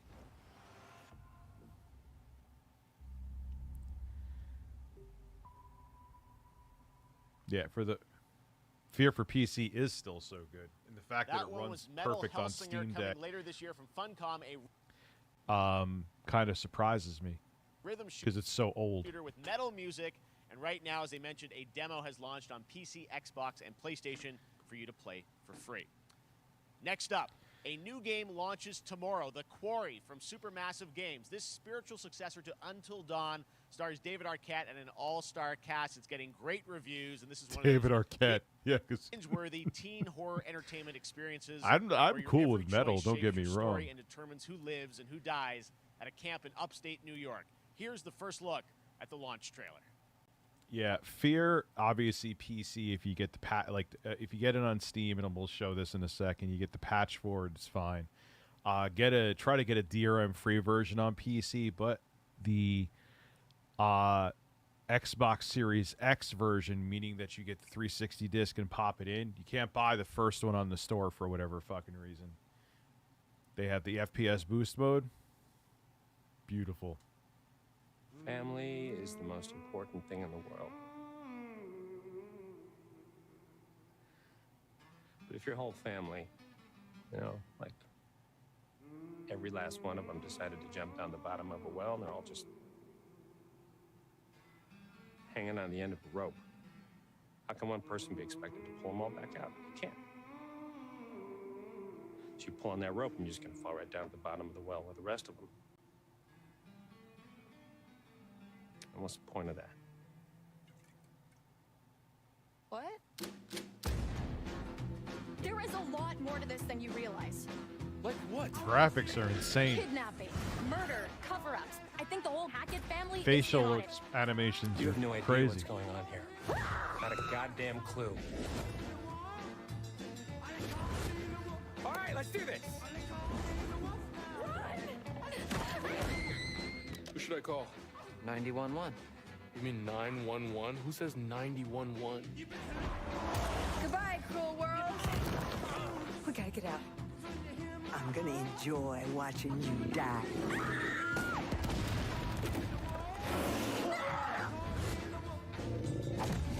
This isn't a ghost story. It's a creature feature. It's really happening, and you're all in it. This is gonna get a little messy.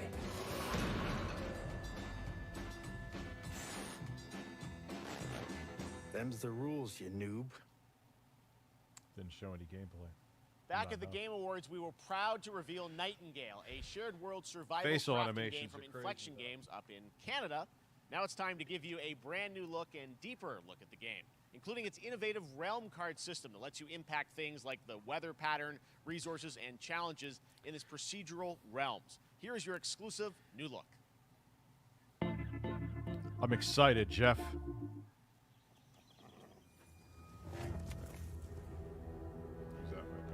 You're alone in the realms, I'm afraid. The portals are a mess. Not even sure if Nightingale made it. Given it's how one of those fragile crafting you games. humans are, I'd say that staying fed, dry, and rested should be your priority. If the portal arch is inactive, you'll I remember Monster House. My brother used to watch Monster House. need to make realm cards He's from rare 20. resources. Or Once will you be have 20. realm cards, you can activate the portal. Beware though. Foul things lurk in the interrealmic void, waiting to get in. Cool. Show combat. Be ready with your I could fuck with some crafting if the combat's good. Or don't show any combat. That's okay. Show none at all. Just show pretty weapons and no combat.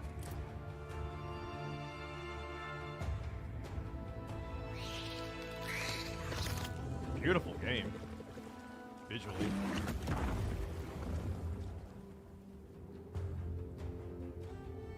Wonder if this is coming to Amico. That's my biggest concern.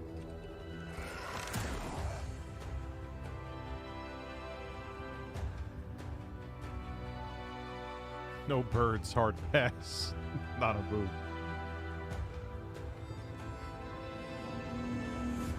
If we shadows have offended, think but this, and all is mended. I don't know. Mixed. Have to see more. Show me a bird. My brother used to watch Monster House games all the time. He was obsessed with that Saints are movie. marching in on Nevercracker. August 23rd with the reboot of Saints Row that we revealed last year at Gamescom. And today, we're happy to announce the launch of the Boss Factory demo across PC and console, which lets you design and set up your character. And since it's Saints Row, you guys are going to have a lot of fun with this one. Check it out. Are you really showing me character creation right now? Yes, Nice. they go. You gotta do something to capture people's attention. So what do we build next? Try to relax your anus.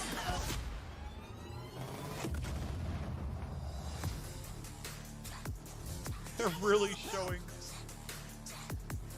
Oh, I'm totally making Sexy Coco. He's going to be the most muscular, delicious black man in this game.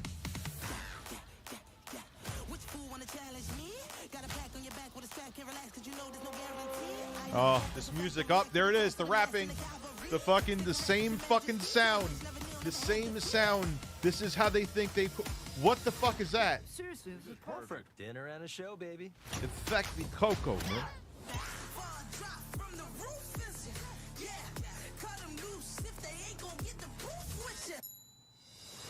Okay, they can make it. Why are we showing this? Is the game gonna be fun? Show me gameplay. More. Who gives a shit? Maybe, you know, but I'm 40. I gotta remember that. And I do have fun making characters in, like, Elden Ring, but From Software didn't make a character creation just, like, video like this. I need more.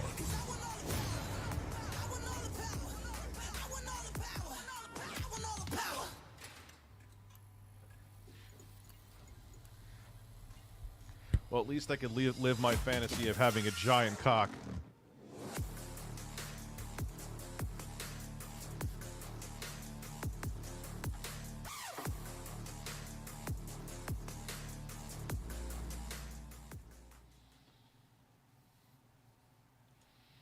Next, we've got an exclusive first look at extended gameplay of Warhammer 40k Darktide, Fat Shark's follow-up to the critically acclaimed Vermintide series. Darktide promises intense 4-player co-op action and terrifying enemy hordes to team up against. How much action do those shoes give me, Jeff? PC, on Steam, That's what's and most exclusively important. on console on Xbox. The shoes.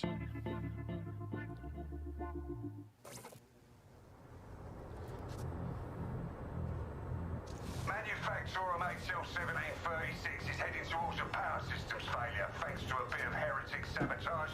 My ass does not have as much hair as it So used to, you're going Google to Fish. restore the coolant and hopefully save the day. Get in, Hopefully. access the operations array and use the cryonic rods to flush the system. Preferably What kind of before nape something is soap anyway? Head on through the ventilation tunnels and look for an access point. This way! Move it!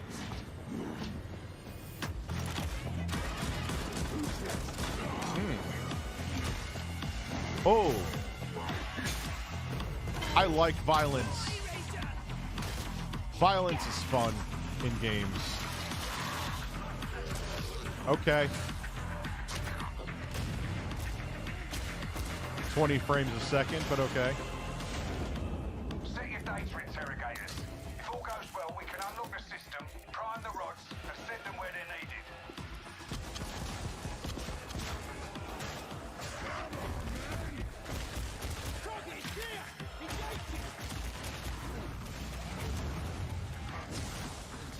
I am thoroughly tickled.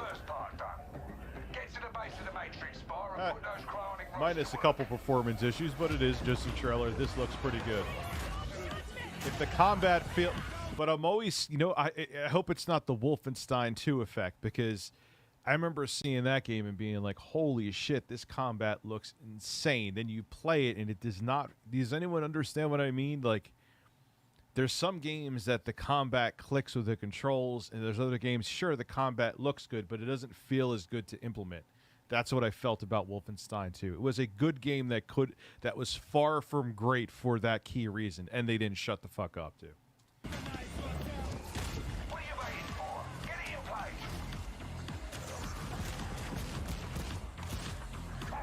Now. You finished here? Look for a way out. And the first Wolfenstein, not the new Colossus, whatever, the New Order felt pretty fucking good. Yeah, I'm sold on this, by the way.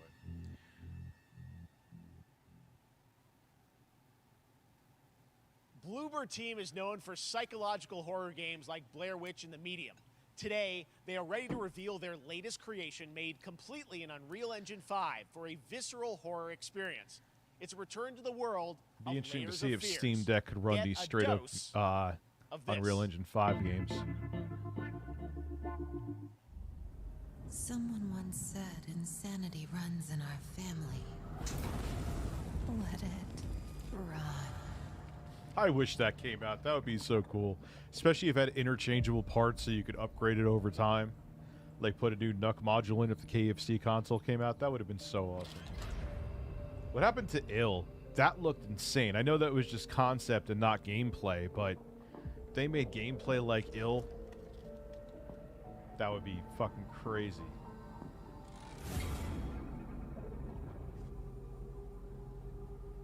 They say it's a tale of sadness and guilt of an artist trapped in a place. Why does Brute beyond Force ring a bell? redemption.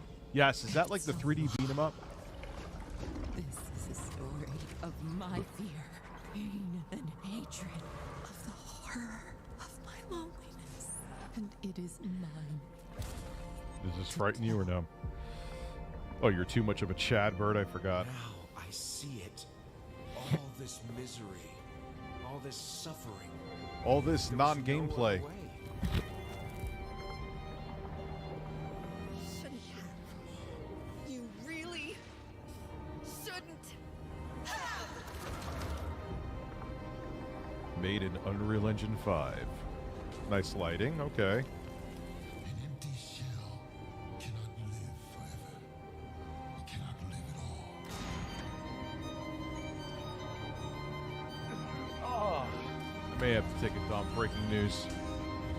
Ba-da-da, dun dun dun dun dun dun bird. I was trapped in this house, bound by this body. Now, This Google fish is fisting himself looking at this because if he makes him, it makes him bored.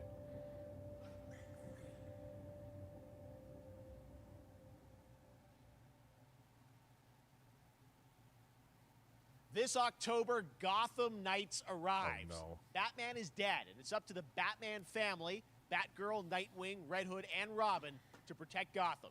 To give us an exclusive No, new look, no. let's head to Montreal to hear from Okay. executive I know producer. we want to see this one. Share with people about all things at Naughty Dog. But first of all, it is it's a big month Yeah. actually for I Last know of Us they're working fans on it. because, Last of Us 1 and 2 both launched in June, and it's nearing its 2-year anniversary for Last of Us. Thank you, which is Kyle. hard to Cluck you, believe. Rich and the Birds. Yeah, it's crazy. 9 years for Last of Us 1, 2 years for Last of Us Part 2, and we still hear from fans. They're still sending us letters and art, and these characters in this journey and this world mean so much to them. And it's just been kind of amazing. Like Last of Us Part 2 early this year passed a pretty big milestone. It sold over 10 million units. And that kind of support, that kind of success, we're so grateful to our fans. It has allowed us to grow as a studio, and now we can take on multiple projects, more than we've ever had at the same time. Multiple We know Quantum TV is probably tickled with anger right now. projects. Okay, very interesting. So, what can Last of Us fans expect in the future from you? Thank you for asking, Jeff. So one of the things That wasn't totally scripted at all, was it, we Jeff? mentioned a while back is what started out as a multiplayer mode has evolved due to the team's ambition. They really wanted to do something beyond what we've ever done before at Naughty Dog. And we felt the way to do it justice is to make it a standalone title. And they've been working on it for the past 2 years. Ambition has grown, and we're not quite ready to fully unveil it, but we're ready to lift the curtain a little bit and just give you like an update of where we're at. Okay, well, what can you tell us about this Smoking new that Acme standalone pack as multiplayer we game? speak. Yeah, so we have a Hack concept art watch. that we want to show. Not sure what you but mean, what Ben. I can tell you is that this game is big. Okay. It's as big as any of our single-player games that we've done, and in some ways bigger. It's got a story. The way we're telling that story is very unique to this game. They're trying to make It's got their a own, brand new like, cast of characters. It GTA. takes place at another place, another part of the United States. I got to use the little boys' room, so I'll be right back in a second.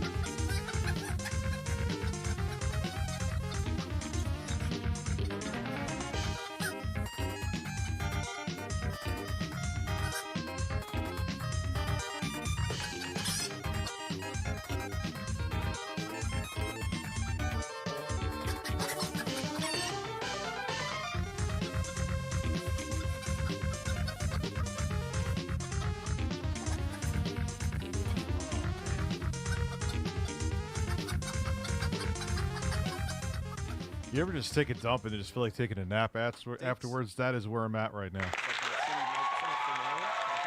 our fans have already figured it out.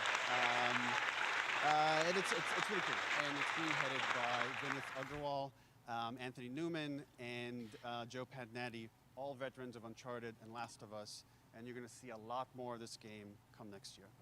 Next year. So wait till next year to hear more about that one. Okay, well, very exciting that this has evolved, and I mean, that concept art looks incredible. I can't wait to see Naughty Dog's storytelling fused with multiplayer live game.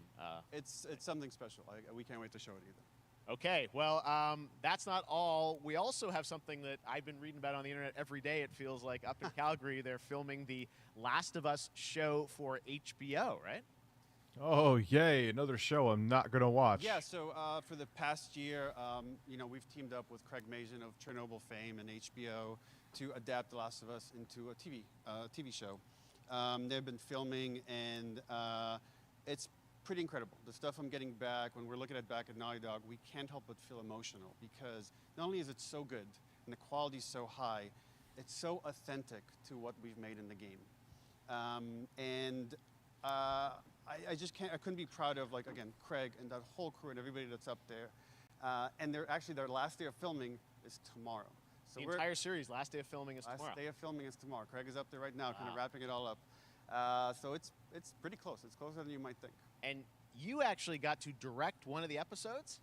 Yes, I think that really speaks to the kind of collaboration and trust that exists between Naughty Dog and HBO. They invited me to direct one of the episodes. I think we have an image from the episode I actually directed. Ooh, okay. So we could first look. Let's take. So you can see this is a certain museum. Wow.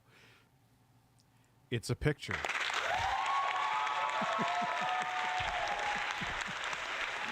Look, the show may be good, man. I don't know, but I'm just saying. That players might know from the game. And I really have to talk about Pedro Pascal and Bella Ramsey, and not only directing them, but seeing them do all the other episodes. They've thrown themselves at these roles for a whole year. Watching the nuance that they bring to these characters, their relationship on and off camera, I couldn't help but think about Troy Baker and Ashley Johnson. It felt so similar to the chemistry those two actors had when we made the game. And it really feels like this is going to be something special. And I will say this will be the most authentic video game adaptation yet. Well, I mean, that first image that they put out, it feels like the video game. Everything that I've seen, both public and other stuff, makes it feel sort of super legitimate, as you said, and that's awesome to see Joel and Ellie from the front side now for the first time. So we'll see more of that next year. That's coming as well, right? Serious? You'll hear about it very soon. That's okay. All I'll say right now. All right. Well, Last of Us HBO, very, very exciting. And I hear you actually have a couple actors from the show who are going to join us here. We happen to have a couple actors here that are part. I don't care. Oh, look, actors. Great. Yeah, just show the goddamn gameplay. I've been on quite the adventure, little brother. I reckon it's got something to do with that girl.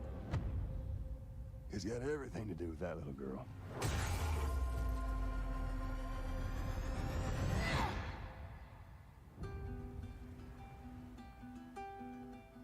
You know, I've never been this close. It's the outside. So is that everything you hoped for? Can't be any worse out there.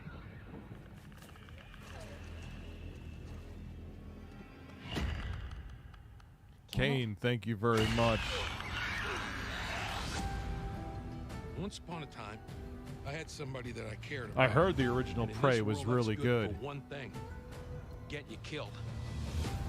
See, then I hear some people who love How many close calls have we had? Last of Us Part 2. I don't know. I get in trouble down there. You make every Gotta try it again. count. I got this.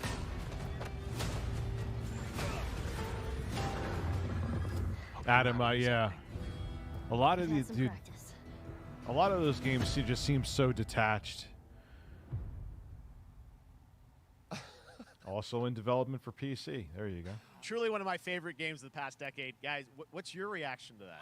Yeah, we hadn't seen that yet. Yeah, you're watching it in real time. Yeah. It's because you did these. These performances you did a decade ago. Yeah. You didn't go back in. I mean, you used the original performances. Yeah, right? actually, we came up with a process where we could take the original. It's so weird that the original Last of Us was a decade ago. I remember when what was the name of it? Rev 3 Games, when Adam Sessler was on there reviewing it the first time.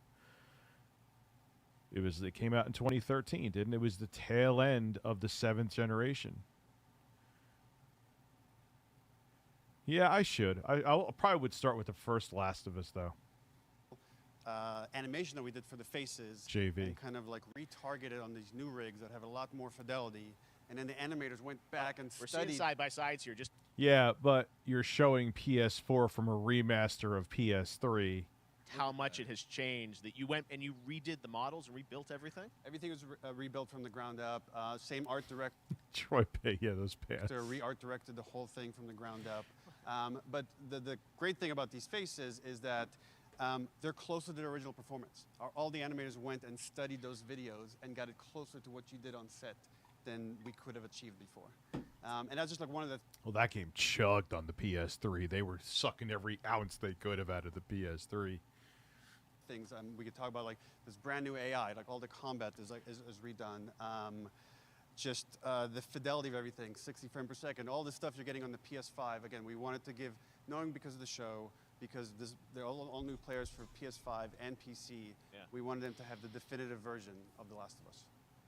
Amazing. Well, now you guys get to replay. I mean, when was the last time you guys played the game? I actually played it again just to refresh my memory before working on the show. I was just a glutton for punishment, and I went straight from playing never part played 1 straight into part 2. And so the last time that I played literally would have been 2 years ago, since we're celebrating the anniversary of part 2 coming out. So I mean, it looks like I'm definitely going to be up for it's it. almost 5. I can't wait to go back because it Oh, was I can't wait. you guys did such an amazing job on that original game, and It's really, when you play it, when you see it in motion, it's really night and day from what.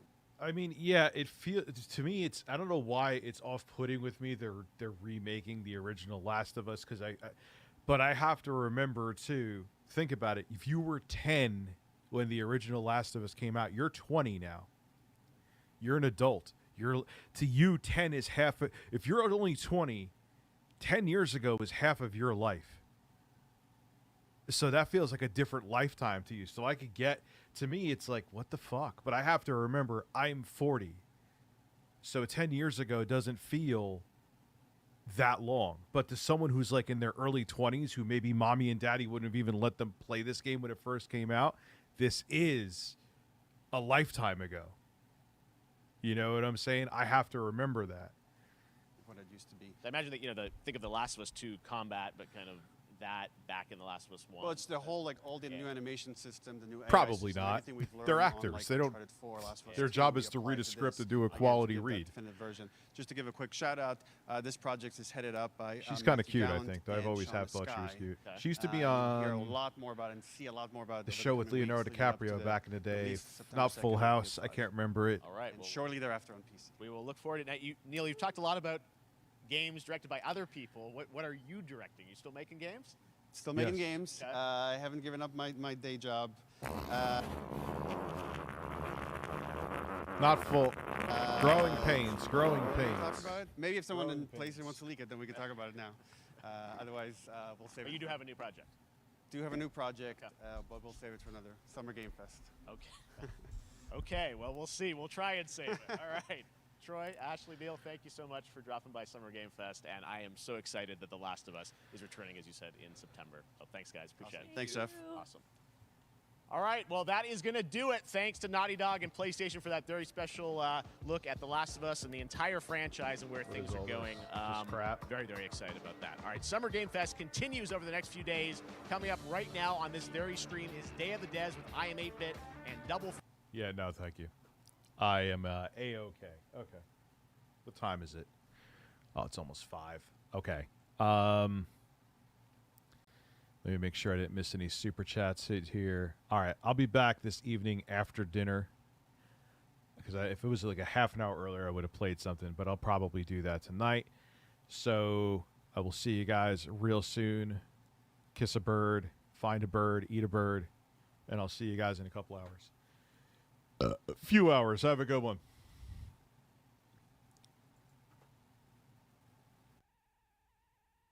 Hello. Hello guys and gals, me Mudahar, and you know, YouTube kind of asked me to make this video. My partner manager came in and reminded me about a certain bill that's passing in Canada. Now you might be like, whoa, Muda, that's a combination of words that you're gonna have to walk me through, and I absolutely do. To remind a lot of people who are watching me, I'm from Canada, okay? I'm from the land of maple syrup, the land of, you know, saying sorry every time you get into a traffic accident, regardless of who's wrong. I'm in the country that's known as the nicest country in the entire world. Actually, I don't know if it's entirely that. I think like Sweden or something beats us. But point is, Canada is a beautiful country, and I'm proud to be a Canadian, okay? I'm a patriotic Canadian, you understand? But being patriotic means being brave enough to admit that your country's not all as great as it is, okay? Now, to understand, when you watch YouTube, do you use the little recommended tab on the right? You know, you probably get recommended a video that you're like, shit, I'll watch that. See, the way that YouTube works, like most social media services, is they scrape your user data, watch your look at your watch history, all that stuff, and basically using all of those data points, calculate what you are likely to click on, okay? It's why channels like mine succeed in terms of videos, all right? Why a lot of channels succeed, because they get recommended to the people who are more likely to watch them. This is how YouTube maintains a lot of eyes remain onto it, okay? If you're a social media platform and you're not trying to keep people watching a video after another video, you are doing something wrong. If you haven't designed your system to constantly require you scrolling your feed, you've made a mistake somewhere in your design. Now, of course, YouTube promotes content of mine on an international market. To give you an idea of the people that are watching me, to give you some idea of like what my average viewer demographics are, I'm going to show you something in my analytics tab. According to my audience, all right, according to the audience section, you can see that my top geographic locations are the United States at 48.6%, the United Kingdom at 6.2%, and Canada all at 6%. You might be like, whoa! That's not a lot of Canadians. May I remind you, Canada has less of a population than the entire state of fucking California, okay? So we're a small but proud country. Now, of course, Canada is governed with several sects of law, some pretty draconian. Now, to understand, being a Canadian content creator, a digital creator, like many other people in Canada that make content, like Linus Tech Tips, like various other creators that you may watch, all right? I'm kind of blanking out for a second. Those creators would now somehow be subject to a new law that's being introduced. Now, this is Bill C-11. Bill C-11 is also known as the Online Streaming Act. And while Canada would like to claim, hey guys, social media services may face obligations in relation to some of their commercial content if Bill C-11 passes, users of social media services would not be regulated. Did you know Bill C-11 supports all Canadian artists? Did you know Bill C-11 will only apply to commercial content? I wish we could have a little bit of a misinformation flag, because like vague, shitty laws, the reason why they're shitty is that they are so vague. So I wanted to go over a few things that honestly kind of freaked me out in this situation. Now, for one of the actual pieces from Bill C-11 that you can look up right now, all right, as of today, have each Canadian broadcasting undertaking shall employ and make maximum use, and in no case less than predominant use, of Canadian creative and other human resources in the creation, production, and presentation of programming, unless the nature of the service provided by the undertaking, such as specialized content or format or use of the language other than French and English, renders that use impractical, in which case the undertaking shall make the greatest practical use of those resources. So again, to understand what's going on over here, is in Canada, we have something known as CanCon, okay, which is Canadian content, all right? Now, for those of you who don't know what Canadian content is, it's very simple, okay? Basically, there's a requirement by the Canadian Radio, Television, and Communications Commission to keep content Canadian. Think of it like a fucking protectionist policy, okay, for Canadian, content producers. So again, here's their criteria, if you will. The producer must be Canadian and is responsible for monitoring and making decisions pertaining to the program. The production earns a minimum 6 out of 10 points based on key creative functions that are performed by Canadians. At least either director or screenwriter positions, and at least one of the 2 lead performers must be Canadian. A minimum of 75% of program expenses or post-production expenses are paid to Canadians or Canadian companies. Yes, they're very much trying to keep the work in Canada, if you will, or trying to promote a lot of those Canadians up forward. I'm also one of those people where in the world of the international global village, like I showed you earlier, it's not about being a Canadian anymore. It's about being a person that's putting themselves out in front of the world. As a digital creator, trying to meet some of these broadcasting requirements, CanCon requirements, are incredibly difficult, if not nearly impossible. Remember, these CanCon requirements are only going to benefit or protect the already established legacy media companies that already know how to abide by these laws. If this would ever regulate a YouTube or TikToker, for instance, right, which according to this bill it's trying not to, a lot of those people cannot match that CanCon requirement, which means immediately, based on like how Canadian content is pushed or what this bill wants to do, they would immediately be thrown down in the feeds compared to legacy media companies that, hey, coincidentally, wink wink, already have these elements in place. Now, of course, they very much specifically like to say the act does not apply in respect of a program that is uploaded to an online undertaking that provides a social media service by a user of the service for transmission over the internet to a reception of other users of the service. So basically, I guess what they're trying to say here is it's not going to affect people that are YouTubers who are trying to, you know, upload videos and send those videos to other YouTubers. Just like if somebody uploads something to Facebook, it's not going to affect somebody that's receiving, you know, a video on Facebook. So people who are partaking in the social media platform would not be affected. However, throughout this entire bill, I find it very difficult that they haven't actually specifically said anything regarding amateur or professional level productions. In fact, if you try to Google that, they don't really make that an actual, you know, point. When we looked at this like a year ago, the big problem was they weren't really trying to isolate. Like the government, the ministers will tell you, hey, it's not going to affect the YouTuber or the cat video person. We need that in law. It can't be vague, all right? It can't be out there because yes, while sure, the law seems to affect mostly Netflix, Amazon, and just trying to force larger, you know, regulations onto them, who knows if at one point YouTubers or, you know, at one point TikTokers may not be brought into the forefront. Even the chair confirmed that Bill C-11 would capture user content. It would take years to implement this even. So for instance, one of them is Ian Scott appeared before the Standing Committee on Canadian Heritage yesterday, and Bill C-11 proved to be a topic of discussion. The exchanges got testy at times. Oh boy, I love Canadian journalism. First, Scott was asked about the regulation of user content, confirming what has been obvious for months despite denials from Canadian Heritage Minister Pablo Rodriguez. The following exchange from Conservative MP Rachel Thomas got Scott on the record. Thomas, who basically straight up said, Bill C-11 does in fact leave it open to user-generated content being regulated by the CRTC. I recognize there have been arguments against this. However, Dr. Michael Geist has said, the indisputable reality is that the net result of those provisions is that user-generated content is in the bill. Jeanette Patel from YouTube Canada said the draft's law wording gives the broadcast regulator, in other words, scope to oversee everyday videos posted for other users to watch. Now, of course, that was a Conservative member saying it. At this point, Scott, the CRTC chair, says, as constructed, there is a provision that would allow us to do it as required. So remember, even if the government tells you that they can't fucking oversee, they don't care about overseeing you, they still somehow have the regulatory power to do that over you. It's fucked up, and the Canadian government is a really, really, really silver-tongued beast when it comes to this kind of shit, like any government. Now, to understand all of those platitudes and everything mentioned in the bill that sounded really nice completely encapsulates the fact that none of this is ever going to benefit the actual creators that you like to follow. Your favorite Canadian creators would not really benefit from this shit, okay? So to understand, let's get into how this will work, okay? Now, when it comes to YouTube specifically, as of right now, when it comes to the algorithm, I get watched by the international community. Canadian, not Canadian, it doesn't matter. Everyone gets my videos recommended as solid as possible.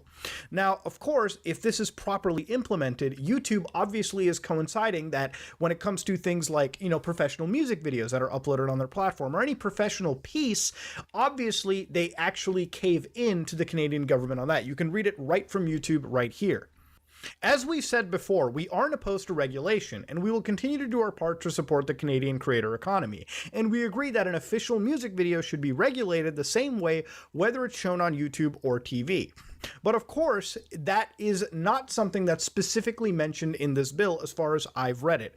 YouTube is simply telling the Canadian government, just please at least mention specific language to exclude user-generated content. The videos that you, me, and your favorite YouTubers, and not just your favorite YouTubers, your favorite Twitch streamers, your favorite TikTokers, your favorite Facebook gamers, your favorite Twitter gamers, whatever the fuck exists on that platform, all those people need to be excluded. Because as of right now, the Canadian government has some level of regulatory oversight on a place they really goddamn shouldn't. Now, why it's really bad is, again, if this is to pass, and of course Canada wants to promote Canadian content over everyone else, within the Canadian YouTube space, what could effectively happen is, let's say that somebody's watching videos on YouTube. A Canadian person is just watching YouTube videos. Now, of course, in terms of tech content, they may be given a video from Marquise Brownlee or a video from Linus Tech Tips. Under this, because of how it sounds, it seems like Linus Tech Tips would be given the A-OK on promoting his content over Marquise Brownlee, simply because Linus is a Canadian promoting to Canadian. Like, it doesn't make any sense. It doesn't take into factor the quality of the video, how applicable that video is to the actual user it's being recommended to. So let's say Linus gets recommended to some Canadians simply because they're Canadian, but they have no interest in watching the video from Linus. Well, all of a sudden, Linus's click-through rate would astronomically go down, which would impact his promotion of content in the entire global world. Theoretically, all right, and of course, in a practical sense, I would be willing to put my left nut on status and say for most Canadians, this would be a detrimental impact to our growth on this platform in compared to our peers. Honestly, it might, if there was even an option to opt out from having Canadians view my content, I may actually consider it if it means not being impacted globally. And how fucked is it as a Canadian, I even have to consider banning other Canadians from watching the content that I make? Why would that even come to my mind? Again, it's the government having no fucking clue about what they're doing and instead having some form of regulatory oversight, because let's be honest about what this is, okay? Legacy media is dying, okay? This is simply a way for digital, companies that are coming in from outside Canada, like Netflix, like Amazon, that are promoting better content, creating better content, to basically have money being shifted to these legacy media companies and trying to keep them alive.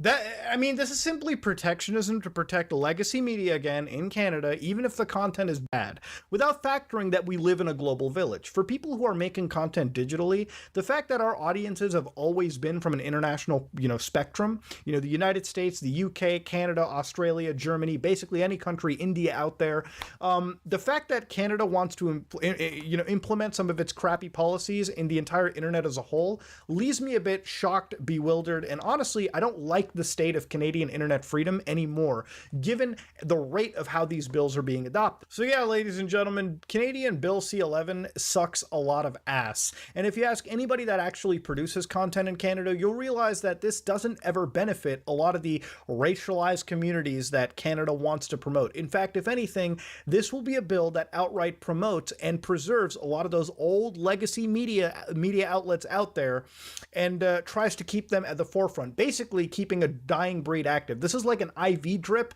for dying media, all right? At least from what I'm reading, all right? At least from what I'm understanding.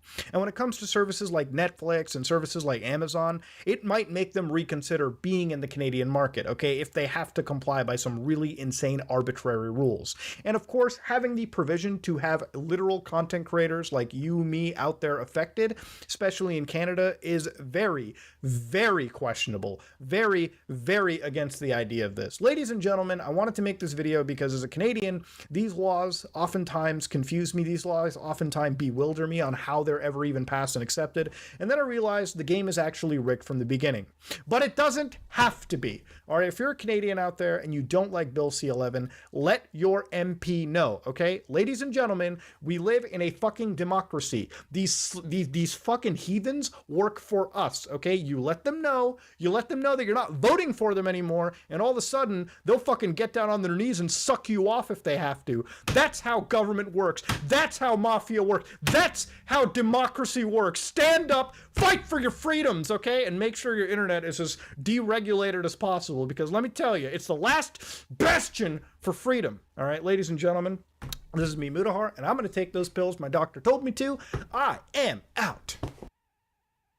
Hello guys and gals, me Mutahar. I got like a bit of a bad ending situation on you. Probably the worst ending out of an entire situation. Now, for the last couple weeks, obviously, we were talking about, you know, the YouTube guidelines, right? Let me start off by saying something. If you ever wonder, wow, Muta, do you sometimes not make jokes like you used to on the system? And the answer to that is absolutely, okay? To be real with you, I have a billion jokes in my head that might be a little too dank for YouTube, if you will, you know, a little too 2016-ish. And I can't make those jokes because the system is so sensitive that I'm not fearing the idea of like a yellow Dolan, like a demonetization. I don't care about what I earn off of YouTube or whatever. Like, that's not like the focal point of making a video. Like, if you make a video to do that, you might as well be making Fisher Price videos, okay? Because that stuff sells the most. Now, obviously, the system's gotten a bit sensitive, okay? If you say the F word too many times, you get age restricted, okay? I don't know what the limit is on it. Like, I guess if you say it in rapid succession, like an AK-47 going off, sure, I guess. Maybe the fact that I just mentioned an AK-47 might be enough to get, you know, an age restriction. Who knows, okay? Like, at the end of the day, all right, YouTube is a bit of a tighter place than it used to be. And I think the combination of that is the bad press it receives from, like, mainstream media sources. I get, like, fucking 20 views. See, I just used the one word in the budget, okay? So I don't know how many times I can use that, all right? Like, this is like Castaway, okay? Like, I only have a certain amount of resources to use here, okay? I've already burned one. But let's get down to it. It's like Payday 2, you know? You have 4 pagers, okay? I've already burned one. But let's get this started, okay? Now, obviously, 2 days ago, you know, I covered a video about, you know, Quantum TV, okay? A YouTube user that, frankly, got a lot of infamy, a lot of vilification from the greater YouTube community because of the way that they approached the YouTube system, because of the way that they approached criticism, because of the way that they approached, you know, just how they handled YouTube, how they were dealing with it. It all started from an Elden Ring review, right, so to speak. Now, Ackman made this video, like, you know, a few days ago, almost a week, where he basically went down and exposed how this one user was basically breaking YouTube's guidelines. It was so bad that you could literally identify all of the guidelines that didn't get broken, okay? Like, you could literally point out, yeah, I could, like, imagine, let me tell you the YouTube guidelines, okay? More YouTubers know about the community guidelines than they know about the U.S. Constitution or their country's legal framework. As sad as that sounds, more people know about, more content creators know about their platform's specific TOS than laws in their country, okay? So when you look at a sheet of YouTube community guidelines, it was actually easier to identify that didn't get broken, that didn't get broken, everything else got broken, all right, and that was pretty much it. That was generally the video. It was an hour-long piece. I was a part of it. Charlie was a part of it. You know, Ackman was definitely a part of it. Quantum TV was a part of it. Review Tech USA was a part of it. A lot of the people in the YouTube community was a part of it. And the reason why we were a part of it is because this is our community, okay? If our community, all right, is bad, if our community, all right, has bad apples, it's up to us to self-police the platform. Because the moment we don't, okay, the moment we, like, let bad activities run rampant on the system is truly the point where YouTube is actually dead, okay? Like, at that point, if YouTube, all right, is just covered with bad apples, all right, and it starts rotting the whole platform as a whole, that means it's just bad news for all of us, okay? Look, we have finite time on YouTube, okay? Like, I'll know that I'll fall off at some point, okay? Everyone falls off. But before you fall off, you got to make sure your platform is rigid. It's strong, okay? So that the next wave of YouTubers that come in realize that they play on the same battlefield as you did, okay? That they have the same level of growth on the platform. They have the same level of community guidelines, all right? And if YouTube is not enforcing it the right way, it's up to us to call it out while we can. Now, of course, Ackman's video was taken down. And I'm not joking at it, he was taken down for nudity and sexual guidelines. I actually asked him about that, and yeah, he confirmed that it was nudity. Now, immediately in my head, when I watched the video, I thought he was going to get hit with, like, hate speech, because he actually covered a lot of the, you know, bigoted statements that were allegedly said by Quantum TV, and I figured, whoa, you showed that without blurring it out. God damn, even I did, and I thought I was going to get taken down for it. I felt a little edgy showing it. I thought he was going to get taken down, maybe for medical misinformation, because I think he left up like an actual, statement about, coronavirus that may or may not have gotten that video taken down just because of the severe sensitivity. Nope, it was community guidelines related to nudity. Okay, and then I looked at why. Okay, apparently it seems as though he made a cucumber joke, sucking on a cucumber. Holy fuck, man! What are we on? Sesame Street? See, I already second pager used right there. Okay, where are we at? Sesame Street? Is Elmo gonna be walking down? Is the Count gonna stand there and go, you got one guideline, two guideline, Is that where we're at? Is this Dora the Explorer? Are we not allowed to make the simplest joke anymore? All right, now when I heard the cucumber and sucking on it apparently is bad enough, it really does show me that the priorities are all wrong. How do you, watch an entire video, manually review the entire video? Apparently, Ackman made the appeal to that whole guideline strike that he got. YouTube apparently watched a 50-minute something video before the 50-minute timer was up. I don't know. But they take him down for it, and apparently, it's on the nudity and sexual guideline strike. Why? Okay, if that's how tame the joke is, then it's time to call out the hypocrisy of the platform. And before I go into it, I love YouTube. I care about YouTube, and in a lot of ways, it's gotten better on the platform. But there are still some situations, there are still some concerns that we have as platform creators that oftentimes just bewilder us. Now, if you're going to take down Ackman's video, a community guideline strike for sexual stuff, why is YouTube not caring about things like naked attraction? Okay, remember a long time ago we covered things like naked yoga? And there was a case to be made that, people were just getting naked doing yoga, right? Like whatever, okay? It wasn't a sexual thing. It was just people doing yoga. Even though there were a couple of videos that I remember from my personal experience that were straight ripped off of the hub. But hey, it was just yoga, okay? You made it bad. Now, on YouTube, I was recently showcased something known as naked attraction, okay? Now, this was brought to me by a YouTuber known as Noak Eric. We had him on the podcast. And when I first Googled this up on YouTube, and I don't recommend you do this because it's literally sexualized content. Apparently, it's a television show somewhere. They've got 8 seasons at least of this stuff. It's literally aired last year, where people literally stand naked. The whole goal, okay, is to look at people naked, okay, sexualize them a little bit, all right, and see what you're attracted to, as the name would apply, naked attraction. Now, plenty of these videos exist on YouTube, but they are age-restricted videos by the community guidelines. Saw the words naked attraction, all right, most likely a bot no less, and decided, yeah, that's age-restricted. That's a bad idea right there. Now, why is it that suddenly that gets age restricted? No community guideline strikes on that. Age restrictions are not a guideline strikes. If your video gets age restricted, basically YouTube's not going to promote it. It'll exist on the platform. It's just nobody's really going to be able to watch it, all right, unless they're over the age of 18. I have a few of my videos like that. One of them is Trafficking Hub Conspiracy, where I literally talked about the evils of the adult entertainment industry. Obviously that video is age restricted, okay? Literally, I'm not even going to contest that. But, of course, I got age restricted. It didn't get a guideline strike. Suddenly, Ackman for, I guess, allegedly sucking on a cucumber or some sexual joke, and I've watched that video numerous times. It did not turn me on, okay? My cock wasn't diamond hard watching that video, okay? So I'm trying to identify the sexually suggestive material, okay? I really am.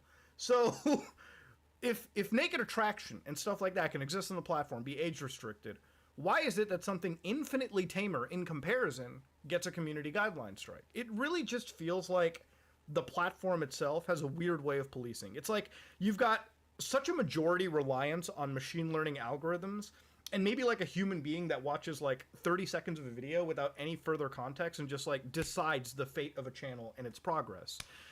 How can a video that for a whole hour straight goes over how another user violates everything in the platform, and yet YouTube punishes the person trying to fix the platform, really trying to expose bad on the platform so the platform can take care of it?